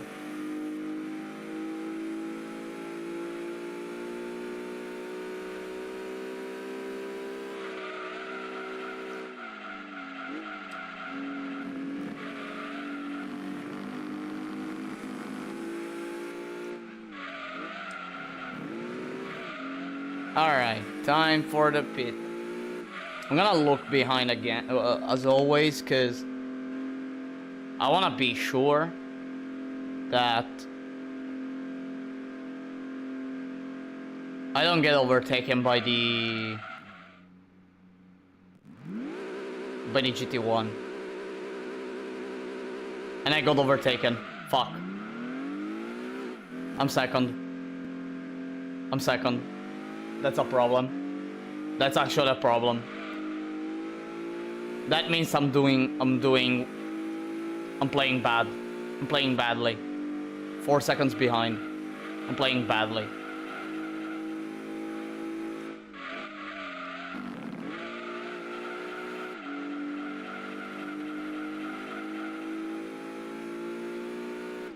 I must do better laps.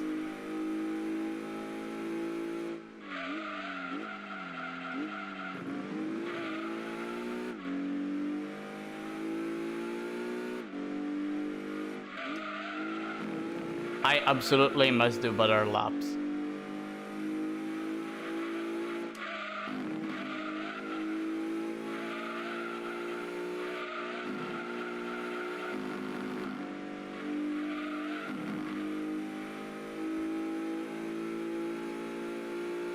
Am I catching? I'm not. What? I'm not catching. I'm not closing to... No way, really? No way. What?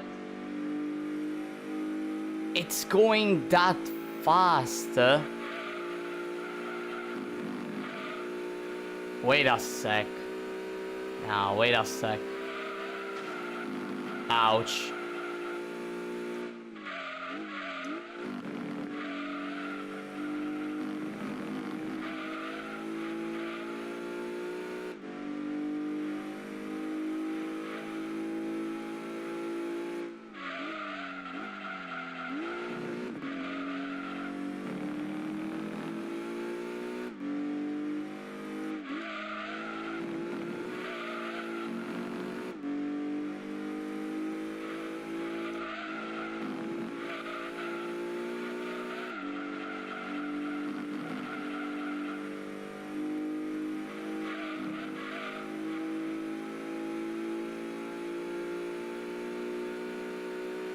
Okay, I'm catching it. I'm catching the GT40. I'm catching it.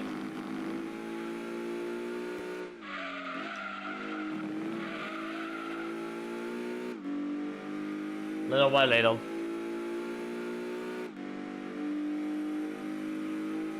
Oh, by the way, best lap. I did a best lap. Great.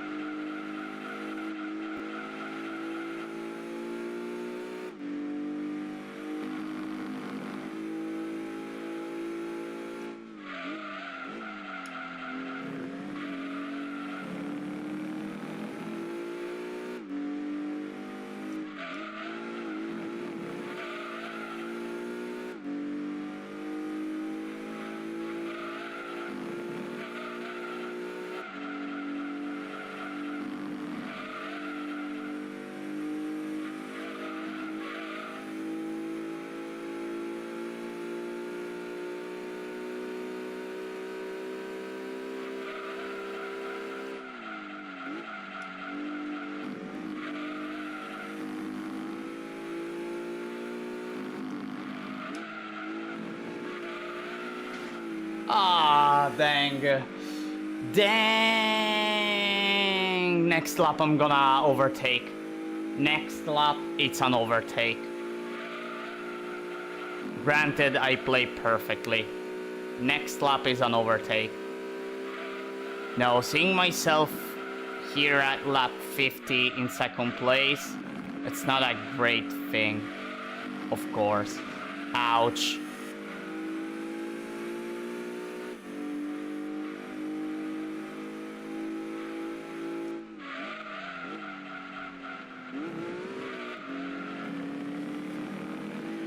Okay, here's the overtake. Got it. Goodbye. Alright, need to block. Ouch. That hurts.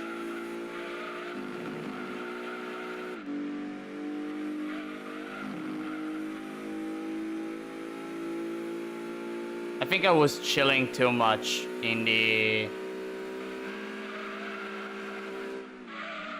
From the first to the second pit. I think I went chilling too much. I need to pull off some super fast laps.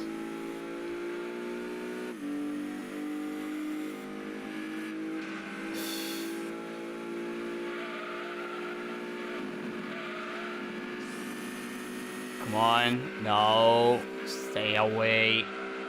Stay away, GT4, GT1. Stay away.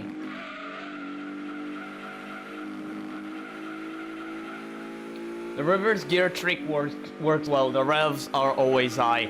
Yeah, and it's actually when you understand like how to modify the gears to have high revs.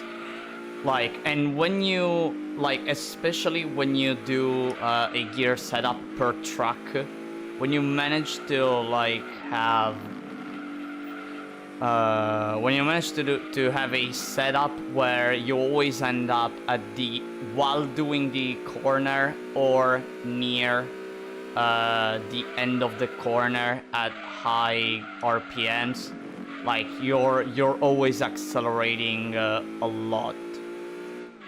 And since you have like a lot of acceleration, like, it makes it really good. It makes it really, really, really good.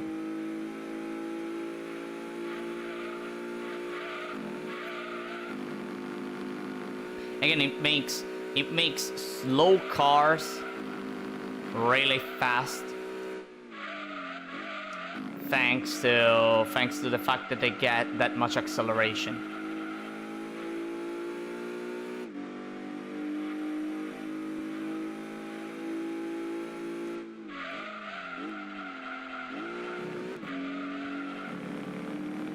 Is that the JQR?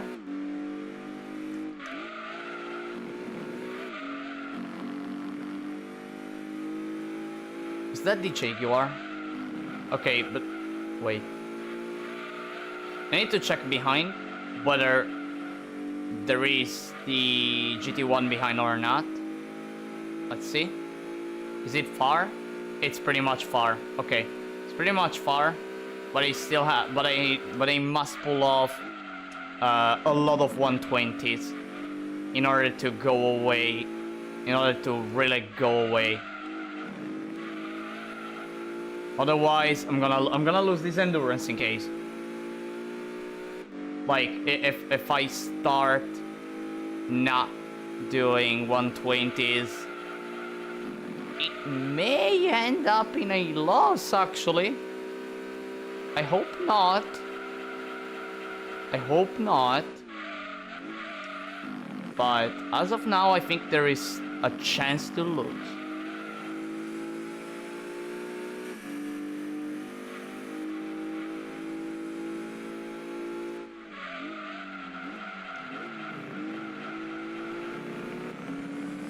Okay, JUR overtaking 3, 2, 1, 0. No. It's gonna break. I'm gonna do this. And this. Clean overtake. Goodbye. Goodbye, JUR.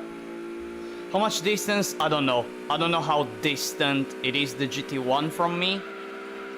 As of now, I think is 7 seconds behind. I think. And it will. I will increase the gap if I manage to do 120, a time of 120 at a constant rate. If I do 121, I don't increase the gap. If I do 122, I'm gonna lose gap. I'm gonna lose gap. So with green tires, at least I need to make the most out of the green tires and pull off some fast times, at least to have an easier time later. My objective is actually doing the third pit and exiting the pit while being first. If I manage to do that, that's a win. If after the third pit I'm still first, that's a win. If I am second, of course I need to overtake for the lead and then maintain the lead until race ends.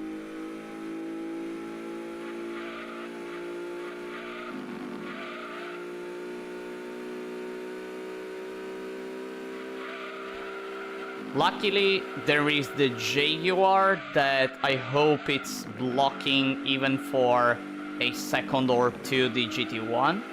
That may help a bit. Yeah, it's blocking it. I noticed. I noticed that it's blocking, but it will get overtaken I think now. I think the Jaguar will get overtaken now.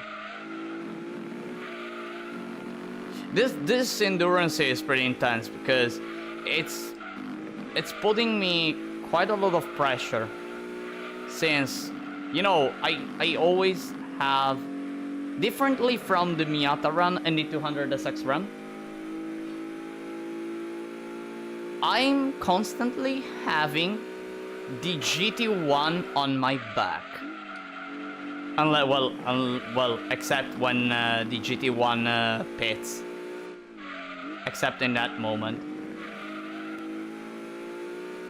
I'm constantly having that car behind.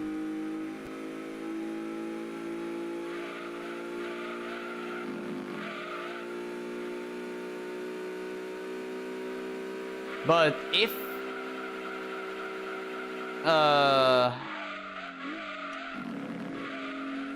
wait, although I have to count the possibility that the GT1 does 4 pits, I also have to make that into account. So wait, let me think. If it made a pit after 18 laps, I don't know exactly how many laps, but I think I stopped seeing the GT1 at lap 18. So if it does it at that lap, it will always do it after that amount of laps. So 18, 36, 36, 54. So technically it already made a pit. Wait, it did a pit, or am I wrong? Yep, no, yeah, I think so. I think I saw only the Jaguar there. I'm not that sure, and honestly, I don't wanna know. Honestly, I don't wanna know. All I know is that I must go fast.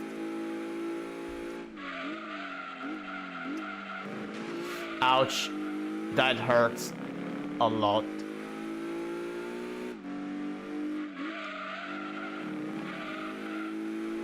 This is a 123 as lap. This is a 123 lap, probably.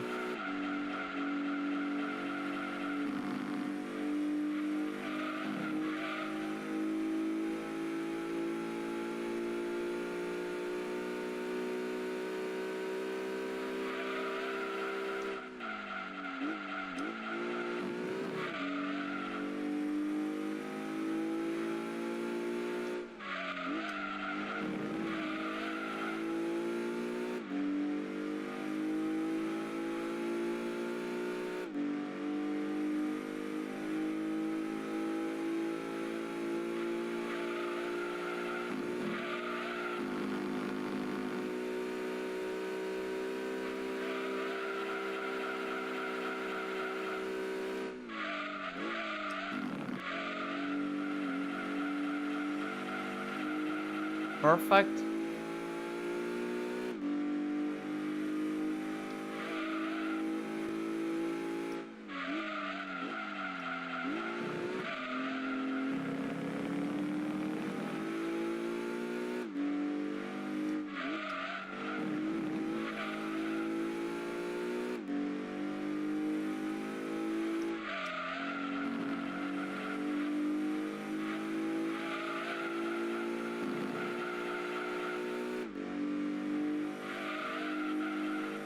I remember the 4-hour endurance of Tsukuba with the Miata in GT5 and the 9-hour endurance, which was exhausting. When I was young, well, not that much young, I actually tried that Miata endurance. Although I think in GT3, because there is that endurance too, I quit after 3 hours out of the 4 hours because my parents told me to turn off the game. Man, times.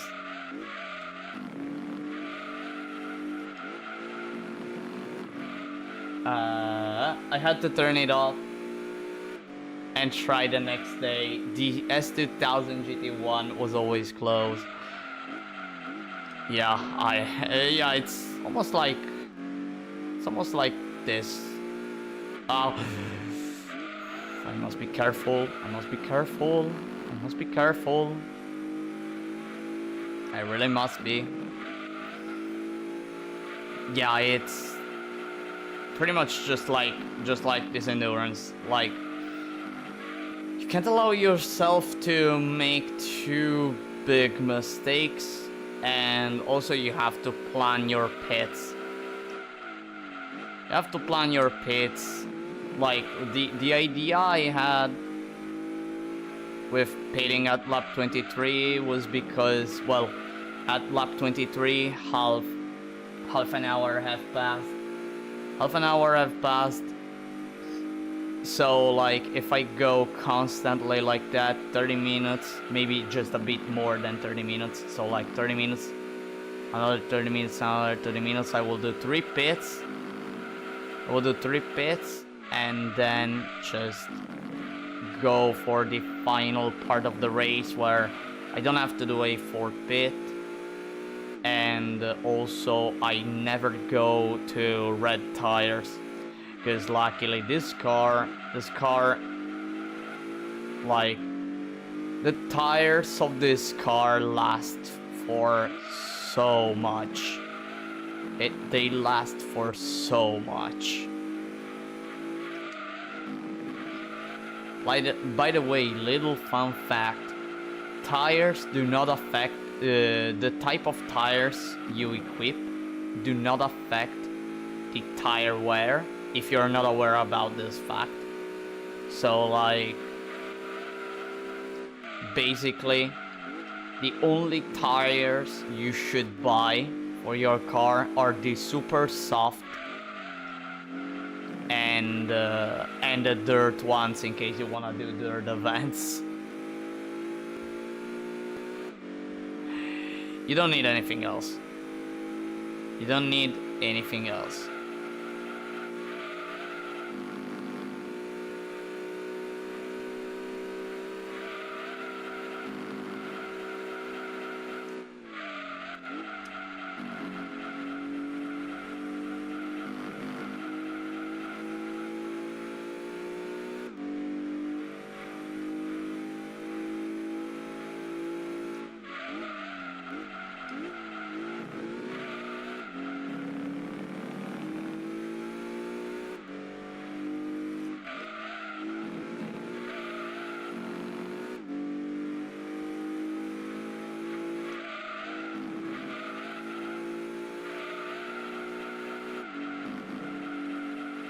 Okay, nice one.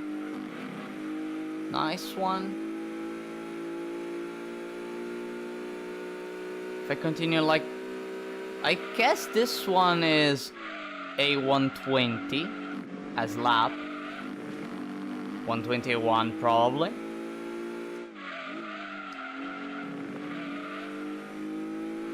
Yeah, I'd say 121, right?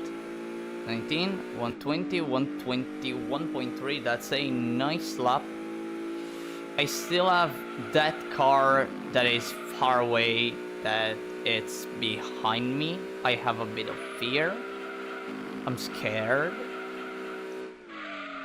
That is the GT1 100%, because the Jaguar is too slow. It's too slow to stay behind me. So it has to be the GT1.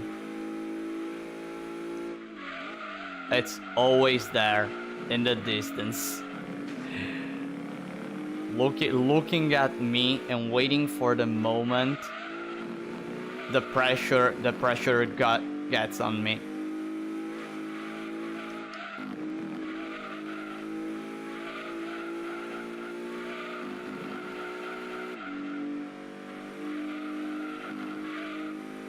But alas, in a short while, I'm gonna go and do the third and final pit. Ouch. The third and final pit, well, in a short while means just 7 more laps.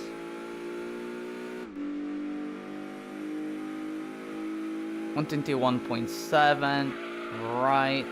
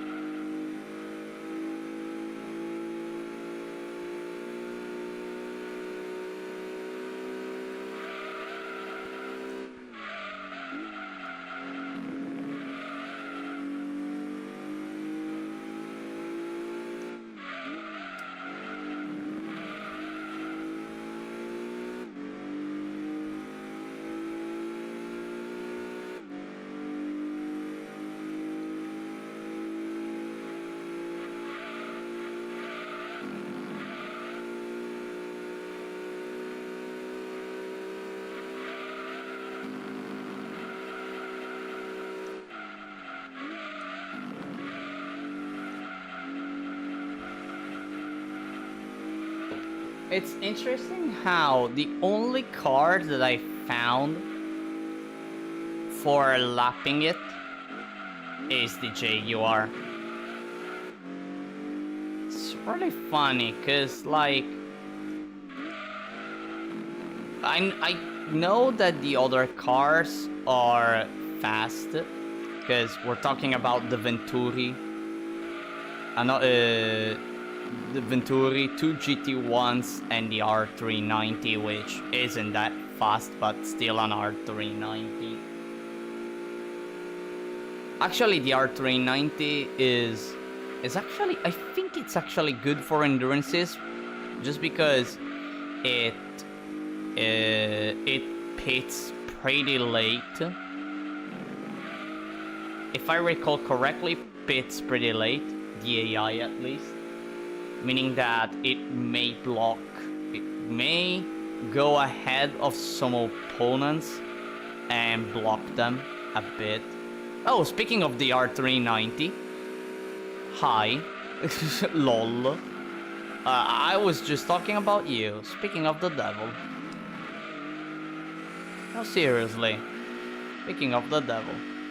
But I have to go away, thank you, R390, no, R390, I don't have time to play with you.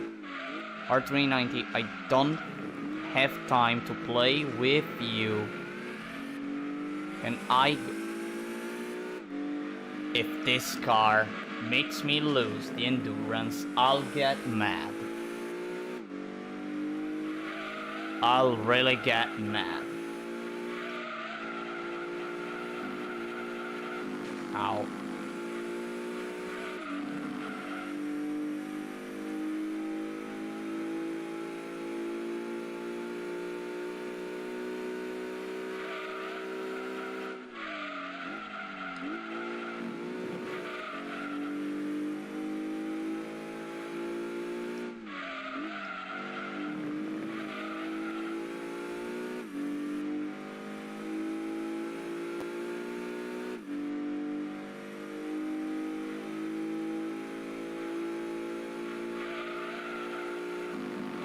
The R390 went away. I don't care about it anymore. Well, I have to pit in a few laps, so even though I overtake it, like there is no.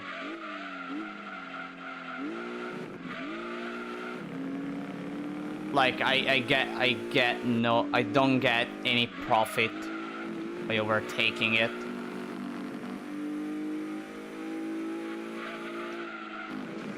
Ouch, by the way. As this will be the last time I'm gonna see this car, probably.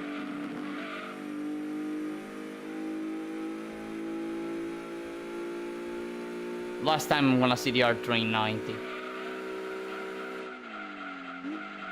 And funny how it's going super fast. Okay, that's fresh tires, but wow. Really, it's going super fast. 120, 21, 22. Yeah, it's too fast for me.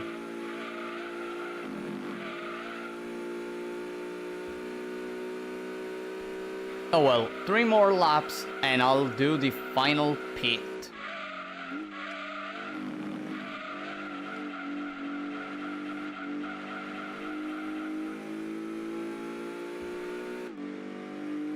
I constantly have fear that the GT1 arrives. I hope that doesn't happen.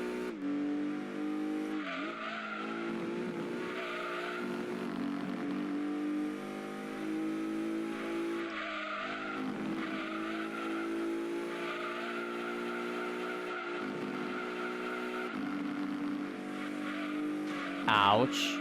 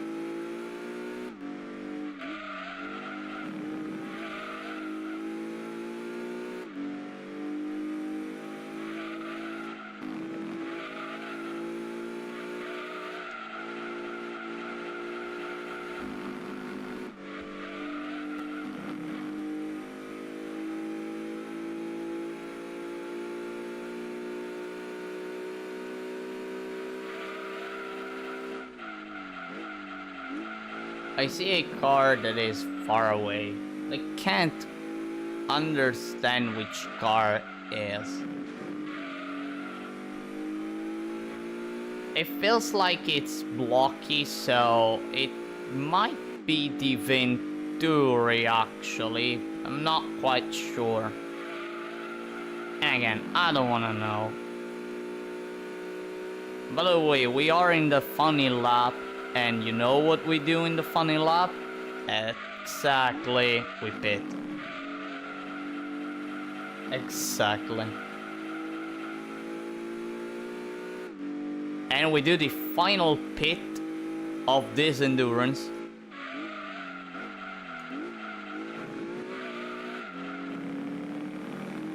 Hoping that everything goes as planned. If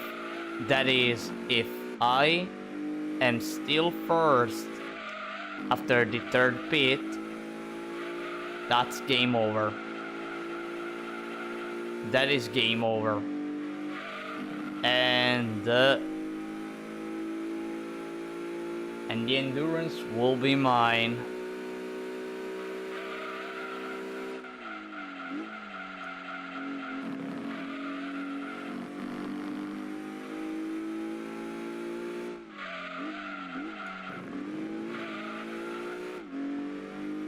I think I did that turn too slowly. Alright, let's check.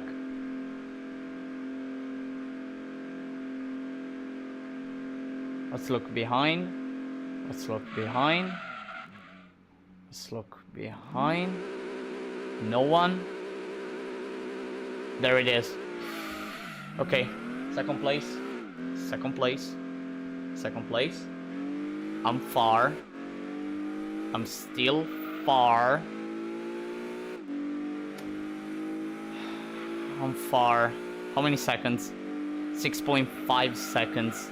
I have 30 minutes. 25 minutes. So I have 20 laps to basically catch that GT1. I have 20 laps to catch that GT1.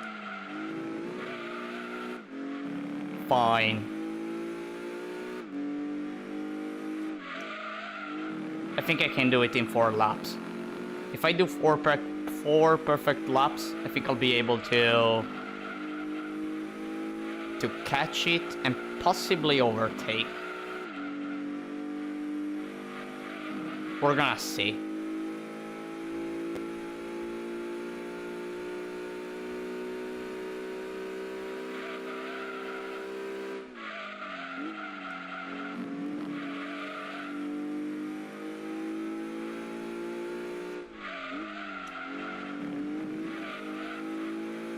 Okay, I can see it. I can see the car. At least that. At least I can see the car. I'm 7 seconds behind. Come on. It's possible. It is possible. 7.2, that's normal for Sector 1 to lose gap. Perfectly normal, as this car isn't fast.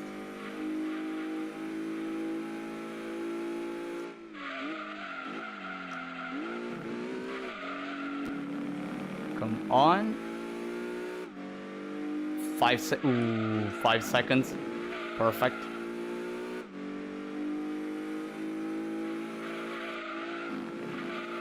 In this moment right now, I have a 118 pace.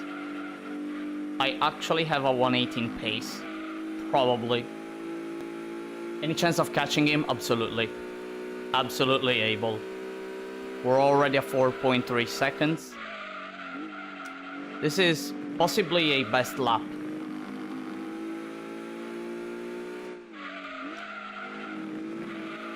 Let me check. I think it's a 118. 15, 16, 17, 18, 19.3. Best lap. Best lap at lap 71.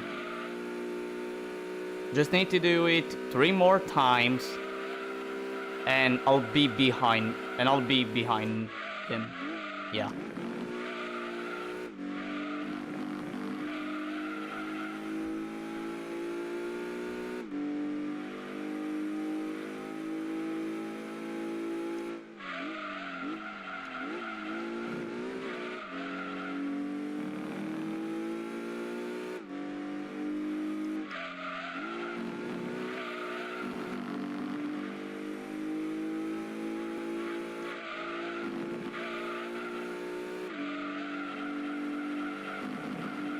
There we go. Look at that. I'm already behind. I'm already behind.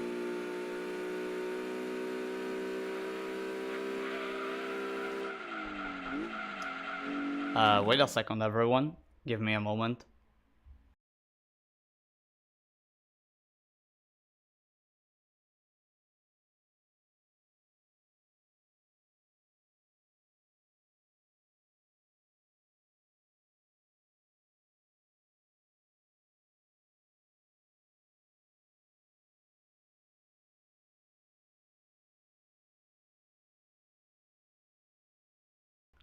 Alright, everyone, I'm back. Alright, everyone, I'm back. Let's continue at catching this Toyota. I've never felt that much pressure.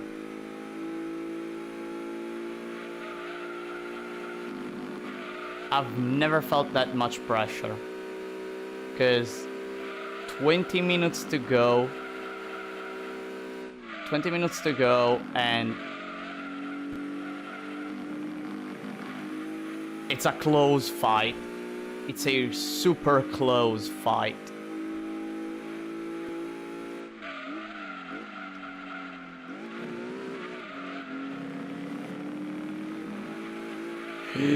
No, no, don't. Don't. No. I don't wanna lose.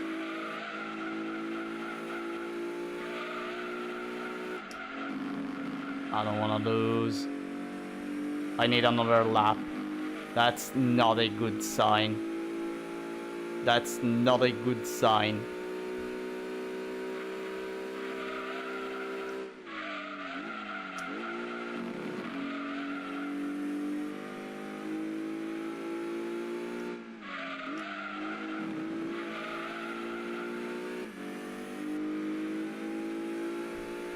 Come on, come on, come on. 1.3 seconds behind. I can do this.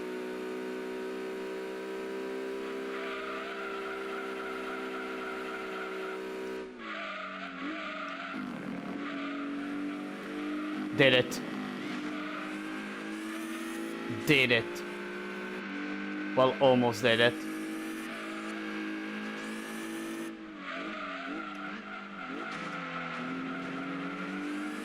I will make a mistake, probably.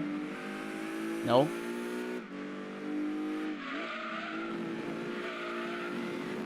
No, it doesn't. Okay, it doesn't make a mistake. Fine. Still fine. Still fine. Still fine. I have this. Yeah, now I have this, and now I have easier. I have an easier way to block. If only I. Okay, perfect.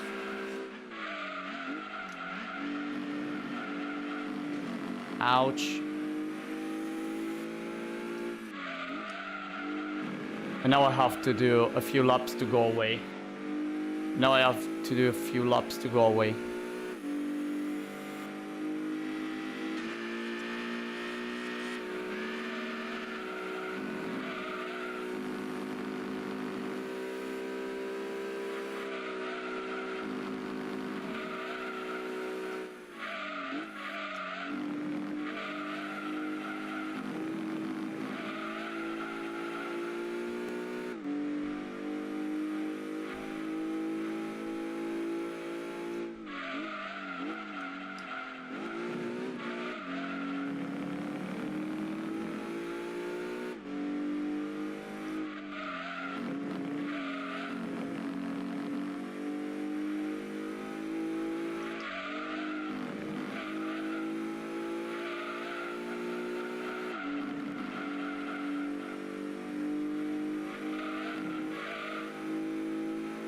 Come on.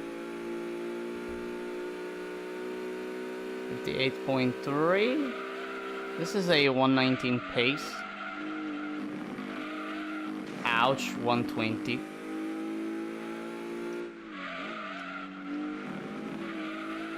And by the way, there is for the third time the Jaguar. 119.8.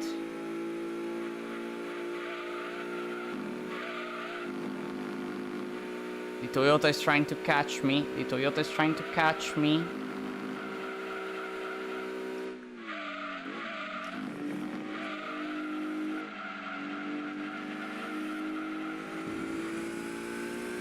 Next turn, I think I'm gonna overtake. Yep, perfect, clean overtake, really clean one. No, no, no, no, no, no, no, no, no, no. 15, no, I have to do everything but everything again. 15 minutes to go. 15 minutes to go. Dang it. Dang it. This is not good. This is not good. 3 seconds behind.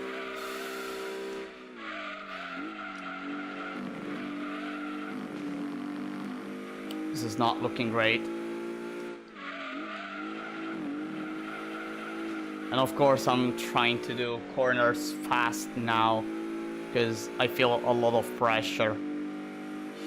3.3 seconds. My heart is starting to race, not gonna lie. Not gonna lie, my heart is starting to race. Because I made such a stupid mistake. Such a stupid one.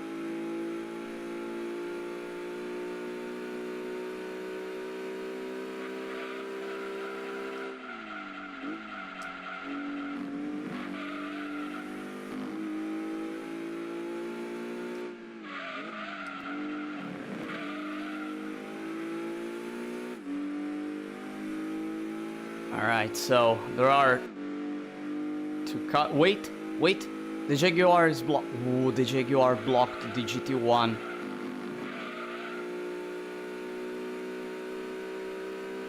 The Jaguar blocked the GT1. Overtake.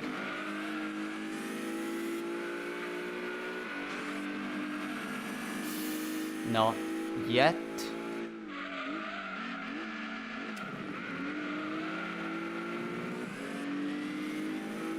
A clean one. I'm not going to do the same mistake again.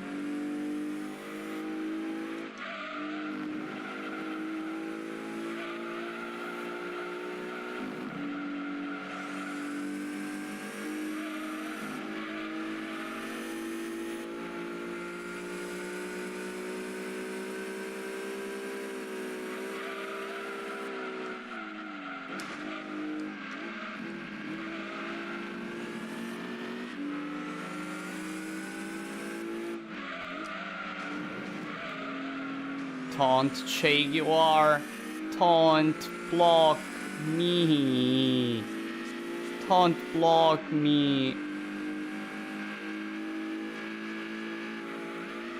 And right now there is also the other GT1 back behind. And we're all getting blocked by this purple boy who refuses to let us pass.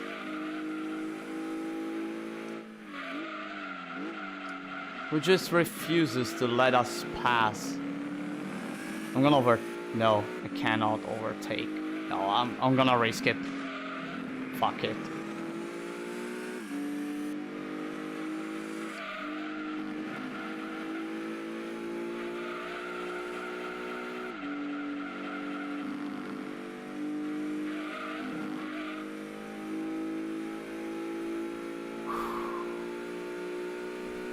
Man, what a close race.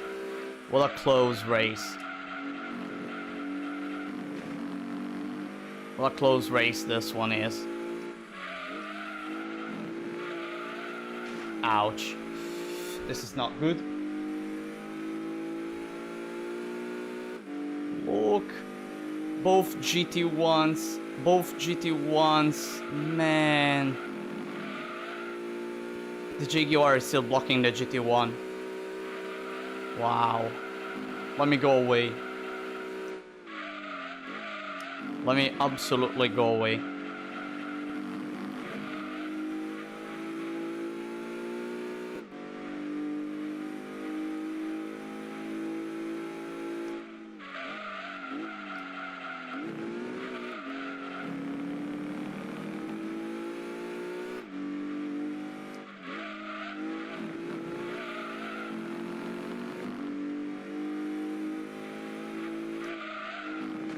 Ouch.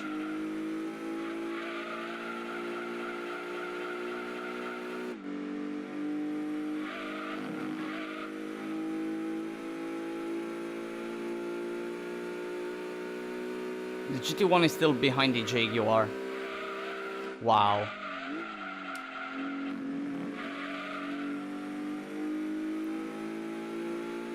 Ten minutes to go. 10 minutes to go. 10 minutes to go, and I have opponents right there. Second and third place are there.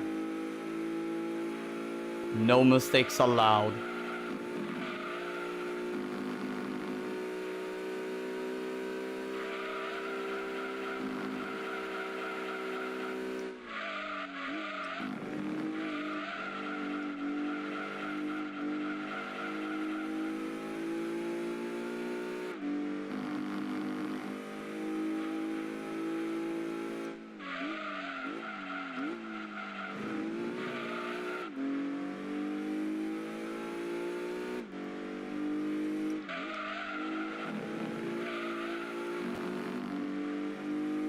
Nine minutes to go.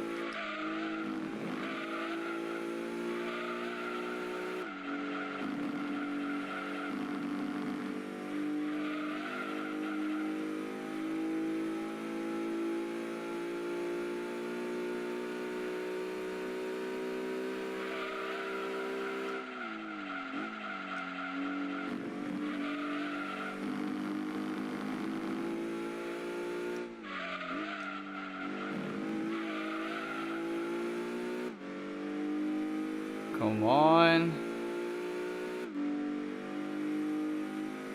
Okay, I don't have to think anymore about... Okay.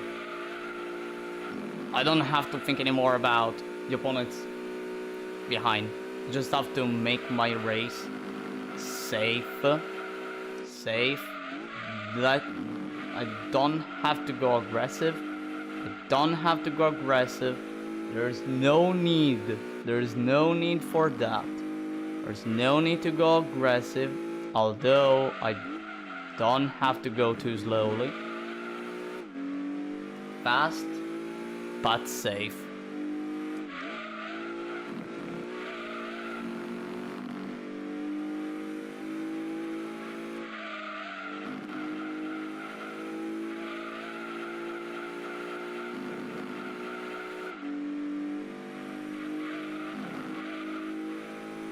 I think there are still 6 laps to go, or 6 or 7 laps to go at this point. Come on.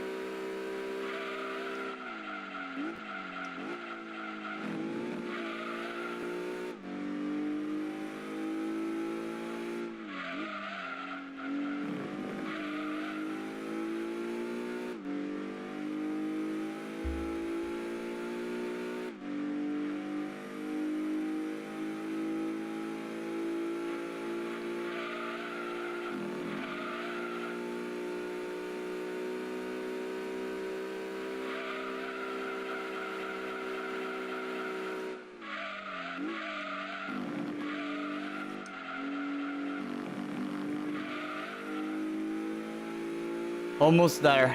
We're almost there. We're almost there.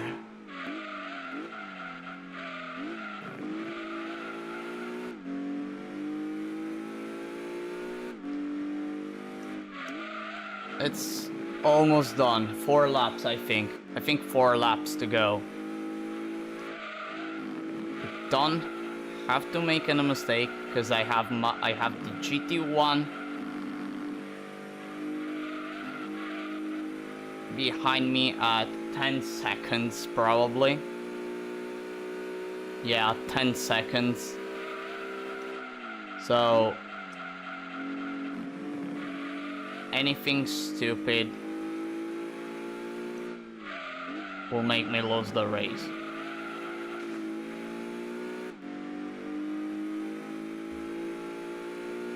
Wait, let me check. If after this lap, total time will be 1 minute 57, 158, 159, 4 laps. 5 laps actually. 5 more laps, man. How many laps do I have to do? Dang it. No, 6. Yeah, 57, 58.2, 59 point something. I could try to, like, in the final lap, to go as low as possible to manage to just go for the 2-hour mark and then hit the finish line and secure more quickly the race. Or I can just go fuck it with ball and do an extra lap.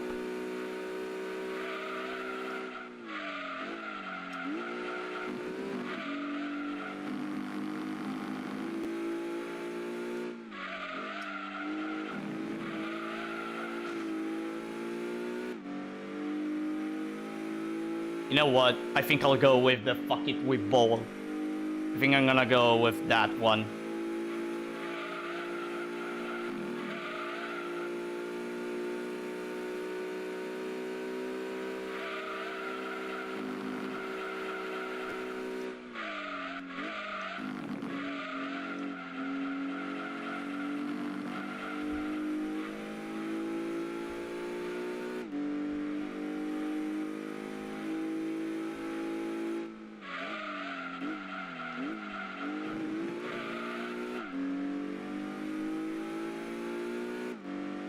Wait, I have an R390 behind. The fuck?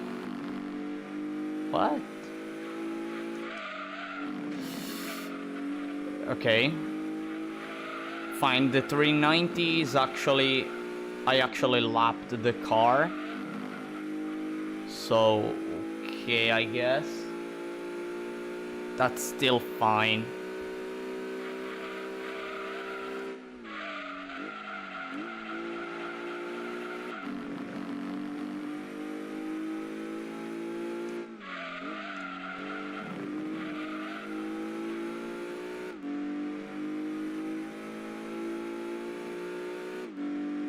I know I must do another lap. Okay, no, wait.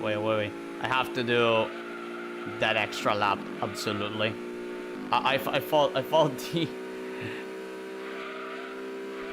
I thought I had... Well, forget it. Well, just forget it. I have to do that extra lap. So, 88 laps. 88 laps.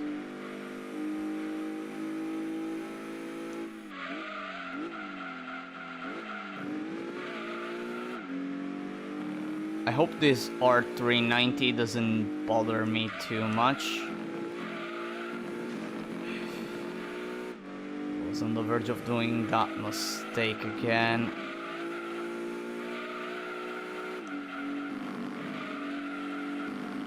Alright.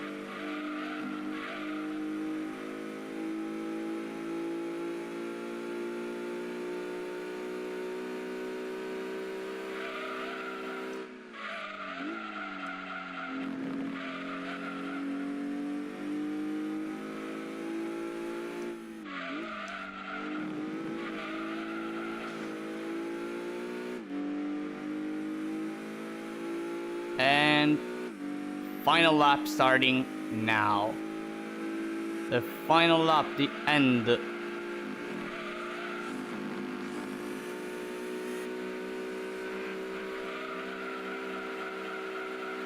The end of this endurance that was incredible. It was really incredible. I mean, there were super close fights between me and that freaking GT1 throughout the entirety of the race, actually. Especially at the end, on lap 70.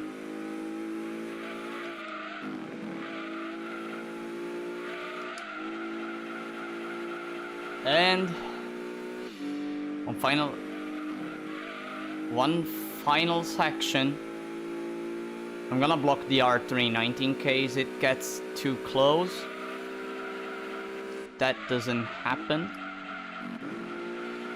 That happens actually, right now. And there we go. 2-hour endurance at Rome completed. It's done.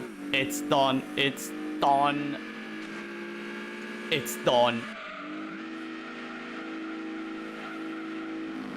Completed. My goodness. Wow.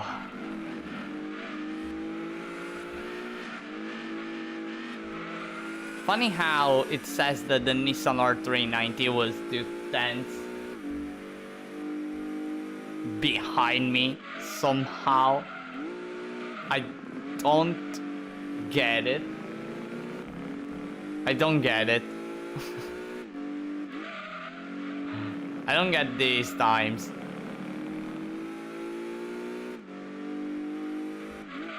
Shouldn't they be like right behind me, the opponents, or not? Or not, I don't know. Just minus 54, I guess the Venturi was at minus 54 seconds. I guess. And that's pretty much it. This car defeated the 2-hour Rome against a Venturi, a GT198, a GT199, and a Jaguar. Oh, and an R390. Whew, man. What a run. What a run this one was. What a run. Alright everyone. After I see the car I won for this endurance, I hope the Altezza. Yeah, the Lexus IS 200 LM edition, yellow by the way, the yellow one. Fantastic. I love this car, by the way. I really love it. Alright, after